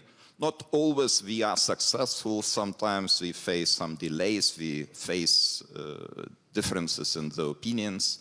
But we are ready to provide these decisions, and we are ready to stay with Ukraine until the end of the war. Thank you. Prime Minister Sikorski, I think we all agree here that we don't believe in Russia's intention to end this conflict anytime soon. Where do you think we're going to be a year from now, sitting at this stage? Where would we want to be, and where are we going to be? And what can we do today to make sure that Ukraine will not be going for a fifth year of war and a fifth winter that might be even more devastating than this one? I'll answer your question, but let me make two brief points first. First of all, I'd like to associate myself with what Minister Pistorius said, that it was natural for the United States to be in the lead in these negotiations when the United States was providing the bulk of the military assistance. And the United States was also brave and effective in deploying strategic intelligence to deprive the Russians of the casus belli in the days before the war and in the early days of the war. But I would like particularly our American guests to know, because it's not fully in the American infosphere, we are now paying for this war. The American outlay for the war for last year was close to zero. We are buying American weapons to be delivered to Ukraine. There is no package in the US Congress, and that there isn't even the prospect of a package. If we are paying, if this is affecting our security, not just Ukraine's, then we deserve the seat at the table, because the outcome of this war will affect us.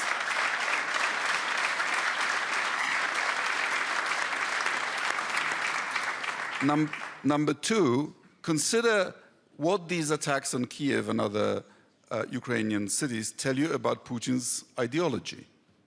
The whole invasion was justified on the pseudo-Tsarist and Soviet grounds of Ukrainians being really just misguided Russians.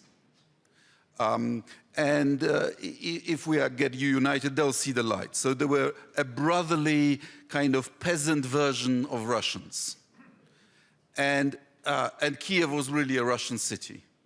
So Putin is now bombing his brothers and bombing a Russian city. I think that shows you that this is in fact a colonial war.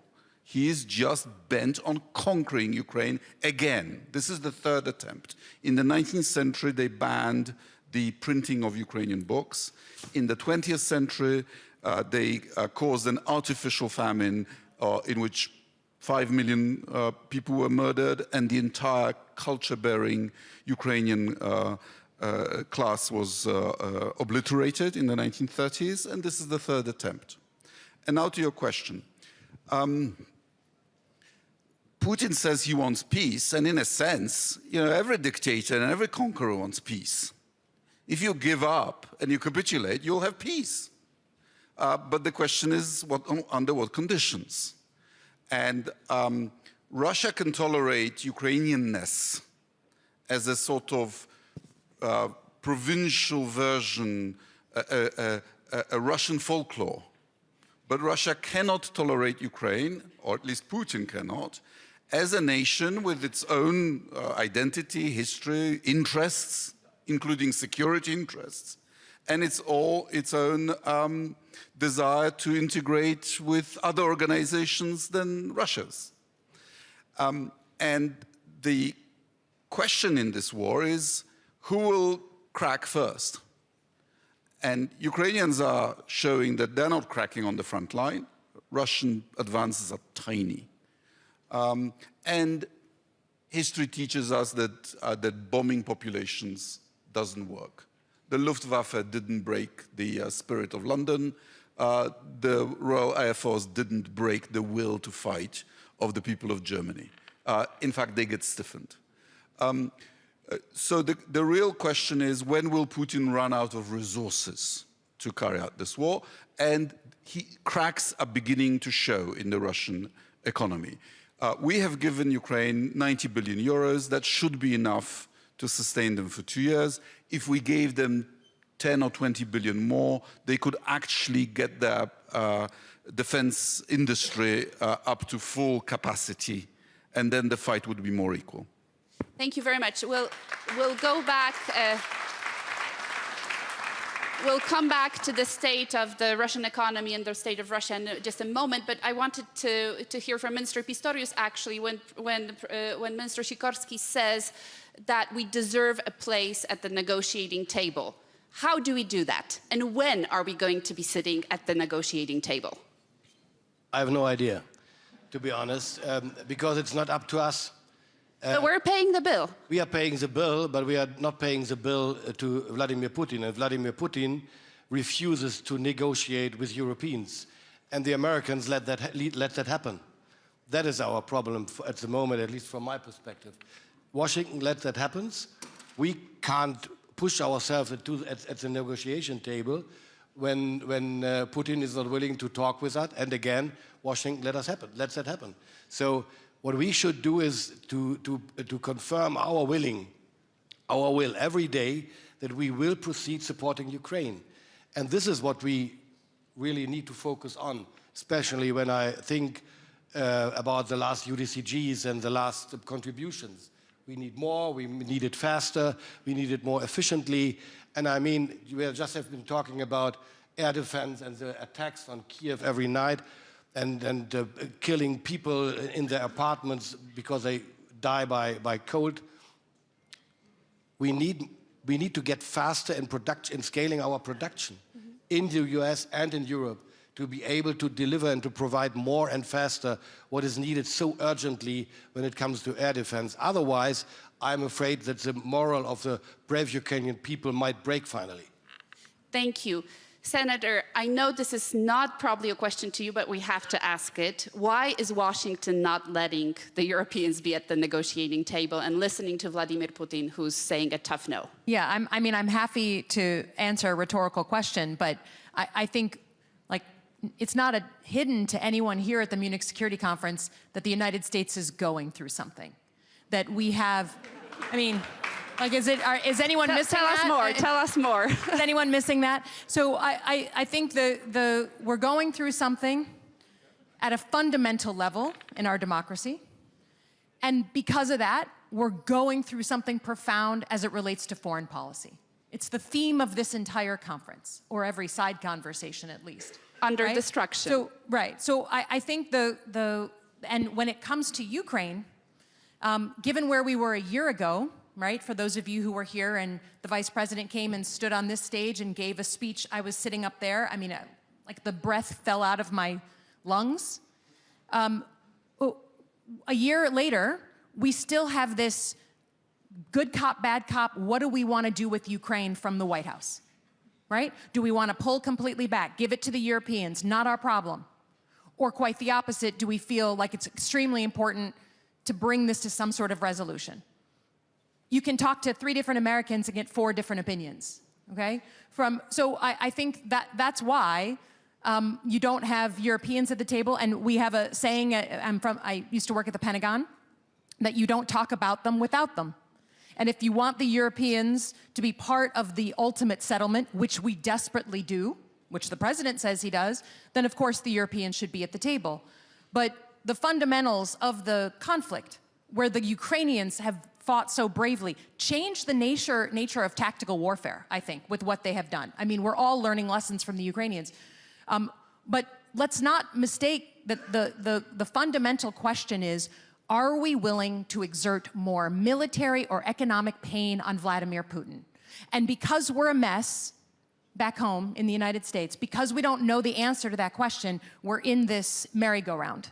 And you're not on it with us.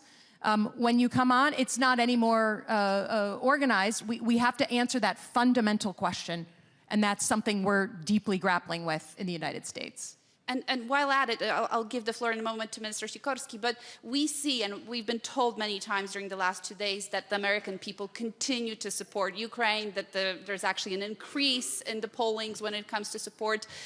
Majority of Americans actually don't know that there's now 0 funding coming from the United States. But what would you, or what are you as the Senator of the United States doing to actually convince the majorities to push for example, in the Senate, some of these aid packages, sanction packages. Yeah, well, I come from the state of Michigan. We happen to have a lot of Ukrainian Michiganders, so it's never far from people's minds, especially in certain communities. But I think while the American people may not follow the day-to-day in Ukraine, I'm going to be honest with you, right? They're worried about their kids, their, house, whether they're going to be able to live a middle-class life. We are struggling deeply with that in the United States. They do understand power, and they understand a bully. And they understand that sometimes, we all want the conflict in Ukraine to end, and sometimes in order for it to end, you have to exert more pressure, right? For a short time in order to bring it to a conclusion. But if you keep going around the merry-go-round, it just extends out the stress, the pain, the suffering, the killing. So they may not understand the day-to-day, but I think if there were leaders who were willing to articulate that in order to bring this to a conclusion, we must get in deeper in putting that pressure on a bully, they would understand that basic power conversation. Do you see those leaders? Do I what? Do you see those leaders? See them. I mean, again, I'll answer whatever rhetorical question you want, but I was almost indicted last week by my government. So we are going through something profound, and we will get through it. I believe to my core we will get through it, but we will have to hit rock bottom before we come back up, and we're going to have to fight for it. So no, I don't see a clear, straight line to getting those answers. But many of us feel very passionate. We are here because we feel very passionately that our interests with Europe are aligned, and that allowing Vladimir Putin to roll over Ukraine is not just horrible for Ukraine, it's horrible for Europe and horrible for us.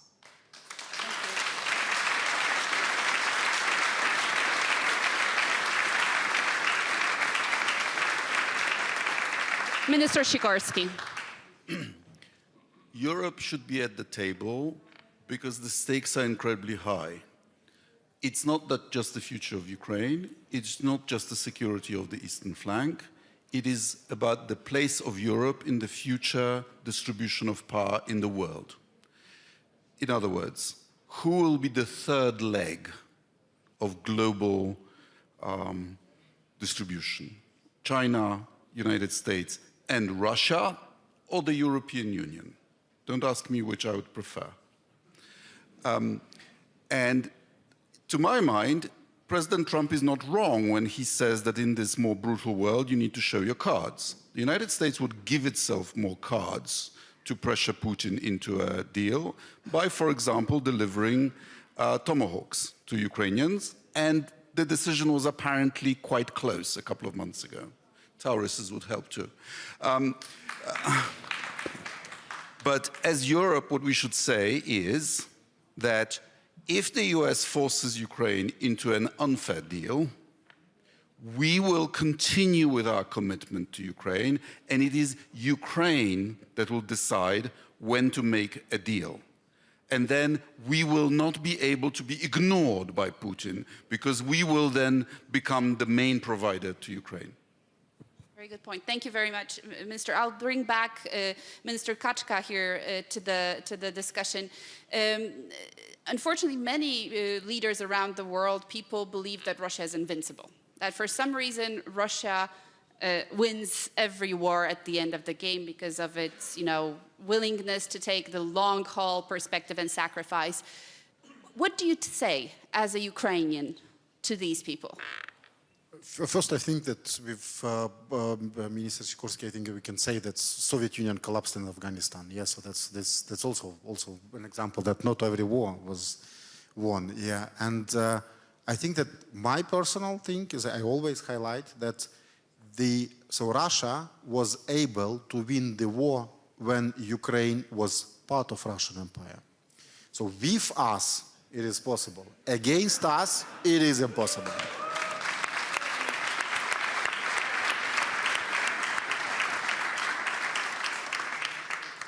So that's why I think that we all need to understand that we are at the table of negotiations, so that Europe and why? Because what we are talking now, so that whether everyone believes that we have really systemic negotiations with Russia. Even Secretary Rubio today said that he rather doubts about the position of Russia. We are at the moment when we are thinking, doing, finding a way how to force Russia to be at the table of negotiations. It is impossible without European pressure. It was impossible without US pressure in terms of sanctions, and we had a lot of tactical discuss. But it's also impossible without showing that we have really strong security guarantees. And these security guarantees should be designed, developed, and implemented as a first initial step before the negotiations, just to show Russia that they cannot win against us, but they definitely will lose if we are all together. And we have these security guarantees as a political, legal, but also practical commitment. Practical commitment in terms of training, in terms of establishing our cooperation, but also supplying weapons. So that's why what is happening now is a creation of this environment and this universe for negotiations, and we are all at the table. So despite the actual setting of the meetings in Geneva, for example, because we still need to create an environment when Russia literally negotiates and not pretend that it negotiates. Thank you. Thank you very much, Mr. Yes. Just on the point of fact, Mazepa was with Charles XII during the Great Northern War, and yet the Russians won at Poltava. So, but since then, it's been a better run. So the Russians lost the Crimean War, the Russians lost the Russo-Japanese War, the Russians were knocked out of World War I, the Russians lost at the Battle of Warsaw when they tried to conquer Europe, the Russians lost in Afghanistan, I saw it, and the Russians lost the Cold War. So no, the Russians don't always win, and, but there is good news. Every time after they've lost, and in fact only then, there are reforms. Thank you, Minister. President, and this question actually goes to President Ausala, but also to both of the ministers. Of course, that Russia understands only strength, but it has tested us as European Union countries, as NATO countries, over the last 4 years, and specifically this year, to a huge extent. It's not only arson attacks, sabotage. We saw in Poland 20 over drones flying into our airspace. Do you think we're sending a signal to Russia that we're ready to retaliate for this kind of behavior? Because so far, our societies say we're not doing enough in this matter. I will return to this question, but I would like to say that Russia lost one more war in 1990 as my country regained the independence, and we survived the events of January 13th, and other Baltic countries also regained their independence. I think Russia is not as successful as pretends to be, and now I think we have to look more carefully to the economy of Russia. What is happening there. And I think that they are in the situation of stagflation. And every economist will say that stagflation is a very dangerous situation where you have no tools how to repair the situation. If you increase the interest rates, you will contribute to diminishing and dropping of economic activity. If you will reduce interest rates, inflation will be even higher. So the living standard is going down, especially in the regions of Russian Federation. But you know, this is a country where you can just ignore the needs of the people because you don't have the election process. You have no democracy. We all in Western countries, we would lose the elections if the economy would be in such a bad shape, but not in Russia, at least for the time being. Now, so where is the pain? Where is the pain? Where's the pain? I think the pain, the line of the pain is not far away. But, of course, Russia is still on the way to this situation. Now, please remind me your question. Hybrid warfare. Hybrid war. Arson. Yes, you know, we are very good specialists in this regard because Lithuania has very long border with Belarus, close ally, close proxy with Russian Federation. And we have also 120 kilometers borderline with Kaliningrad region. So all the time, we are exposed to different kinds of hybrid attacks. no matter, in 2021 it was illegal migration, artificially created problem by Alexander Lukashenko, sending the people from Middle East, from North Africa to Minsk, then from Minsk to the border. And we could see the officials and employees of Alexander Lukashenko regime instructing them how to cross the border, how to destabilize the situation at the border. Then later, now we are suffering the flights of balloons, meteor balloons, actually for smuggling purpose, for cigarettes, but actually... But are we responding effectively? Do you think the Russians are getting the signal that we're responding? Solutions, and we count on the European Union flagship initiatives like Eastern Flank Watch. And I think the more successful we are, because this is, yes, this is really the threat to our society. Society is under threat. Society is asking politicians what to do. Do you have enough tools to respond to it? But I think those hybrid attacks contribute that we are looking for the solutions on European Union level. And this is a good point, that we are ready to respond, we are ready to take the solutions, and we are looking forward. I think we should understand that Belarus should be included in the sanctions list, sanctions which were imposed on the Russian Federation, because this country is destabilizing and destabilizing the situation at the border deliberately. Mm-hmm. Yeah. Intentionally. Thank you. The same, very shortly, Minister Pistorius, Minister Sikorski, are we doing enough? Are we able to take our gloves off when it comes to responding?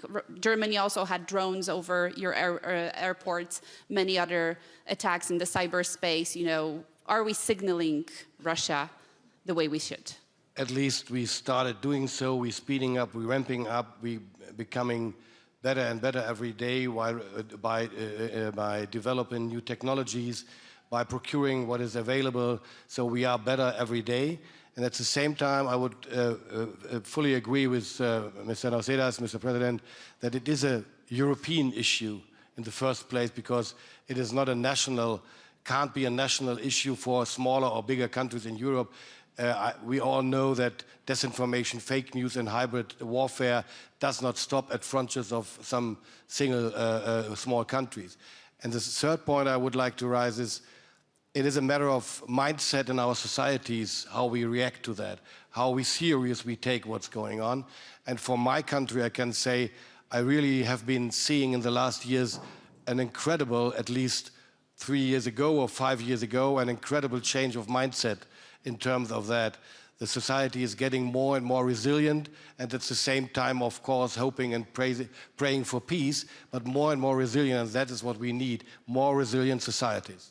Thank you very much. I want to take 2 or 3 questions, but please, Minister, and then very shortly on this. I think Putin makes a mistake by provoking us through hybrid activities, because it stiffens our resistance and allows us to have higher defense budgets. But what he does is incredibly active. You've had assassinations in Germany and Britain. We've all had arsons. We've had attempted arsons on board airliners. We have cutting of cables and pipelines at sea. We've had the suppression of GPS signal. We've had an attempt to explode rail lines under a moving train on a high escarpment. People would have died were it not for the incompetence of the assailants. And we've had mass intrusions of Russian drones and cruise missiles into our airspace. This is all forcing us to take countermeasures. And there are further things that we could do. So I've closed down 3 Russian consulates. We've restricted the movement of Russian diplomats in Poland. We still have over 2,000 Russian diplomats. Our security services think up to 40% of them are spies. We should not be tolerating them. They should not benefit from the freedom of movement across the Schengen zone, which they are trying to destroy. And we've also spent almost €1 billion on building a big and beautiful fence on our border with Belarus, through which they were pushing migrants on purpose. So it's all costing us. It's all making us more resilient, but there are more things that we could do together. Absolutely. Thank you, Taras, very briefly. I would like to say that we are still not doing enough because the war is continuous and the threats are continuous, but the dynamic is extremely positive. I totally agree that even like previous conference and this conference, the mood is absolutely different. So we have very practical things. So that's why I think that we need to also pay attention to the dynamics, yes, so that how fast we are changing, how fast we are moving. That's important now, because I think that there is already a consensus that we are moving proper direction, we are doing right things, but these dynamics, the tempo is the most important element, and here we see some risks, yes, so that's because of Europe always like a little bit slower than everyone expects, yes, but... So let's take some questions. If we can take them together, I'm already seeing here 2 and 3. So let's start with the lady in the red, Lisa. The floor is yours. Lisa Yasko, member of the Parliament of Ukraine. A quick question to the President of Lithuania and also Minister Sikorski. If Poland or Lithuania will be invaded, what specifically would you expect from NATO or non-NATO countries to defend you? Thank you. And before you answer, we'll take 2 more questions from our Munich young leader here. Ellie, please introduce yourself and ask your question. From the French Institute of International Relations. Minister Sikorski, you reminded us that the EU, or Europeans in general, have been paying for this war over the last year. The EU has finally secured a 90 billion loan for Ukraine to be spent over the next 2 years, I believe. Now there seems to be a conversation among Europeans about how to spend these, whether question, on please. Ukrainian industry, European industry, or American defense industry. To the whole panel, thank you. Thank you, and it's also to the whole panel, but I can't say no to Garry Kasparov. I'm sorry, I have a soft spot there. Garry, the floor is yours.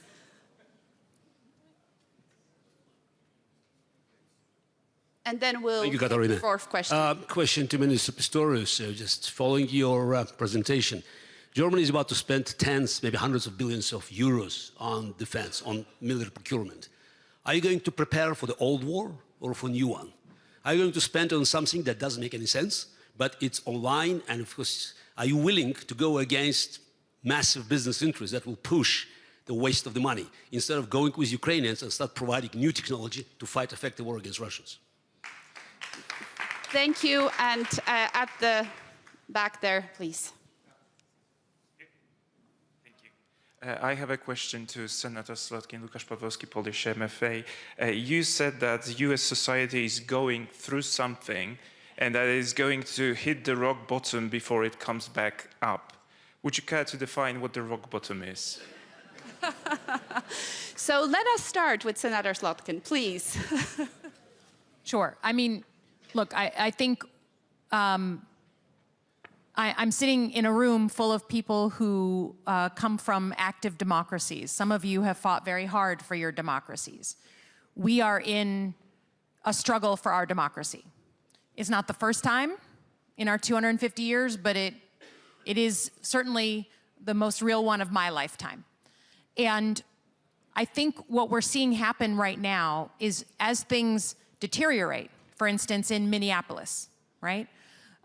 It is hitting something in the American consciousness, a sort of barometer for authoritarianism that they instinctively look at and don't like. Now, because of confusion over years on what media source to listen to, what political party you come from, people are very, they're very unsure about what they read. But when they see it with their own eyes, that is something fundamentally different. And that's why you just saw President Trump very quietly slink out of Minneapolis, because he understands it is just deeply unpopular, not just with Democrats, but with independents, Republicans, and people of all stripes. The more he overplays that authoritarianism, the more people can see it with their own eyes, the more they say, look, I voted for him because I wanted a better economy. I thought we would get it that way, but I didn't sign up for this. And I come from a state that just voted for Donald Trump. So I understand this. So I can't tell you the exact ways and the definition of rock bottom. But I will tell you, I stand here as an American senator feeling very concerned about the 2026 elections in November. He is telling us what he wants to do. He is laying it out for us, and it is up to the Americans to believe him, right? That just like in 2020, he said, if I don't win, then it wasn't a free and fair election. He is repeating the playbook, now threatening to put uniformed federal agents around polling locations. I mean, he's telling us the playbook. So the question is, what are we gonna do as Americans to defend our democracy that we helped invent, okay? And that, to me, that process that's going on right now, which is playing out in front of all of you, it's not like we like coming here and talking to you about the difficulties in our own country. No one likes to do that. But it is playing out in front of you, and the question is, will the American people, and when will the American people feel like the issues of democracy are actually not someone else's issues, they're kitchen table issues, they affect my everyday life, my safety, my family, my security, my livelihood. When that happens, you will see the American people push back in a profound way, as you've seen in places like Minneapolis. That is the process we are in right now. I can't define it for you, but it is happening before our eyes. Thank you very much, Senator. We have 5 minutes left, so 1 minute per speaker. Yeah, thank you. Thank you for your clarity. 1 minute per speaker. You can answer the question, or you can just engage in the debate we're having currently about the United States. I'll ask the question from the Ukrainian parliamentarian about what I would expect to happen if Russian tanks crossed the border. Well, we joined NATO for common defense. So in the sense, there's an easy answer. If they cross the border, start killing NATO citizens, Polish citizens, we would expect the North Atlantic Council to meet and to activate the contingency plan. And after that, the plan is very easy. We win, they lose. That's a good plan, Minister. Minister Pistorius. So how do we win, they lose? Very brief to the question in terms of procurement. When we started, we had huge gaps of almost everything, and we need to fill them as soon as fast as possible. And at the same time, of course, we know that the war of the future is not just described. If anybody had told us 5 years ago that drones would play such a relevant and crucial role, nobody would have believed or could have imagined that. So therefore, we should do and will do everything which is necessary to anticipate what might happen.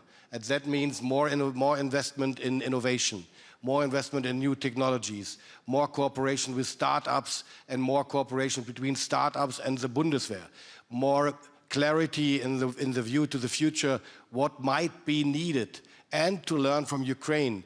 Joint ventures with Ukraine are crucial for us and really very critical. We learn every day from the experience of our Ukrainian friends on the battlefield, and this is what it's about. Thank you. Thank you very much. I'll turn to the President, and the last word will be to Ukraine. President, do you agree we win, they lose? That's the strategy? Look, don't think that the brave people live only in Ukraine. The brave people live in Lithuania too.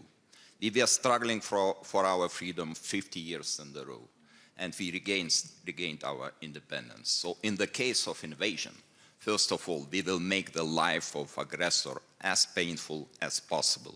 And then, of course, we will count on the support, first of all, of Article 5, NATO, and we are doing a lot in order to build this so-called wall of deterrence together with our friends, Germany, brigade, Mr. Pistorius mentioned brigade, deployment of German brigade.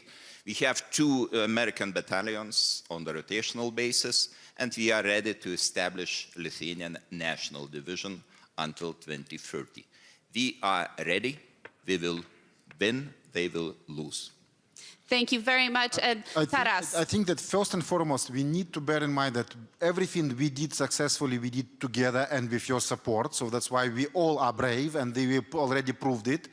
We are stronger than we are perceived, and we also prove it. We need not to think what will happen or when it happens, but we need to work now to deter with sanctions, with all the policies. So that's true. And on money, I think that we need to understand that the real cost of a year of war for us and for all of us is more than 100 billion of US dollars. So that's why 90 billion is like is not all the money that unfortunately we will need to spend on defense. And this is also one of the biggest questions of security guarantee on how to finance these defense things, but this is rather for all thinkers for many months ahead.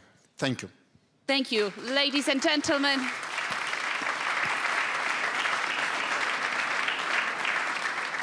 Holding the line, defending Europe and supporting Ukraine. Let's give a huge round of applause to our panel.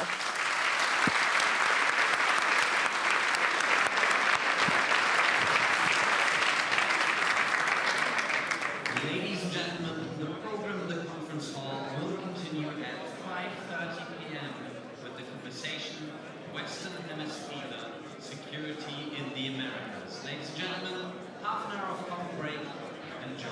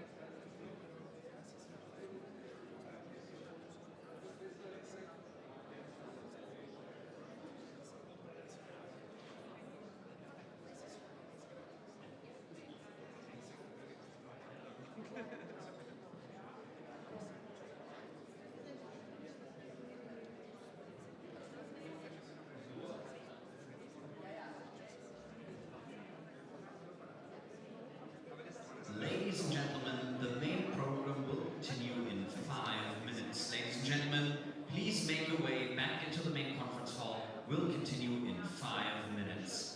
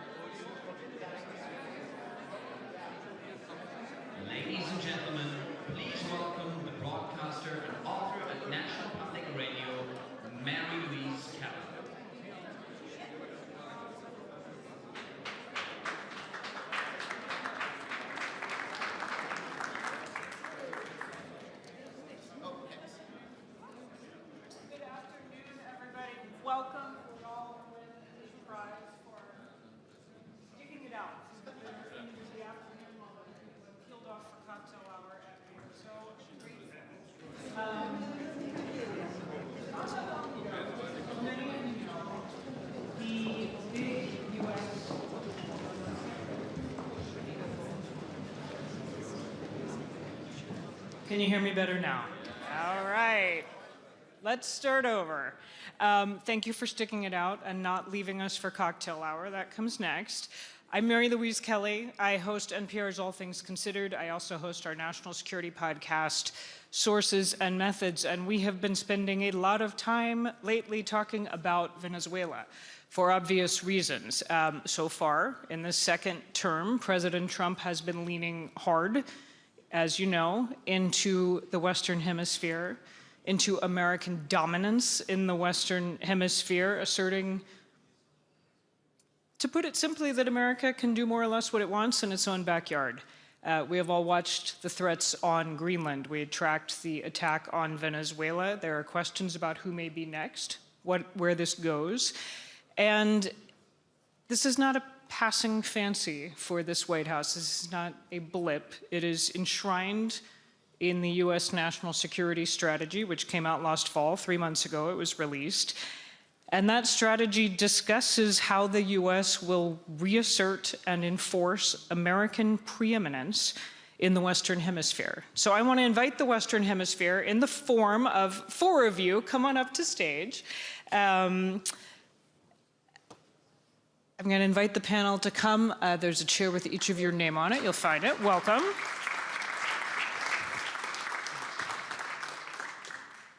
We're going to talk through what it looks like to have the U.S. reasserting American preeminence in the Western Hemisphere, and how closely your vision of your hemisphere aligns or doesn't with the very muscular policy that we are watching from the current occupant of the White House. Let me introduce, let's go down the line and just make sure that you know who you're hearing from. Diana Fernandez-Molero is a member of the Commission on Foreign Relations and Worship, Chamber of Deputies in the Parliament of Argentina. Welcome. Next to her, Ruben Gallego, United States Senator, a Democrat from Arizona. And among your committees, you're on the Committee for Homeland Security and Governmental Affairs. Welcome. Nice to see you outside of Washington. Next to him, Paulo Rangel, who is Portugal's Minister of State and Foreign Affairs. Welcome to you. And right next to me, on my right, Arnaldo Andre Tinoco, who is Minister of Foreign Affairs and Worship in beautiful Costa Rica. Welcome. Start with Venezuela. I'm going to put you on the spot. Show of hands. Do you support what the U.S. just did in Venezuela, the removal of Nicolas Maduro? Do you support it? Sorry, I saw that ring at you, sorry. I mean, that's a difficult question, but I would like to say that I'm from Buenos Aires, Argentina. A lot of Venezuelans, exiles, live there. I mean, their children go with mine children, and I mean, we share a lot. We share the life with them. And that day, the January 6th, they were chanting in the streets. That was a relief for many of them. So that's a perspective, the human perspective, that we should take into account, into consideration, because sometimes we talk about multilateral order and rule-based order, and maybe we are missing the people. We are missing the real life. These organizations help their life. Do they work for them? And I think that's something that we have to bear in mind. The democratic path was tried.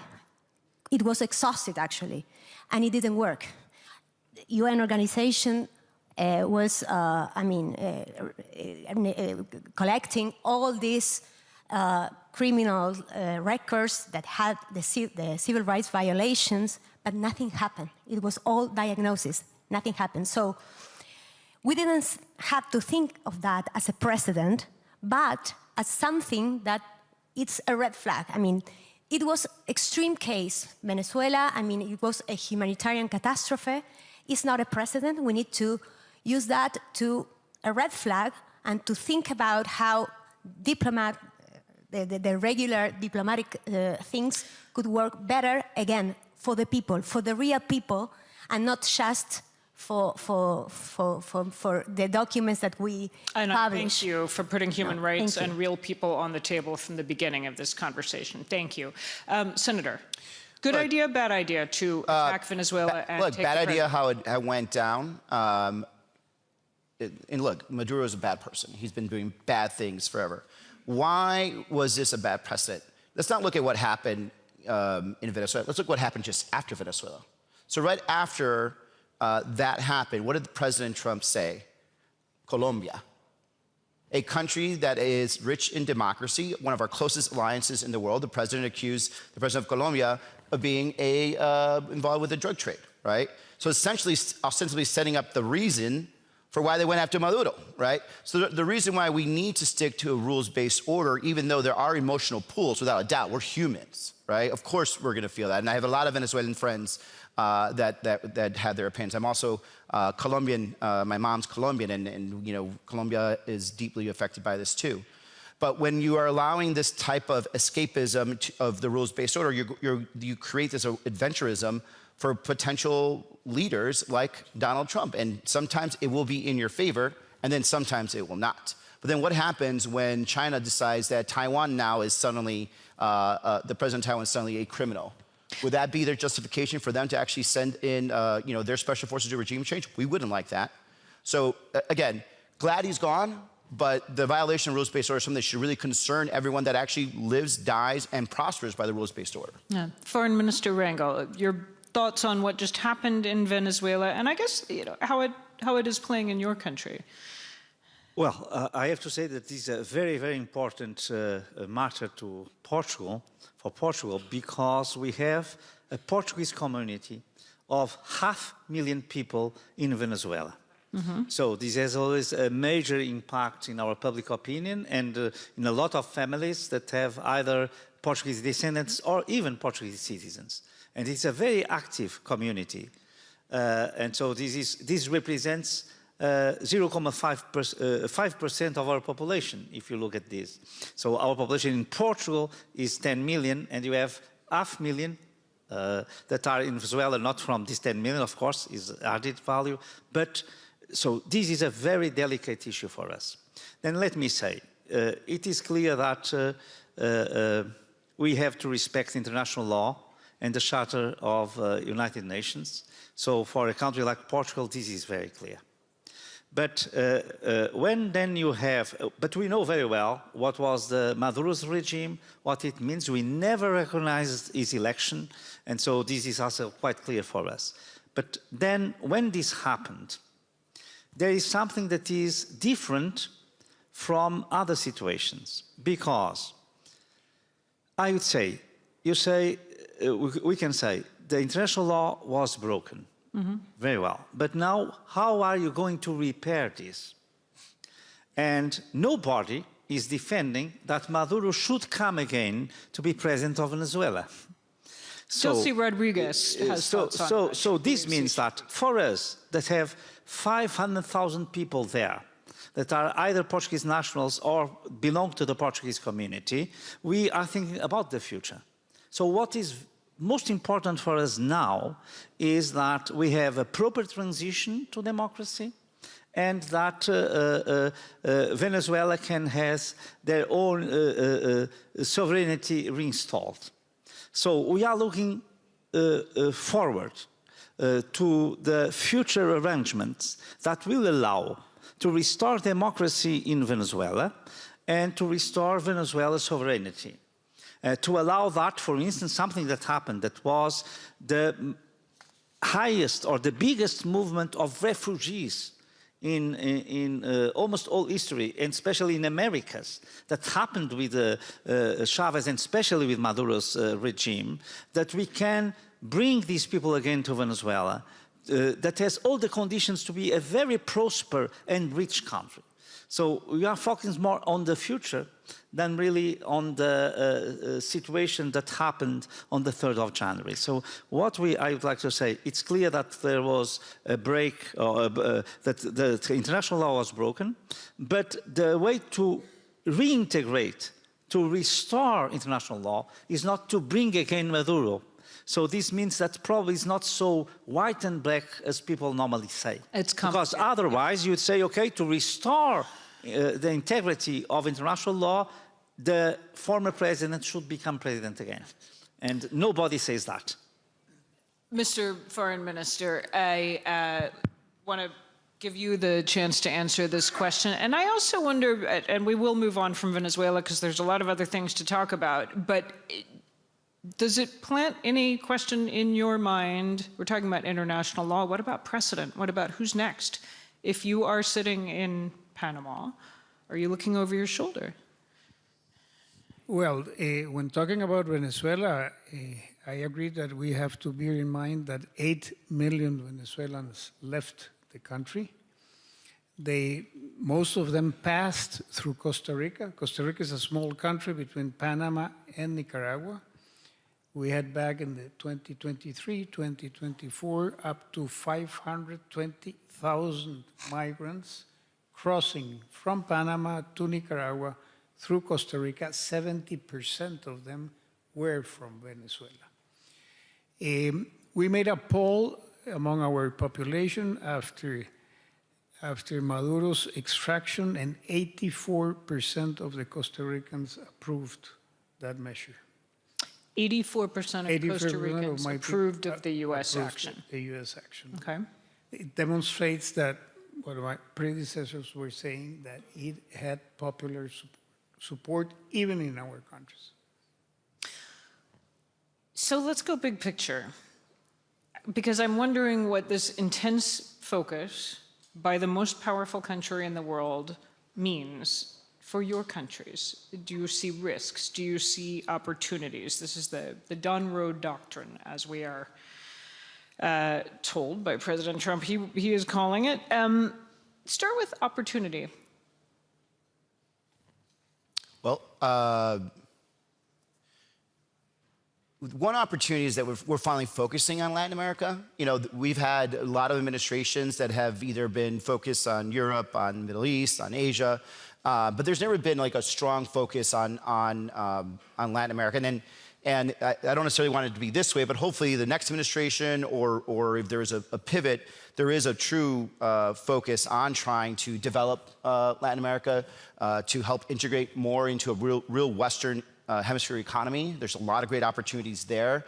I don't believe this is the route to do it. By stick is not going to do it. It's actually, I think, create ill will. Right now, you have a lot of elections happening in Latin America that are moving towards the right, to electing governments that are actually pro-United States, and we like that. Countries that are also, leaders tend to be anti-China, we like that. But if we play a heavy hand, like we have, for the last 100 years in Latin America, you can have a total blowback, and we don't want that to happen. Did you want to jump in? Yes, well, for a long time, the U.S.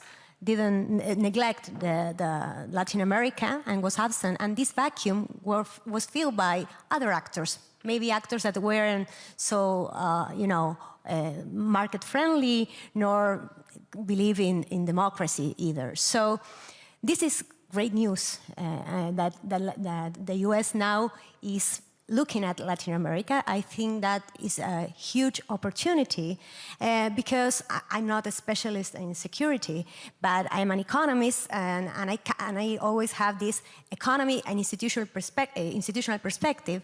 And when institutions fail, security also fails. So if we have institutions failing, we have less trade, we have less investment, and more poverty. And this is a ground for a lot of this organized crime and I mean things that we don't like. And so I think that and also that is built in the whole hemisphere, affecting also the US. So I think that now we have a convergence of interests with the US, and that we can work together in order to cooperate and create these orders also. And Argentina is an example. What's going on in Argentina should be something to take into account. We signed a trade agreement and investment, but it's more than that. It's also security, it's also institutional capacity, it's also supply chains. And I think that this works for not only for Argentina, it works for the region. And I think that we should go with this cooperation, and it's better for the whole hemisphere. Okay, so you're describing that it's positive. The U.S. is really paying attention to what's happening in Latin America and the broader hemisphere. There are downsides of the U.S. paying a lot of attention, and no one likes a bully. There have been many conversations I'm sure you all have been at this conference about Europe trying to figure out how do we stand up for our values, for what we as Europeans need. How do we rethink our relationship with the United States? Are those conversations happening in your countries? There's a shift, of course, in points of interest between the previous administration and the current administration. For the current administration, we have identified three topics of interest: migration, organized crime and narco trafficking, and Chinese investment, mainly in security areas or critical infrastructure in our countries. In all of those, we do not have a problem with the US. Our policy, pre-existing the Trump administration, coincides with it. We are struggling against organized crime and narco trafficking. With the support of the US, we have installed scanners in all of our ports and are trying to sterilize our fruit exports from the contamination of drugs. On the front of migration, we have more Americans living in Costa Rica than Costa Ricans living in the US. The problem is inverse. And regarding Chinese investments, we took a position on the deployment of the 5G networks, according to which providers must come from countries that belong to the Budapest Convention on Cybercrime. China does not belong to the convention, and thereby Huawei has been excluded as a provider. So we qualified in all those points of interest, and the cooperation is running well in our case. You have to take into consideration in our specific case that 60% of the tourists we receive are from the US, 50% of our exports go to the US, and 70% of foreign direct investment comes from the US. You're saying you need the US. So our economy is practically fully integrated with the US economy. Foreign Minister Rengel, how are you thinking about this? Portugal, you have a foot in both these worlds. You're European, you're also in the Western Hemisphere. How are you hearing the conversations we're having at this conference about should any country be above the law, including the most powerful country in the world? Well, let me say that Portugal is a founding member of NATO, is member of the European Union we joined the European Union 40 years ago, and we have the biggest maritime domain of Europe. And we are, as you said, in the far west of Europe together with Iceland. So for us, everything that is linked to Atlantic and especially United States is, I'd say, a decisive and fundamental acts of our external policy. So this is quite clear. What I'd like to draw your attention to is that all this doctrine of the Western Hemisphere had an impact in Europe that today Europe was very reluctant to accept, but today everybody accepts, is that Europe has to be responsible for its own defense and has to invest adequately, properly, intensively in defense. Because the United States say we have to take care of the Pacific, we have to take care of American hemisphere or Western hemisphere, so you have to be responsible for your own defense. And this, that seems something that could be aggressive to Europe in a first perspective or first approach, today is seen by Europeans as a positive thing. There is a paradox in this approach that Europe is become more and more united because of this doctrine, because we have to take care of ourselves. So this would be a positive impact that I would like to stress, to underline, that probably was not foreseen when we speak about this doctrine and this geopolitical approach, but will be the consequence of it. Europe will take care of its own defense, and so it will take a new step in its own unity and integration.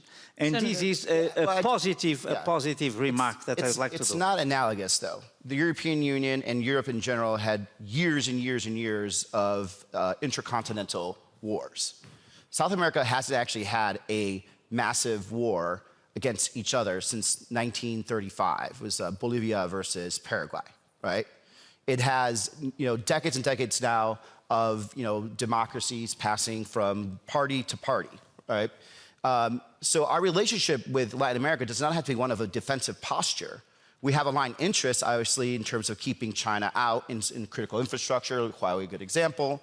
Other critical infrastructure in terms of access to sky. I was talking about the telescopes down in Argentina.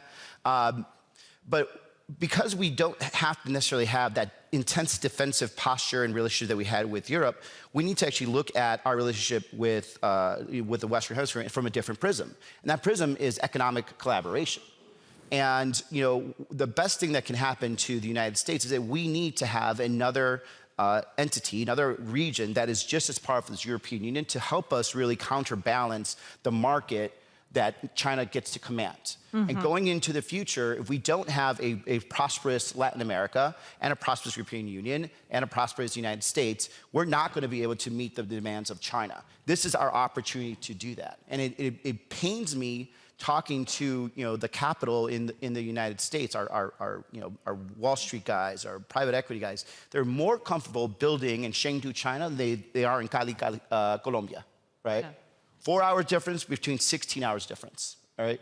But in terms of what is in our best national interest as a country, our capital should be flowing where our interests are, and it's not. It's going to a country that is trying to rise against us. Let's just stay with China for a second and how the rest of the world fits into this. And I'll direct this at our panelists from Argentina and Costa Rica, if I may.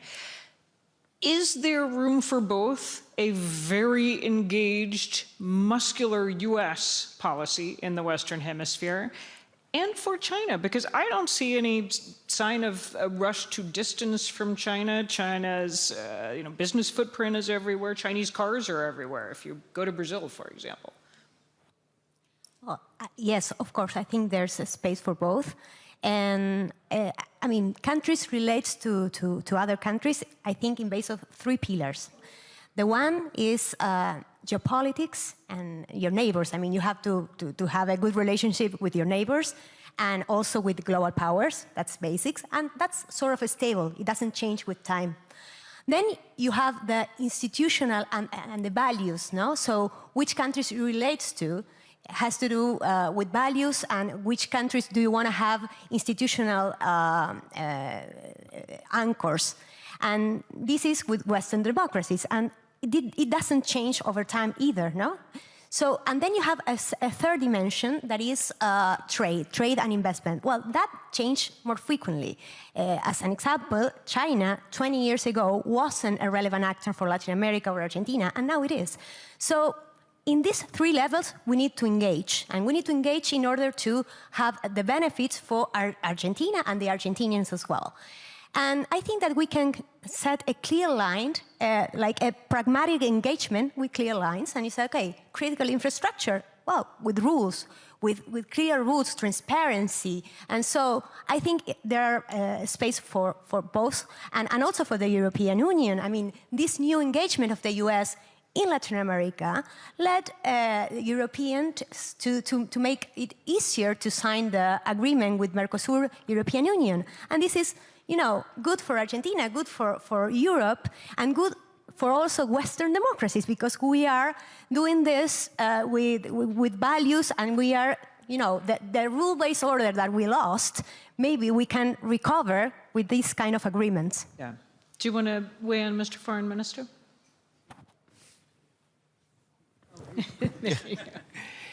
Well, every country relates to all other countries as it deserves.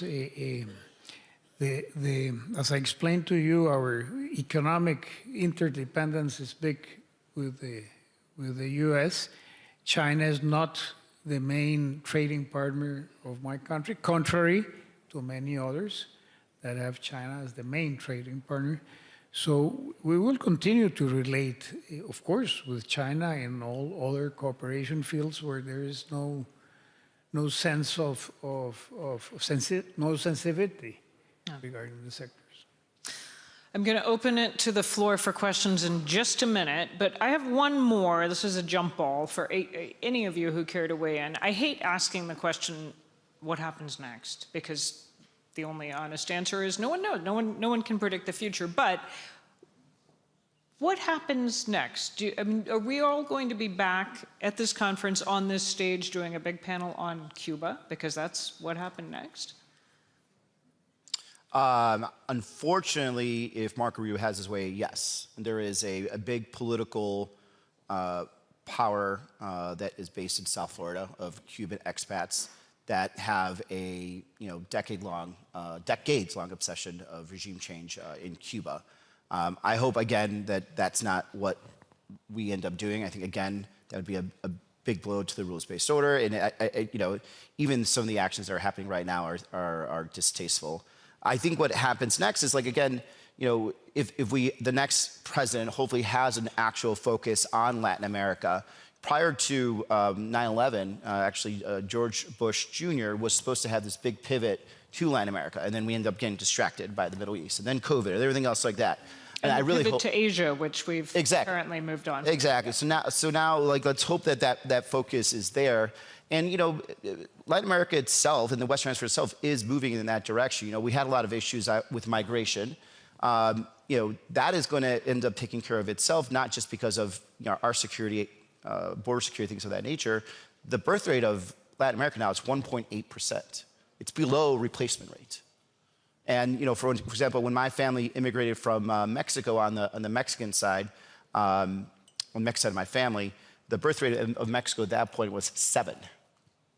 7 kids per kid. So that's why, especially all the men were leaving to go find work. So what's going to happen in Latin America as time goes on and their population is decreasing? They're going to have sufficient jobs for everybody. There's going to be less migration. That's a really good opportunity for us to build on that. We have a great opportunity to bring stability to the region. Combine our market power, invest in a region that's going to invest in us and stay with us. And we haven't learned the lessons from COVID, where we were desperately lost. We had so many products that were dependent on that cross-Pacific trade that we were searching. I was a member of Congress. I was literally calling up anywhere so I could find stuff because it was all from Asia. And we had this big conversation. We need to reshore, and we need to look south to reshore, and all of a sudden it just went away. We need to refocus on that again. Okay, a lot to chew on there, but I want to let y'all get into the conversation. I'm going to award the first question to one of the Munich young leaders in the audience. If we can get a microphone, please, to Gonzalo Bañas-Villar, who is anchor and head of the international news desk at Todo Noticias. Thank you for the presentation. I would like to move to the following subject. Fortunately, in the Americas, we don't face a threat of a military direct confrontation between our countries. But what we do have is a really big problem with corruption and organized crime. In this context of where a lot of countries are moving to the right, how can we work together to develop stronger institutions, dialogue, or cooperation to fight against corruption and organized crime? Thank you.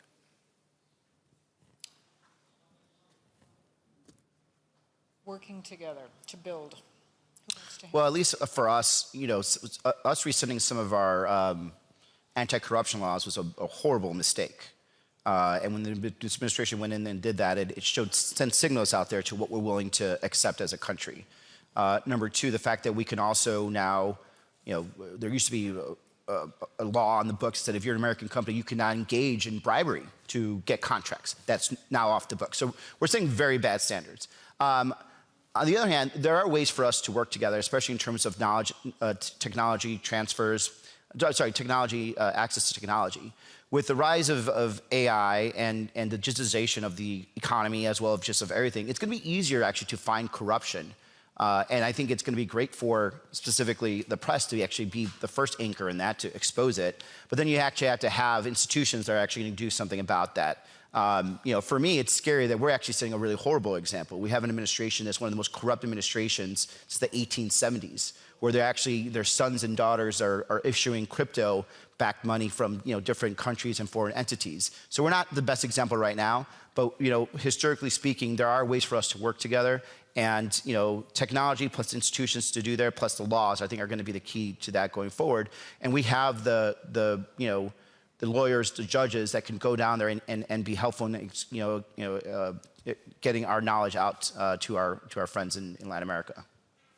Yeah, I would like to add something because I think that Argentina right now is an example in terms of what we are doing, in terms of reforms. We are doing a lot of deregulation because when you have a lot of regulation, there's always a space also for corruption. And we used to have that in Argentina before.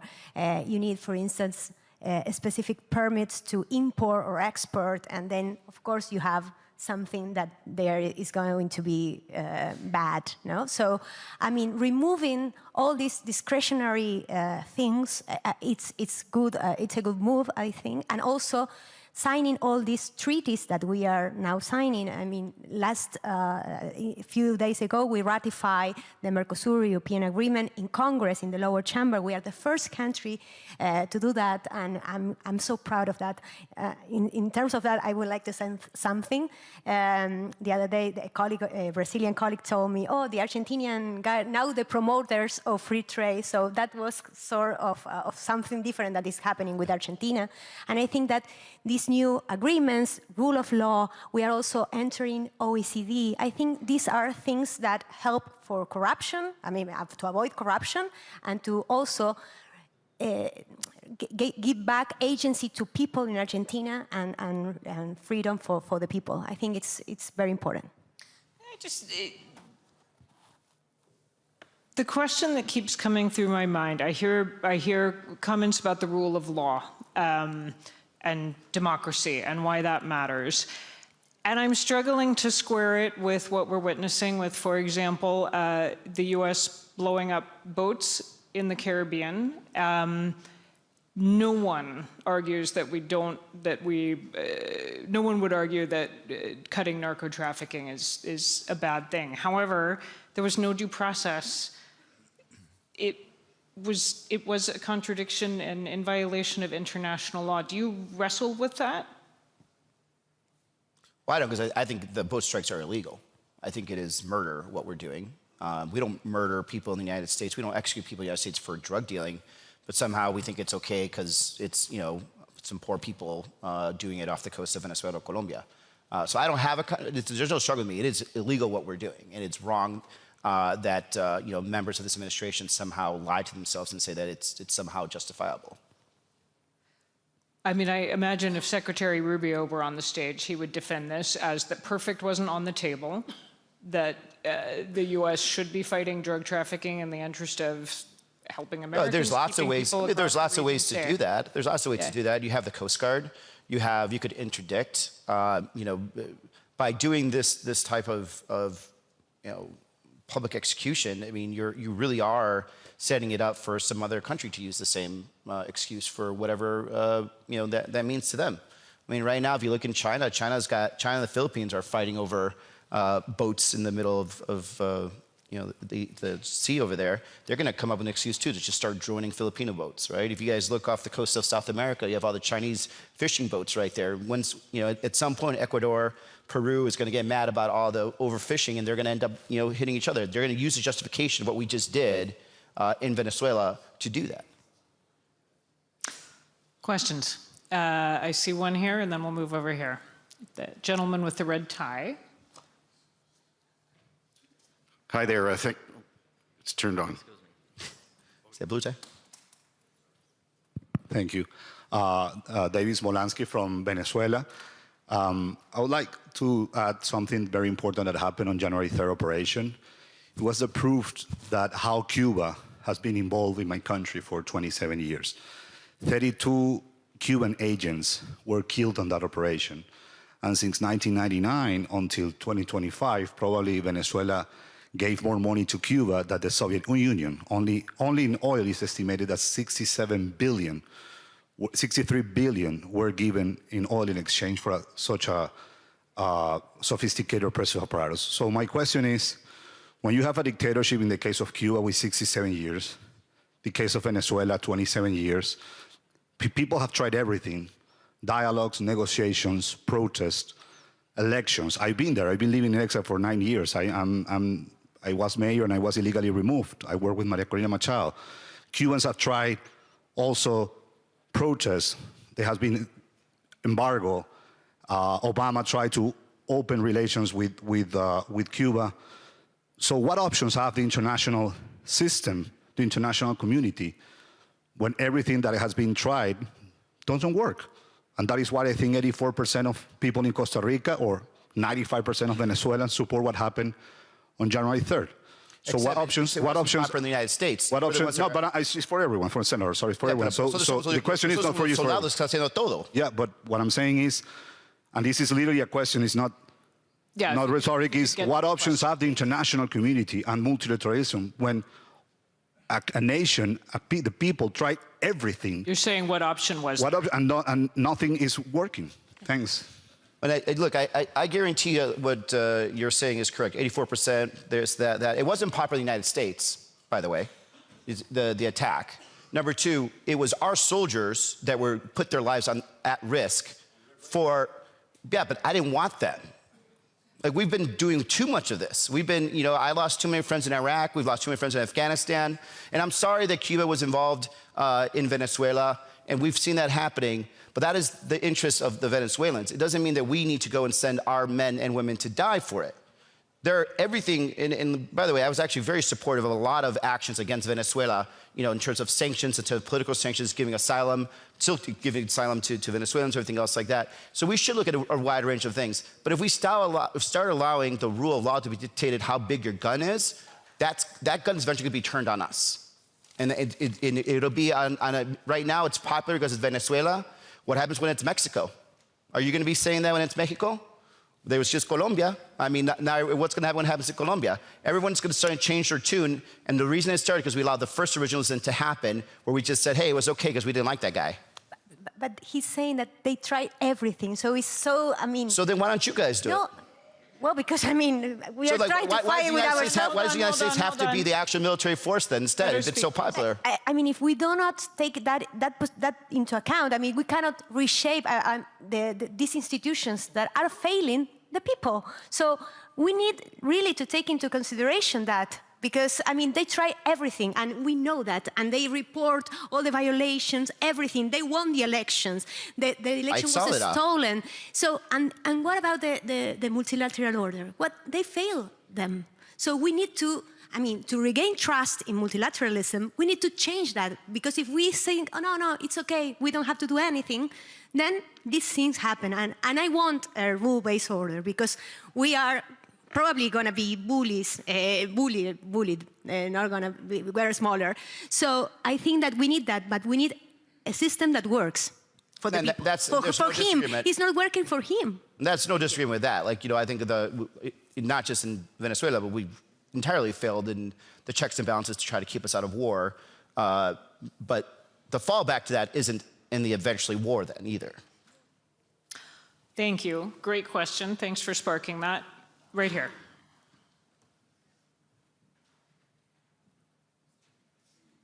Hello, good afternoon. I'm Ricardo Della Coleta. I'm a journalist for Folha de São Paulo, it's a Brazilian newspaper. Senator Gallego, it seems to be a bipartisan objective to reduce China's influence in South America. There is a disagreement on how to reach that. I wanted to hear from you, what would be a credible and effective strategy for the United States to reach that objective, taking into consideration that when we speak about China and speaking about South America, because I know more of the reality, we don't speak only about trade. It's the major or second biggest trading partner of pretty much every country in the region.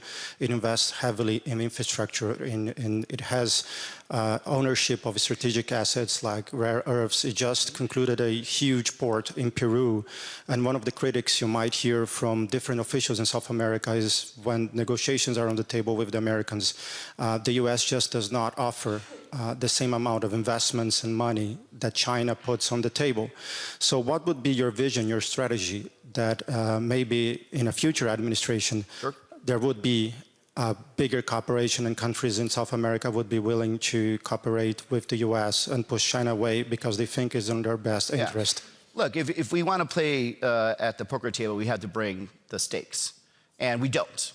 But like, this is why I think the next president should have, you know, on plan as fast as possible, the Marshall Plan for Latin America. So that way we don't have to compete against China. We are there to actually, you know, help build that port. We also need to reorient our capital markets again. We may be the first country in the history of the world that actually ends up arming and financing our opponent, right? New York is going to be, the New York Wall Street money is going to end up causing potentially American dominance to wane because of their greed and how much they've invested in China. When you have perfect alignment with countries that are aligned with the United States, we have cultural connections that we could be doing in Latin America. So on the trade front, yes, increase trade, increase collaboration, investment. We don't invest as much as we can in terms of the cultural side of things too, right? We should have a lot more worker visas coming in from Latin America, legal worker visas, student visas, every type of visa that will actually connect us and binds us, not just at the, you know, the lowest level of workers, but even to the, you know, to the policymakers, the journalists, everything else like that. It's what we did in the post-World War II world, and we know that that's a winning strategy. For some reason, we just look at Latin America and say, well, it worked in Europe, but I guess we can't do it here. I think that's what we have to do. We should do what we know works. And if we do that, you're going to have a hemisphere that's going to be rich, prosperous, aligned with the United States, and it's going to be, more importantly, we're going to be all aligned in against potentially you know, a rising China. Got it. Mr. Foreign Minister. Yes, only to say that when we look at the competition that comes from the Pacific and especially from China, the only answer that could really replace this increasing role of Chinese economy in Latin America, but also in Europe, everywhere, is to have a network of free trade agreements. Like we have made now, European Union and Mercosur, to use the Portuguese word for the market, and the same happens with the United States. That's where Europe really has a huge divergence with the Trump administration, is on protectionism. Because if you had a common market or something like that between the two banks of the Atlantic, and in this case I'd say South, Central, North America, European continent, and in the future the Western Africa, but that would take some time, then you have a preference space where you can compete with China or with emerging economies on the Pacific. So probably the answer is exactly the opposite, with less protectionism, with with free markets all around the Americas, and also with the European Union. If we are able to do that, we'll have a clear competitive geography that can give to the Atlantic, again, preeminence, at least to balance Atlantic with the Pacific. I would like to have a market from the Antarctic Atlantic to the Arctic Atlantic. Yeah. That would be a dream. But when we are not able to have the dream, I'd say, coming true, we can do a lot of improvements. And to have a trade agreement between the United States and the different America markets with the European Union, this will be the best solution to say that we are reducing the aggression competition of other powers that are emerging now. This has been a really fascinating exchange of views. It's a big hemisphere, so it's no surprise that there's a huge range of views. Thank you for a frank and feisty conversation. I see more hands. I'm sorry, we're out of time. Thank you so much for coming. Thank you.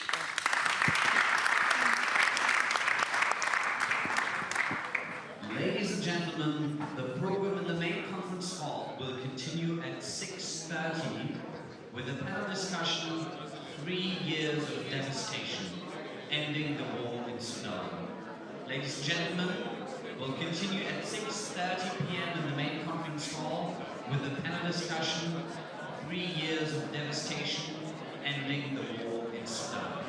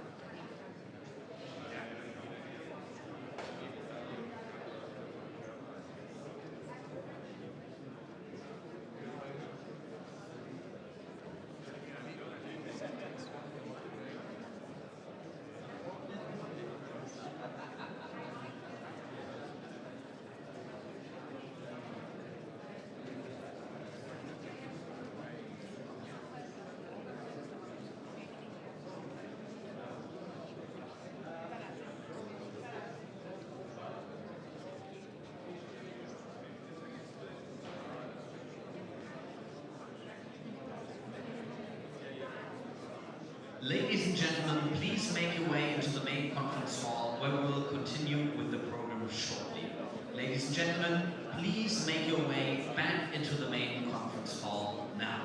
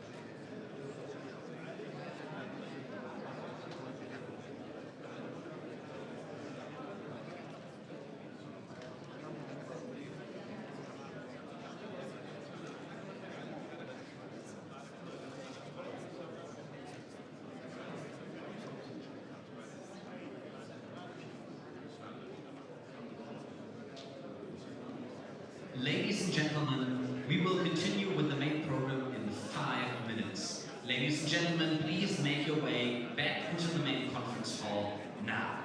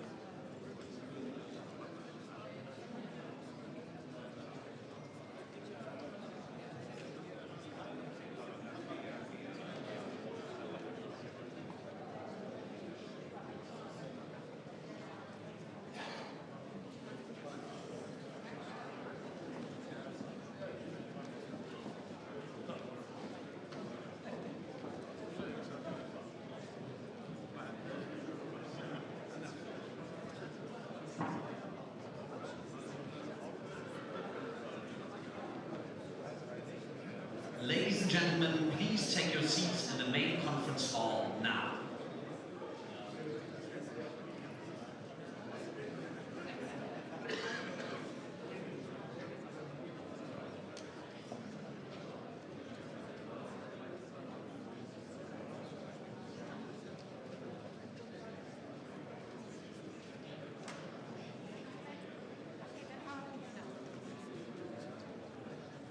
Ladies and gentlemen, please welcome the correspondent at Channel 4, Lindsay Hilson.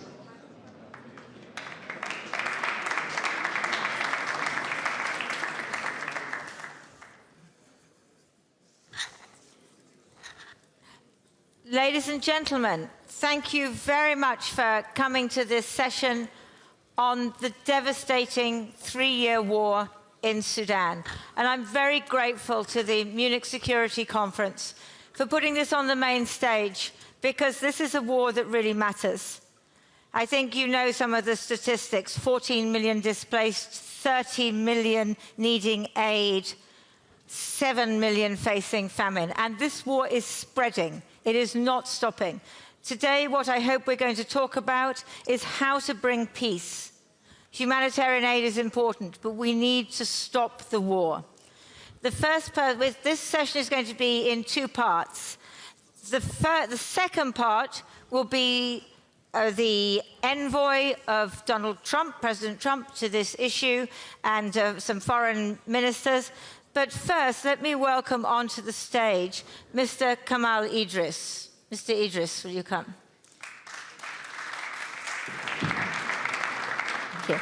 So, Mr. Idris was appointed last year by the Transitional Sovereignty Council of the Sudanese Armed Forces as Prime Minister.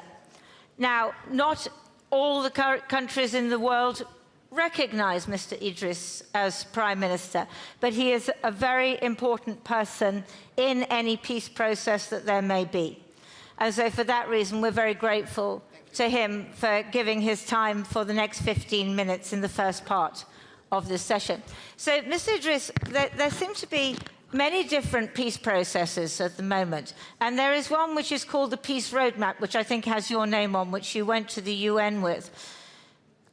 I read a little bit of it. It seemed to involve the other side, the Rapid Support Forces, surrendering completely. How's that going to work as a peace process?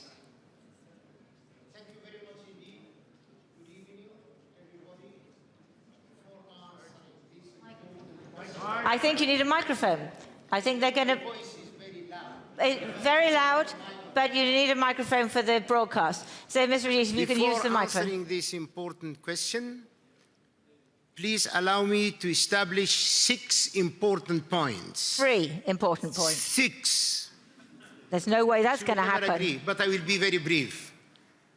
First and foremost, ladies and gentlemen, Sudan is a historic country, is a historic nation and ancient civilization. You all know that. So I'm just stating the obvious. Second, I wish to commend and compliment the tripartite arrangements working for peace in Sudan. I underline tripartite arrangements, tripartite talks, tripartite peace initiative in Sudan, initiated by His Excellency President Donald Trump of the United States of America, His Excellency President El-Sisi of the Republic of Egypt, and His Royal Highness Prince Mohammed bin Salman of Saudi Arabia. I thank these 3 international personalities for the positive talks in fostering peace in Sudan. Which you have not agreed to. You have not agreed. We have initiated, Ms. Moderator, our own Sudanese own peace initiative, which I presented before the Security Council of the General United Nations Security Council. This initiative presented by Sudan. This initiative creates complementarities and synergies with this tripartite initiative by the three leaders. And it involves the other side surrendering all the territory they control and going into camps to be vetted. Is that right? No, this is a global peace initiative. But that's one of the... It is a win-win. We are not How saying... do they win? I will tell you in a minute. And this initiative has been supported intensively and extensively, internally in Sudan, before the outside world. The majority of the Sudanese people, the overwhelming majority of my people supported this initiative. Then the United Nations, led by the Secretary General of the United Nations himself, the President of the African Union, the Secretary General of the League of Arab States, the Organization of the Great Lakes, the Organization of Islamic Conference, the World Muslim League, the World Council of Churches, and many others, people. and many others, internally and externally. But what we need to know is how is this going to bring peace? Because I have read what this proposal is, and what I don't see is compromise. And I think that what we know is that you make peace with your enemy, not your friend. So there has to be some compromise. Where is the compromise in this proposal? This initiative focuses important elements, the restoring the legislative legal authority in Sudan. One authority, one nation, one country, and the most important element is protection of civilians. We all sing this song, protection of civilians and the rule of law. Who contests this in this room? So, anyone contest civilian protection or the rule of law? I think we can all agree with that. So how do you come to a ceasefire? Because the ceasefire, which the Quad, which is the UAE, Saudi Arabia, Egypt and the Americans, the Quad have come up with a peace proposal, and my understanding, and you can correct me, is that the Sudan Armed Forces have not agreed to that ceasefire. Is that correct? There is no formal comment, and by the way, I would like to reiterate here, all proposals we have received from any party, we gave our reaction, whether this is positive, negative, or we have provided concrete comments. I underline, I see the tripartite arrangement. So far, we have been holding serious talks with these three countries, individually and collectively. I'm not commenting about the Quad. So no ceasefire then? Sorry? No ceasefire agreed then? There is no concrete agreement which we have received and agreed upon. And please remember, if you are under the impression that we have received from any country, any authority, a concrete proposal to which the Sudanese state, Sudanese government, or the Sudanese people, we have 40 million people in Sudan monitoring this minute by minute, second by second. This is our broader parliament. We have not yet agreed on anything. We do not have on the table of the government any concrete proposal. But a humanitarian ceasefire is absolutely urgent, isn't it? Ceasefire in itself is not an end. But it is a beginning, and we haven't got to a beginning yet. We are not here to say ceasefire. Ceasefire without complementing other arrangements of the so-called DDR, the doctrine of the DDR. Everybody knows what I mean by DDR. Tell us. Ceasefire as an end in itself is not a solution. A ceasefire is a beginning, not an end. There is no beginning, there is no an end.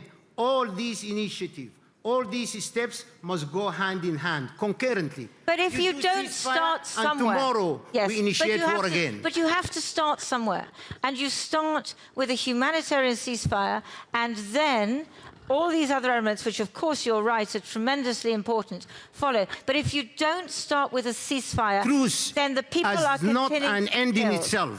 Please remember this. Can you tell me one single precedent in Sudan or in Africa where we have established truce as an end itself and it led to a successful outcome?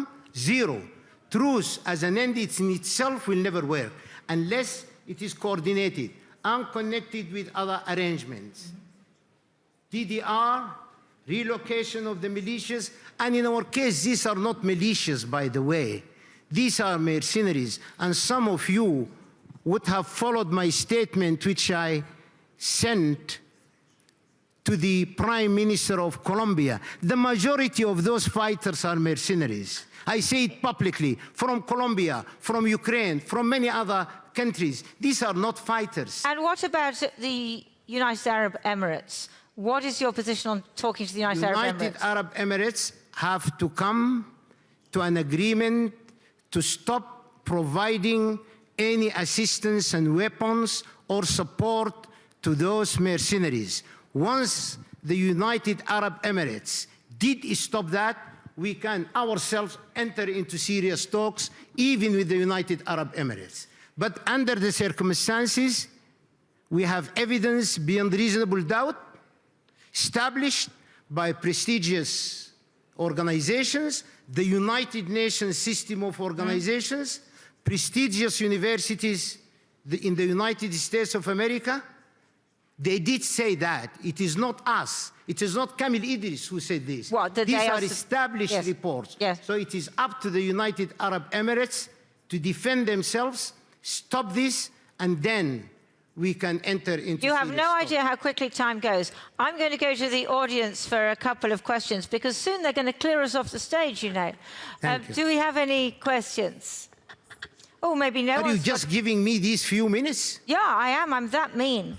Very serious it's not moderator. me. It's the it's the organisers. Listen, does anybody have a question? Otherwise, I can continue. Yes, the gentleman there. They're bringing you a microphone, sir. Have you talked to the RSF? Have you talked to the Rapid Support Forces, your enemy? No. First of all, let me clarify. RSF was established by Sudanese law. RSF has been dissolved completely. That era of Can I finish, please? Do you want me to finish? Or yeah, please go ahead. You're claiming that the RSF does not exist anymore. The organization that exists is a combination of militias and mercenaries.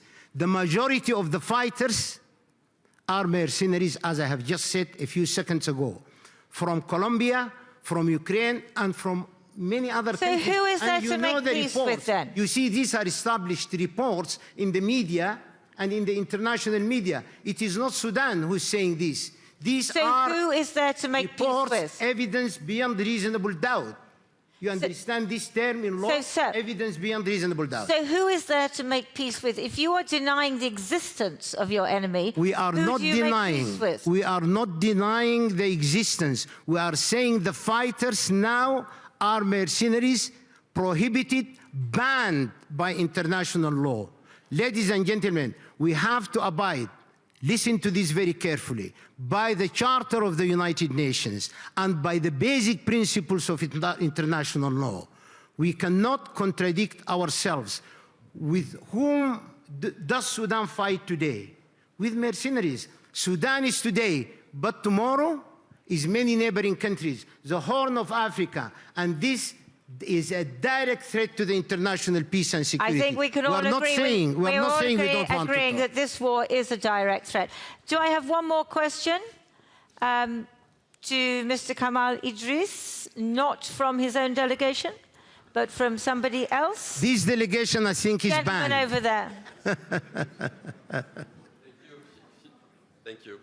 Philippe Bolopion, I'm the Executive Director of Human Rights Watch, and I'll have questions later as well. But I wanted to ask you, first, we fully recognize that the Rapid Support Forces have committed atrocious crimes, especially when they took over El Fasher, and we believe there is... Can you make it quick, because I can I will. There is also ample evidence of the UAE support for the Rapid Support Forces, but your forces as well have been accused of serious violations, including indiscriminate bombing. So what are you doing to keep that in check and to make sure that your troops are not Let me committing clarify. violations? These are not simple crimes. These are war crimes. What, committed by the Sudan Armed Forces? Crimes against humanity. Crimes against humanity. Atrocities beyond the description of words, as established by various reports. So, what SAF, the Sudanese army, was doing were in private self-defense. This is the army that is under the constitution. They are under obligation to defend Sudan and the Sudanese people. So it is not a traditional war where fighters were coming to attack you. These were the guardians of national institutions. They attacked these institutions, they destroyed the infrastructure, they killed people, displaced persons, raped women, killing the parents in front of their eyes. These are crimes beyond the description of words. And I would upgrade the word war crimes and crimes against humanity. This is a definition of a new type of crimes, and if I were to negotiate with the ICC, I would upgrade the level of crimes to a completely different level of crimes, which is not yet described by humanity. Mr. Idris, you know how quickly time has gone because you have spoken so much. And we are grateful Sorry to you to be for that. talkative, but Sorry remember I'm defending my people. But we are very grateful. But we are very grateful to you for your time. Thank you so much indeed. Now, ladies and gentlemen, Mr. Idris is going to hand me his microphone. He is going to exit the stage, so am I. They're going to pull on some more chairs, and then we're going to hear from some other people involved in Sudan. So don't move, there is more coming. Thank you. Ladies and gentlemen, please remain seated.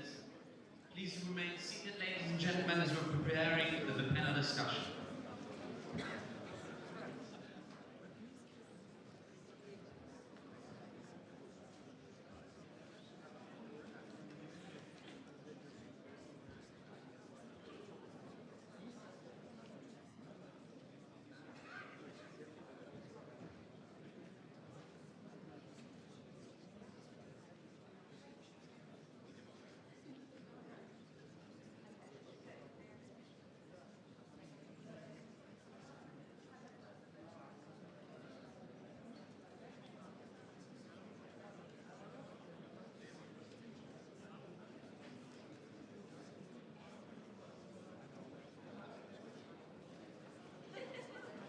Ladies and gentlemen, please remain seated. We will continue momentarily. Ladies and gentlemen, I kindly ask you to remain seated.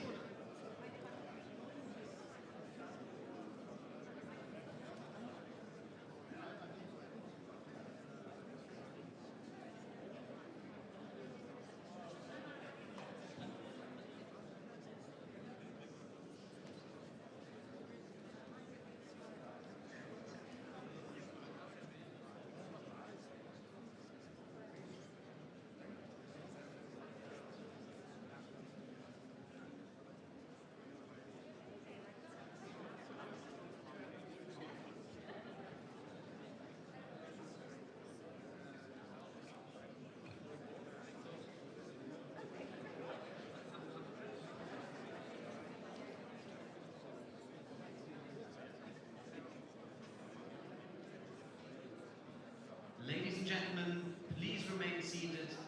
The session will continue in just a moment. Ladies and gentlemen, thank you for your patience. The session will continue in just a moment.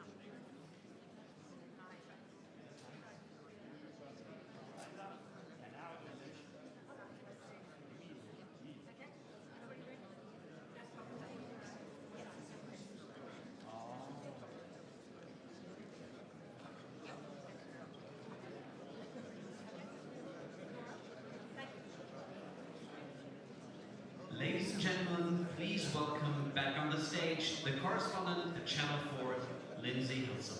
Thank you. And please welcome the team. Please come on up. Ladies and gentlemen, I'm delighted that we have this very high-level panel here to talk about this subject, which is very dear to my heart. So we have here Reem Alibali Radovan. She's moving across. She's from the Federal German Minister for Economic Cooperation and Development.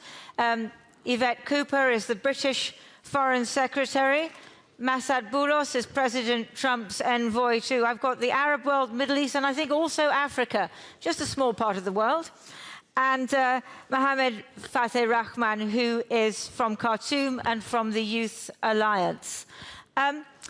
Mr. Boulos, can we start with you, because you've been very involved in peace talks, particularly with the Quad, which we were talking about earlier, which is the US, Egypt, the UAE, and Saudi Arabia. So can you just update us? Is it peace in our time? Can we be hopeful? Thank you very much. First of all, it's a great honor to be here. Thank you for the invitation. It's also an honor to be here with the distinguished panelists, including Secretary Cooper, with whom we're working very closely, and I'll update on that, and the Honorable Minister Radovan as well. And my dear friend Mohammed, thank you. Just by way of a quick update, and I'm not speaking on behalf of the Quad or any other country or organization, I'm speaking on behalf of the United States. We've done extensive work both with our Quad partners and many other partners, including the UK and many others, and we will list them as we go on.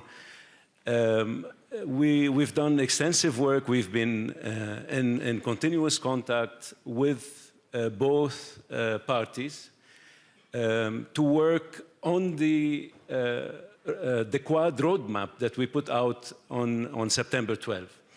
The roadmap starts with a humanitarian truce and ends with a political transition process. So on the humanitarian truce, we presented an initiative, we presented a strong text to the parties that addresses all aspects of this, let's call it temporary ceasefire or truce. We have also engaged in extensive consultations with both sides, and then we've reached, at some point, an understanding that it will be most useful to go through a UN mechanism. So we proceeded with that. We've been working with OCHA specifically, and with the UN Secretary General and his team to come up with a UN mechanism that will help implement and monitor this ceasefire or this humanitarian truce. And we've worked on it for weeks, and I can say that we announced that in Washington a few days ago, along with our partner, Tom Fletcher, that we do have a draft mechanism. It's going to be hopefully finalized very soon by the Secretary General's office, and we will be ready at that point in time, hopefully within days, to present the final draft to the parties and hopefully get their approval. Can I interrupt you just 1 minute? Because I've just been speaking to Mr. Kamal Idris, who, as you know, was here representing the Sudan Armed Forces, one of the parties. He said there was no reason to have any kind of ceasefire or truce until you had everything arranged. And then he denied the existence of the Rapid Support Forces, which would be the other side, the enemy. He did not give the impression of a man who was about to sign on the dotted line. Well, this was very interesting. I heard a bit of it as we were coming in. This was quite interesting. No, the realities and the facts on the ground are quite different. We all know that there are two parties to this conflict. Yes. We are, as mediators, we are not taking sides. We call them out whenever they cross any lines, and they've crossed some few. When the RSF committed atrocities in Al-Fashir and elsewhere, we even refer to it as genocide. Officially, yes. This is the US position. When the other side used chemical weapons, we've also called them out, and this is our US official position. So these are facts on the ground. Unfortunately, there are two parties. One may have committed much more than the other, but we have to work, as mediators, we have to work with both sides to get to an end, a peaceful end to this war. We all know that there's no military solution. This has to end peacefully through a negotiated process. I think that most of us can agree that, you know, a negotiated process is what is necessary. I suppose what's concerning me is that I see the war spreading. I see these camps in Ethiopia for the RSF. I see a drone base in Egypt backing the SAF. I don't see the United Arab Emirates backing down on its support for the RSF. And then I've just had this very interesting conversation with Mr. Idris. So at the moment, I'm afraid I'm not feeling very hopeful. Well, I would tend to agree with you if you see what's happening, especially in recent weeks. Of course, one would have some doubts. But what I can say on behalf of the United States is that President Trump is committed to resolving this war, and he has made this position very clear. He just spoke about it very recently, just a few days ago, once again, and he made his position very clear. He wants the suffering to end, the suffering of the Sudanese people. But what leverage do you have with the parties or with their backers? I mean, you have a lot of leverage with the UAE. They're one of your closest partners. We're working with our Quad partners, both the UAE and the Kingdom of Saudi Arabia and Egypt as well. But like I said earlier, we're working with many others. And each of us can bring something to the table. When there's a collective effort, including, let's not forget also the quintet. They've done a good job. And this is not the only track.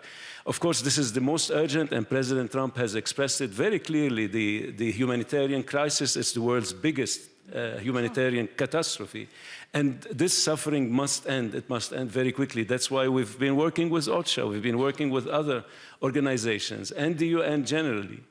In addition to other humanitarian organizations, we want the aid to get in. Sure. And as you said, we're very concerned about any sort of external support. The Quad has made this position very clear. We would like to see an end to this external support, and we've taken measures. Except for the fact that the Quad are part of the external support. But let me just bring. I want to speak to you, Foreign Secretary, because I know you've just been in the region, and just very briefly, can you just tell us something about the sexual violence against women and girls? Because I think that that's another thing we can agree on, that this is one of the most appalling aspects of this crisis, and I think you saw some of this firsthand, didn't you?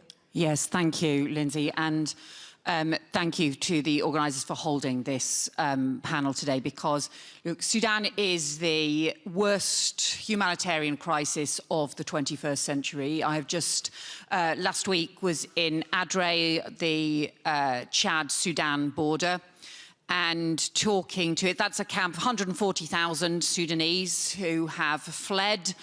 And of those, 85% of them are women and children. And the reality is the stories that you hear are horrendous. Here speaking to one young woman who said to me, she said, most of the women I know, they had bad violence on the way here, but we don't want to talk about it because of the shame. I spoke to another woman who is running a support for victims of sexual violence. She's a Sudanese woman, a psychologist, trained psychologist, who's been providing some just support in the camp, and who said that she estimated the majority of women she thought had been subjected to sexual violence. I've spoken to another aid worker who said in the 20 years that she has worked in conflict and been used to dealing with issues around conflict and sexual violence, never had she seen it on this scale, where she felt in one of the camps she was working in, almost every woman had a story of having been raped along the way. And another Sudanese emergency room's response worker who told me that they had had 3 sisters arrive, all of whom had been raped on the way. The oldest was 13 and the youngest was 8.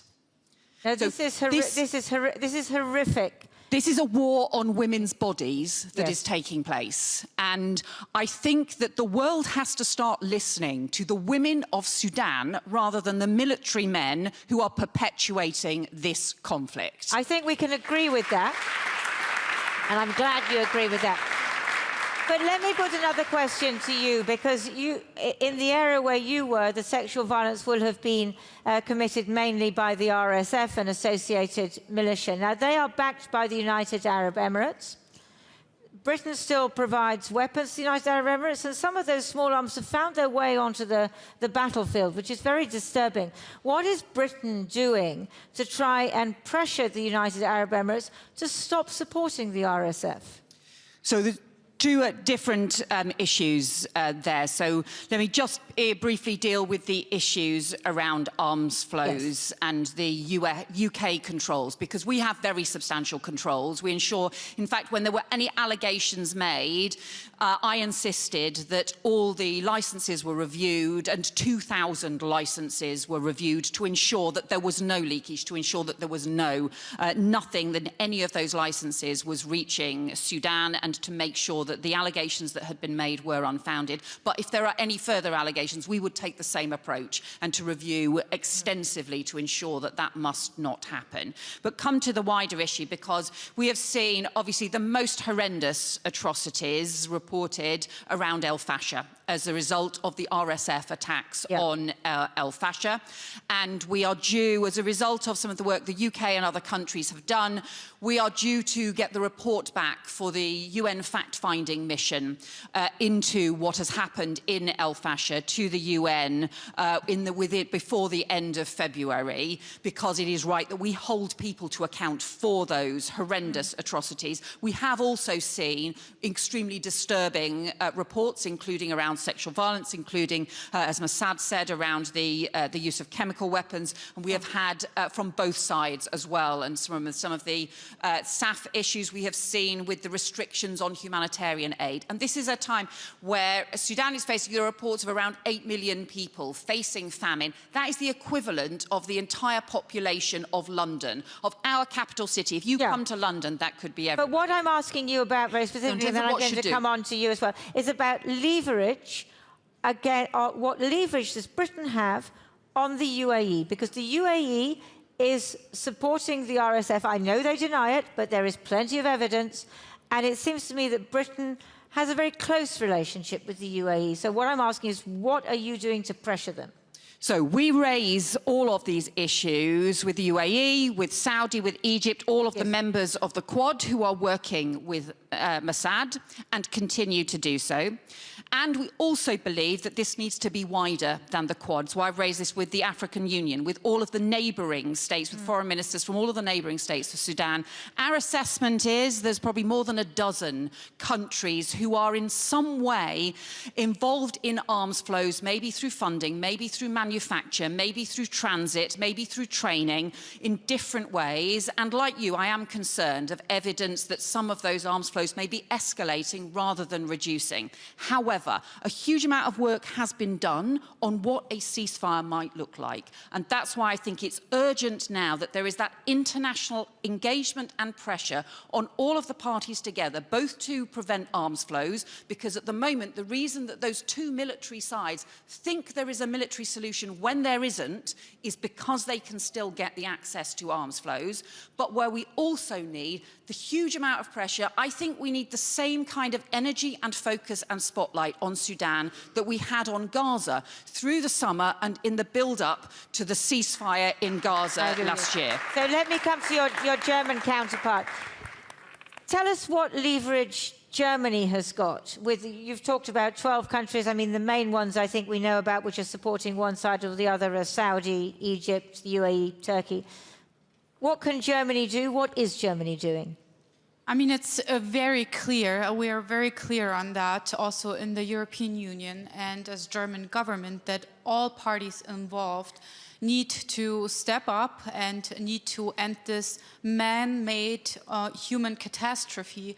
It's not a natural disaster, it's all man-made, and man should stop this catastrophe. And I think what we heard from Mr. Boulos and the Quad Initiative, we support the efforts, but it's clear we can't wait. This cannot go on forever and forever. We need to pressure all parties involved. And we are, at the same time, we are facing this humanitarian catastrophe, the biggest crisis we're facing, as Ms. Cooper just said. So I am also worried not only about a long-lasting ceasefire that we need, I'm worried about the humanitarian situation. Sure. We have 10 to 15 million refugees fleeing within or from Sudan, yes. And we are facing public budget cuts everywhere. And this is why it was important to me also that we speak about Sudan at the MSC. And we will host, and we are very honored to host the conference on Sudan on behalf of the third year anniversary in Berlin on April 15 with the UK, with the United States, with the EU, with France, and the African Union. And I'm glad that we have a young voice here from civil society. We're just going to come to. Because what Germany is keen on, and that's why we support also the Quad initiative, is that at the end of the day, a civil-led government has to take up the lead. It's clear neither parties involved can have a political future in Sudan with all the atrocities committed, with all the war crimes committed. So this is why we're supporting also the civil-led movement, which will be also part of the conference in Berlin. I think this is the moment to turn to Mohammed from the Youth Alliance. Has anything that you've heard on this stage given you any hope? How does it look to you? Actually, speaking as a Sudanese youth, when I enter the hall itself, I feel very desperate that Sudan itself is being on the sideline of the conference. There is no attention. There is no even people on the ground, like listening. And I think we reached to a point that we need to stop talking. We need to act. I mean, for the European Unions, for the US and everyone involved. I was been in Sudan. I am still in Sudan for the 3 years of war. And since the war started, we have been in the home when the RSF come and kick us out. We've seen the atrocities of the RSF itself on the ground, and the main supply within the country itself. And just to pick up on what Mr. Bose said, the last November, the Mr. Secretary Roberts said, we need to end this. We need to stop supply, to cut off the weapon from the RSF. Yet we still see that the RSF is supplying through the country, within the neighboring countries, and also all over the region that we have. And I think this needs to be stopped. This needs to be stopped based on the documented reports that we have, based on the evidence in which I am and everyone in Sudan has witnessed as a first-hand experiences on the ground. And we need to stop talking. Really, we need to stop talking. We will not wait. We as Sudanese will not wait, because we have suffered a lot. We have suffered a lot. So can I ask you a question? What do you have Mr. Boulos here next to you. He is the person who is convening all of these different parties to try and come to some kind of peace deal. What is your advice to him? It's not an easy job he's got. Yeah, I know it's not an easy job, but what, like always said, that repeat the same solutions. We don't need half solutions for our problems, because it will keep repeating its cycle. We need like a long term. If you are talking about ceasefire, we need like a guarantee for the ceasefire itself, because all over the country we have the ceasefires going on. In each spot we have violation of the ceasefire itself. So we need to have a concrete action on the ceasefire itself, how it will be implemented, how it will be controlled, and how it will be guided throughout the way. And I just also want to comment on the humanitarian side. Please. We have seen and convened a lot of conferences on Sudan. We have seen a lot of pledge made on, but nothing is delivered on the ground. I have been in Sudan, I was in Khartoum, and we have short-cut funding from everything, from basic life necessity. And I think who's make the pledge need to be committed to that pledge. Otherwise, we are, as I said first, we just keep talking and there is no action. I think that's a very good point.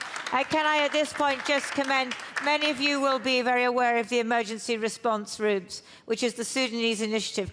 Sudanese who have looked after Sudanese when the international community turned its back. And I think that they are the people we should congratulate more than almost anybody else on the humanitarian front. But Mr. Boulos, I have to I have to get back to you and maybe a challenge which Mohammed brings, that there's enough talking. Because I understand that you bring together all these different parties, but it seems to me that this is the time, it's the time to get nasty, isn't it? Isn't it the time to put real leverage on the countries that are arming these factions? And the US has more leverage. President Trump has more power than anyone else. Come on, you can do it, can't you? I agree with you. We've been quite patient and we've been quite accommodating. We wanted to make sure it's a successful process. Yeah. We've been engaging with both sides and all the relevant actors. However, too much time has gone by, and it's about time to act. In fact, next week at the UN with the Honorable Secretary Cooper, we're going to have some serious talk and action.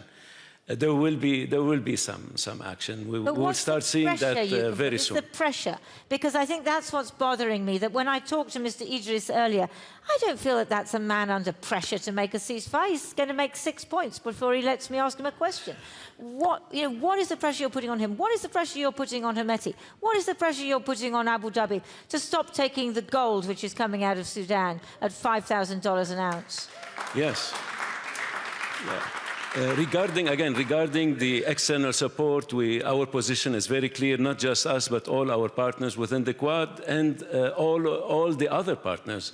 We are totally against any sort of external support that we're seeing, and we're seeing it coming from all sorts of different sources, different supply routes, and to both parties. We're seeing it come to both sides, and this is totally counterproductive, absolutely, to the mechanism and to the process that we're putting in place. So we were waiting to put a full and comprehensive mechanism in place, but it's not just about the ceasefire. It's about the entire peace plan. We have a complete vision. Again, not just at the Quad level, but beyond. We have a complete vision, and the single most important aspect beyond the humanitarian aspect, of course, which is the top priority. And by the way, here, the United States has contributed $2.5 billion since the beginning of this war, just towards humanitarian aid and support, and we remain the single biggest contributor to date on that. Beyond this top priority, we have a comprehensive peace plan that we've proposed, and we're going to work. I'm still not understanding how, I mean, I've looked at some of the principles of your peace plan. It hasn't been published yet, but I've looked at it. It looks great. But I don't see what is going to make either the parties or those supporting the parties agree to it. They want to keep fighting. The single most important aspect of this is the political track. Yes. And this is going to be Sudanese. I really appreciate what Mohammed said, because we're listening to them. We're talking to so many groups on a daily basis, and we're listening to them. This is going to have to be a Sudanese-led process. And I want to thank the Quintet and all the other partners, the UK and Norway and others that have been contributing to this and that are prepared to host this and work more with the civil society, which is quite vibrant in Sudan, as we all know. So this is going to be a Sudanese solution. We're not going to come here and impose anything. We can probably come up with mechanisms that will help them. We can come up with probably a UN Security Council resolution that will give the legal cover and the umbrella for this work. But it's going to have to be a Sudanese solution. It's going to be a comprehensive national dialogue and leading to a civilian-led government. That's the ultimate goal. I think the Sudanese people are fed up. Certainly are. And we've been, like I said, we've been in touch with quite a few groups. They're fed up. They want this to end very, very quickly. Unfortunately, what we heard earlier is not a message of peace. We've been listening to this rhetoric, which is about the military solution, and we are totally against that. So let's keep some hope. Let's look forward to the coming weeks. I think we're getting closer. Let's look forward to that and then take it from there. We are running out of time, but I want to give Mohammed the last word. So, Mohammed, can we just pass the microphone to you? If you want the people in this room, the people who are watching, what's the one thing you want them to take away from this session about your country, and what's the tragedy in your country? I think Sudan is no longer accepting empathy in a way that we are desperate, we are suffering. We just need to develop, we need to recover, we need to move on, because it's been like three years of suffering, 3 years of war, and we really need an end to it. Thank you so much. Ladies and gentlemen, thank you very much for coming to this session. Thank you. Thank you to our panelists, and thank you to the Munich Security Conference for putting Sudan on the main stage, because that is where it needs to be in international relations. And I would also say, slightly sentimentally, because I've been going there for 40 years, in all of our hearts. Thank you very much.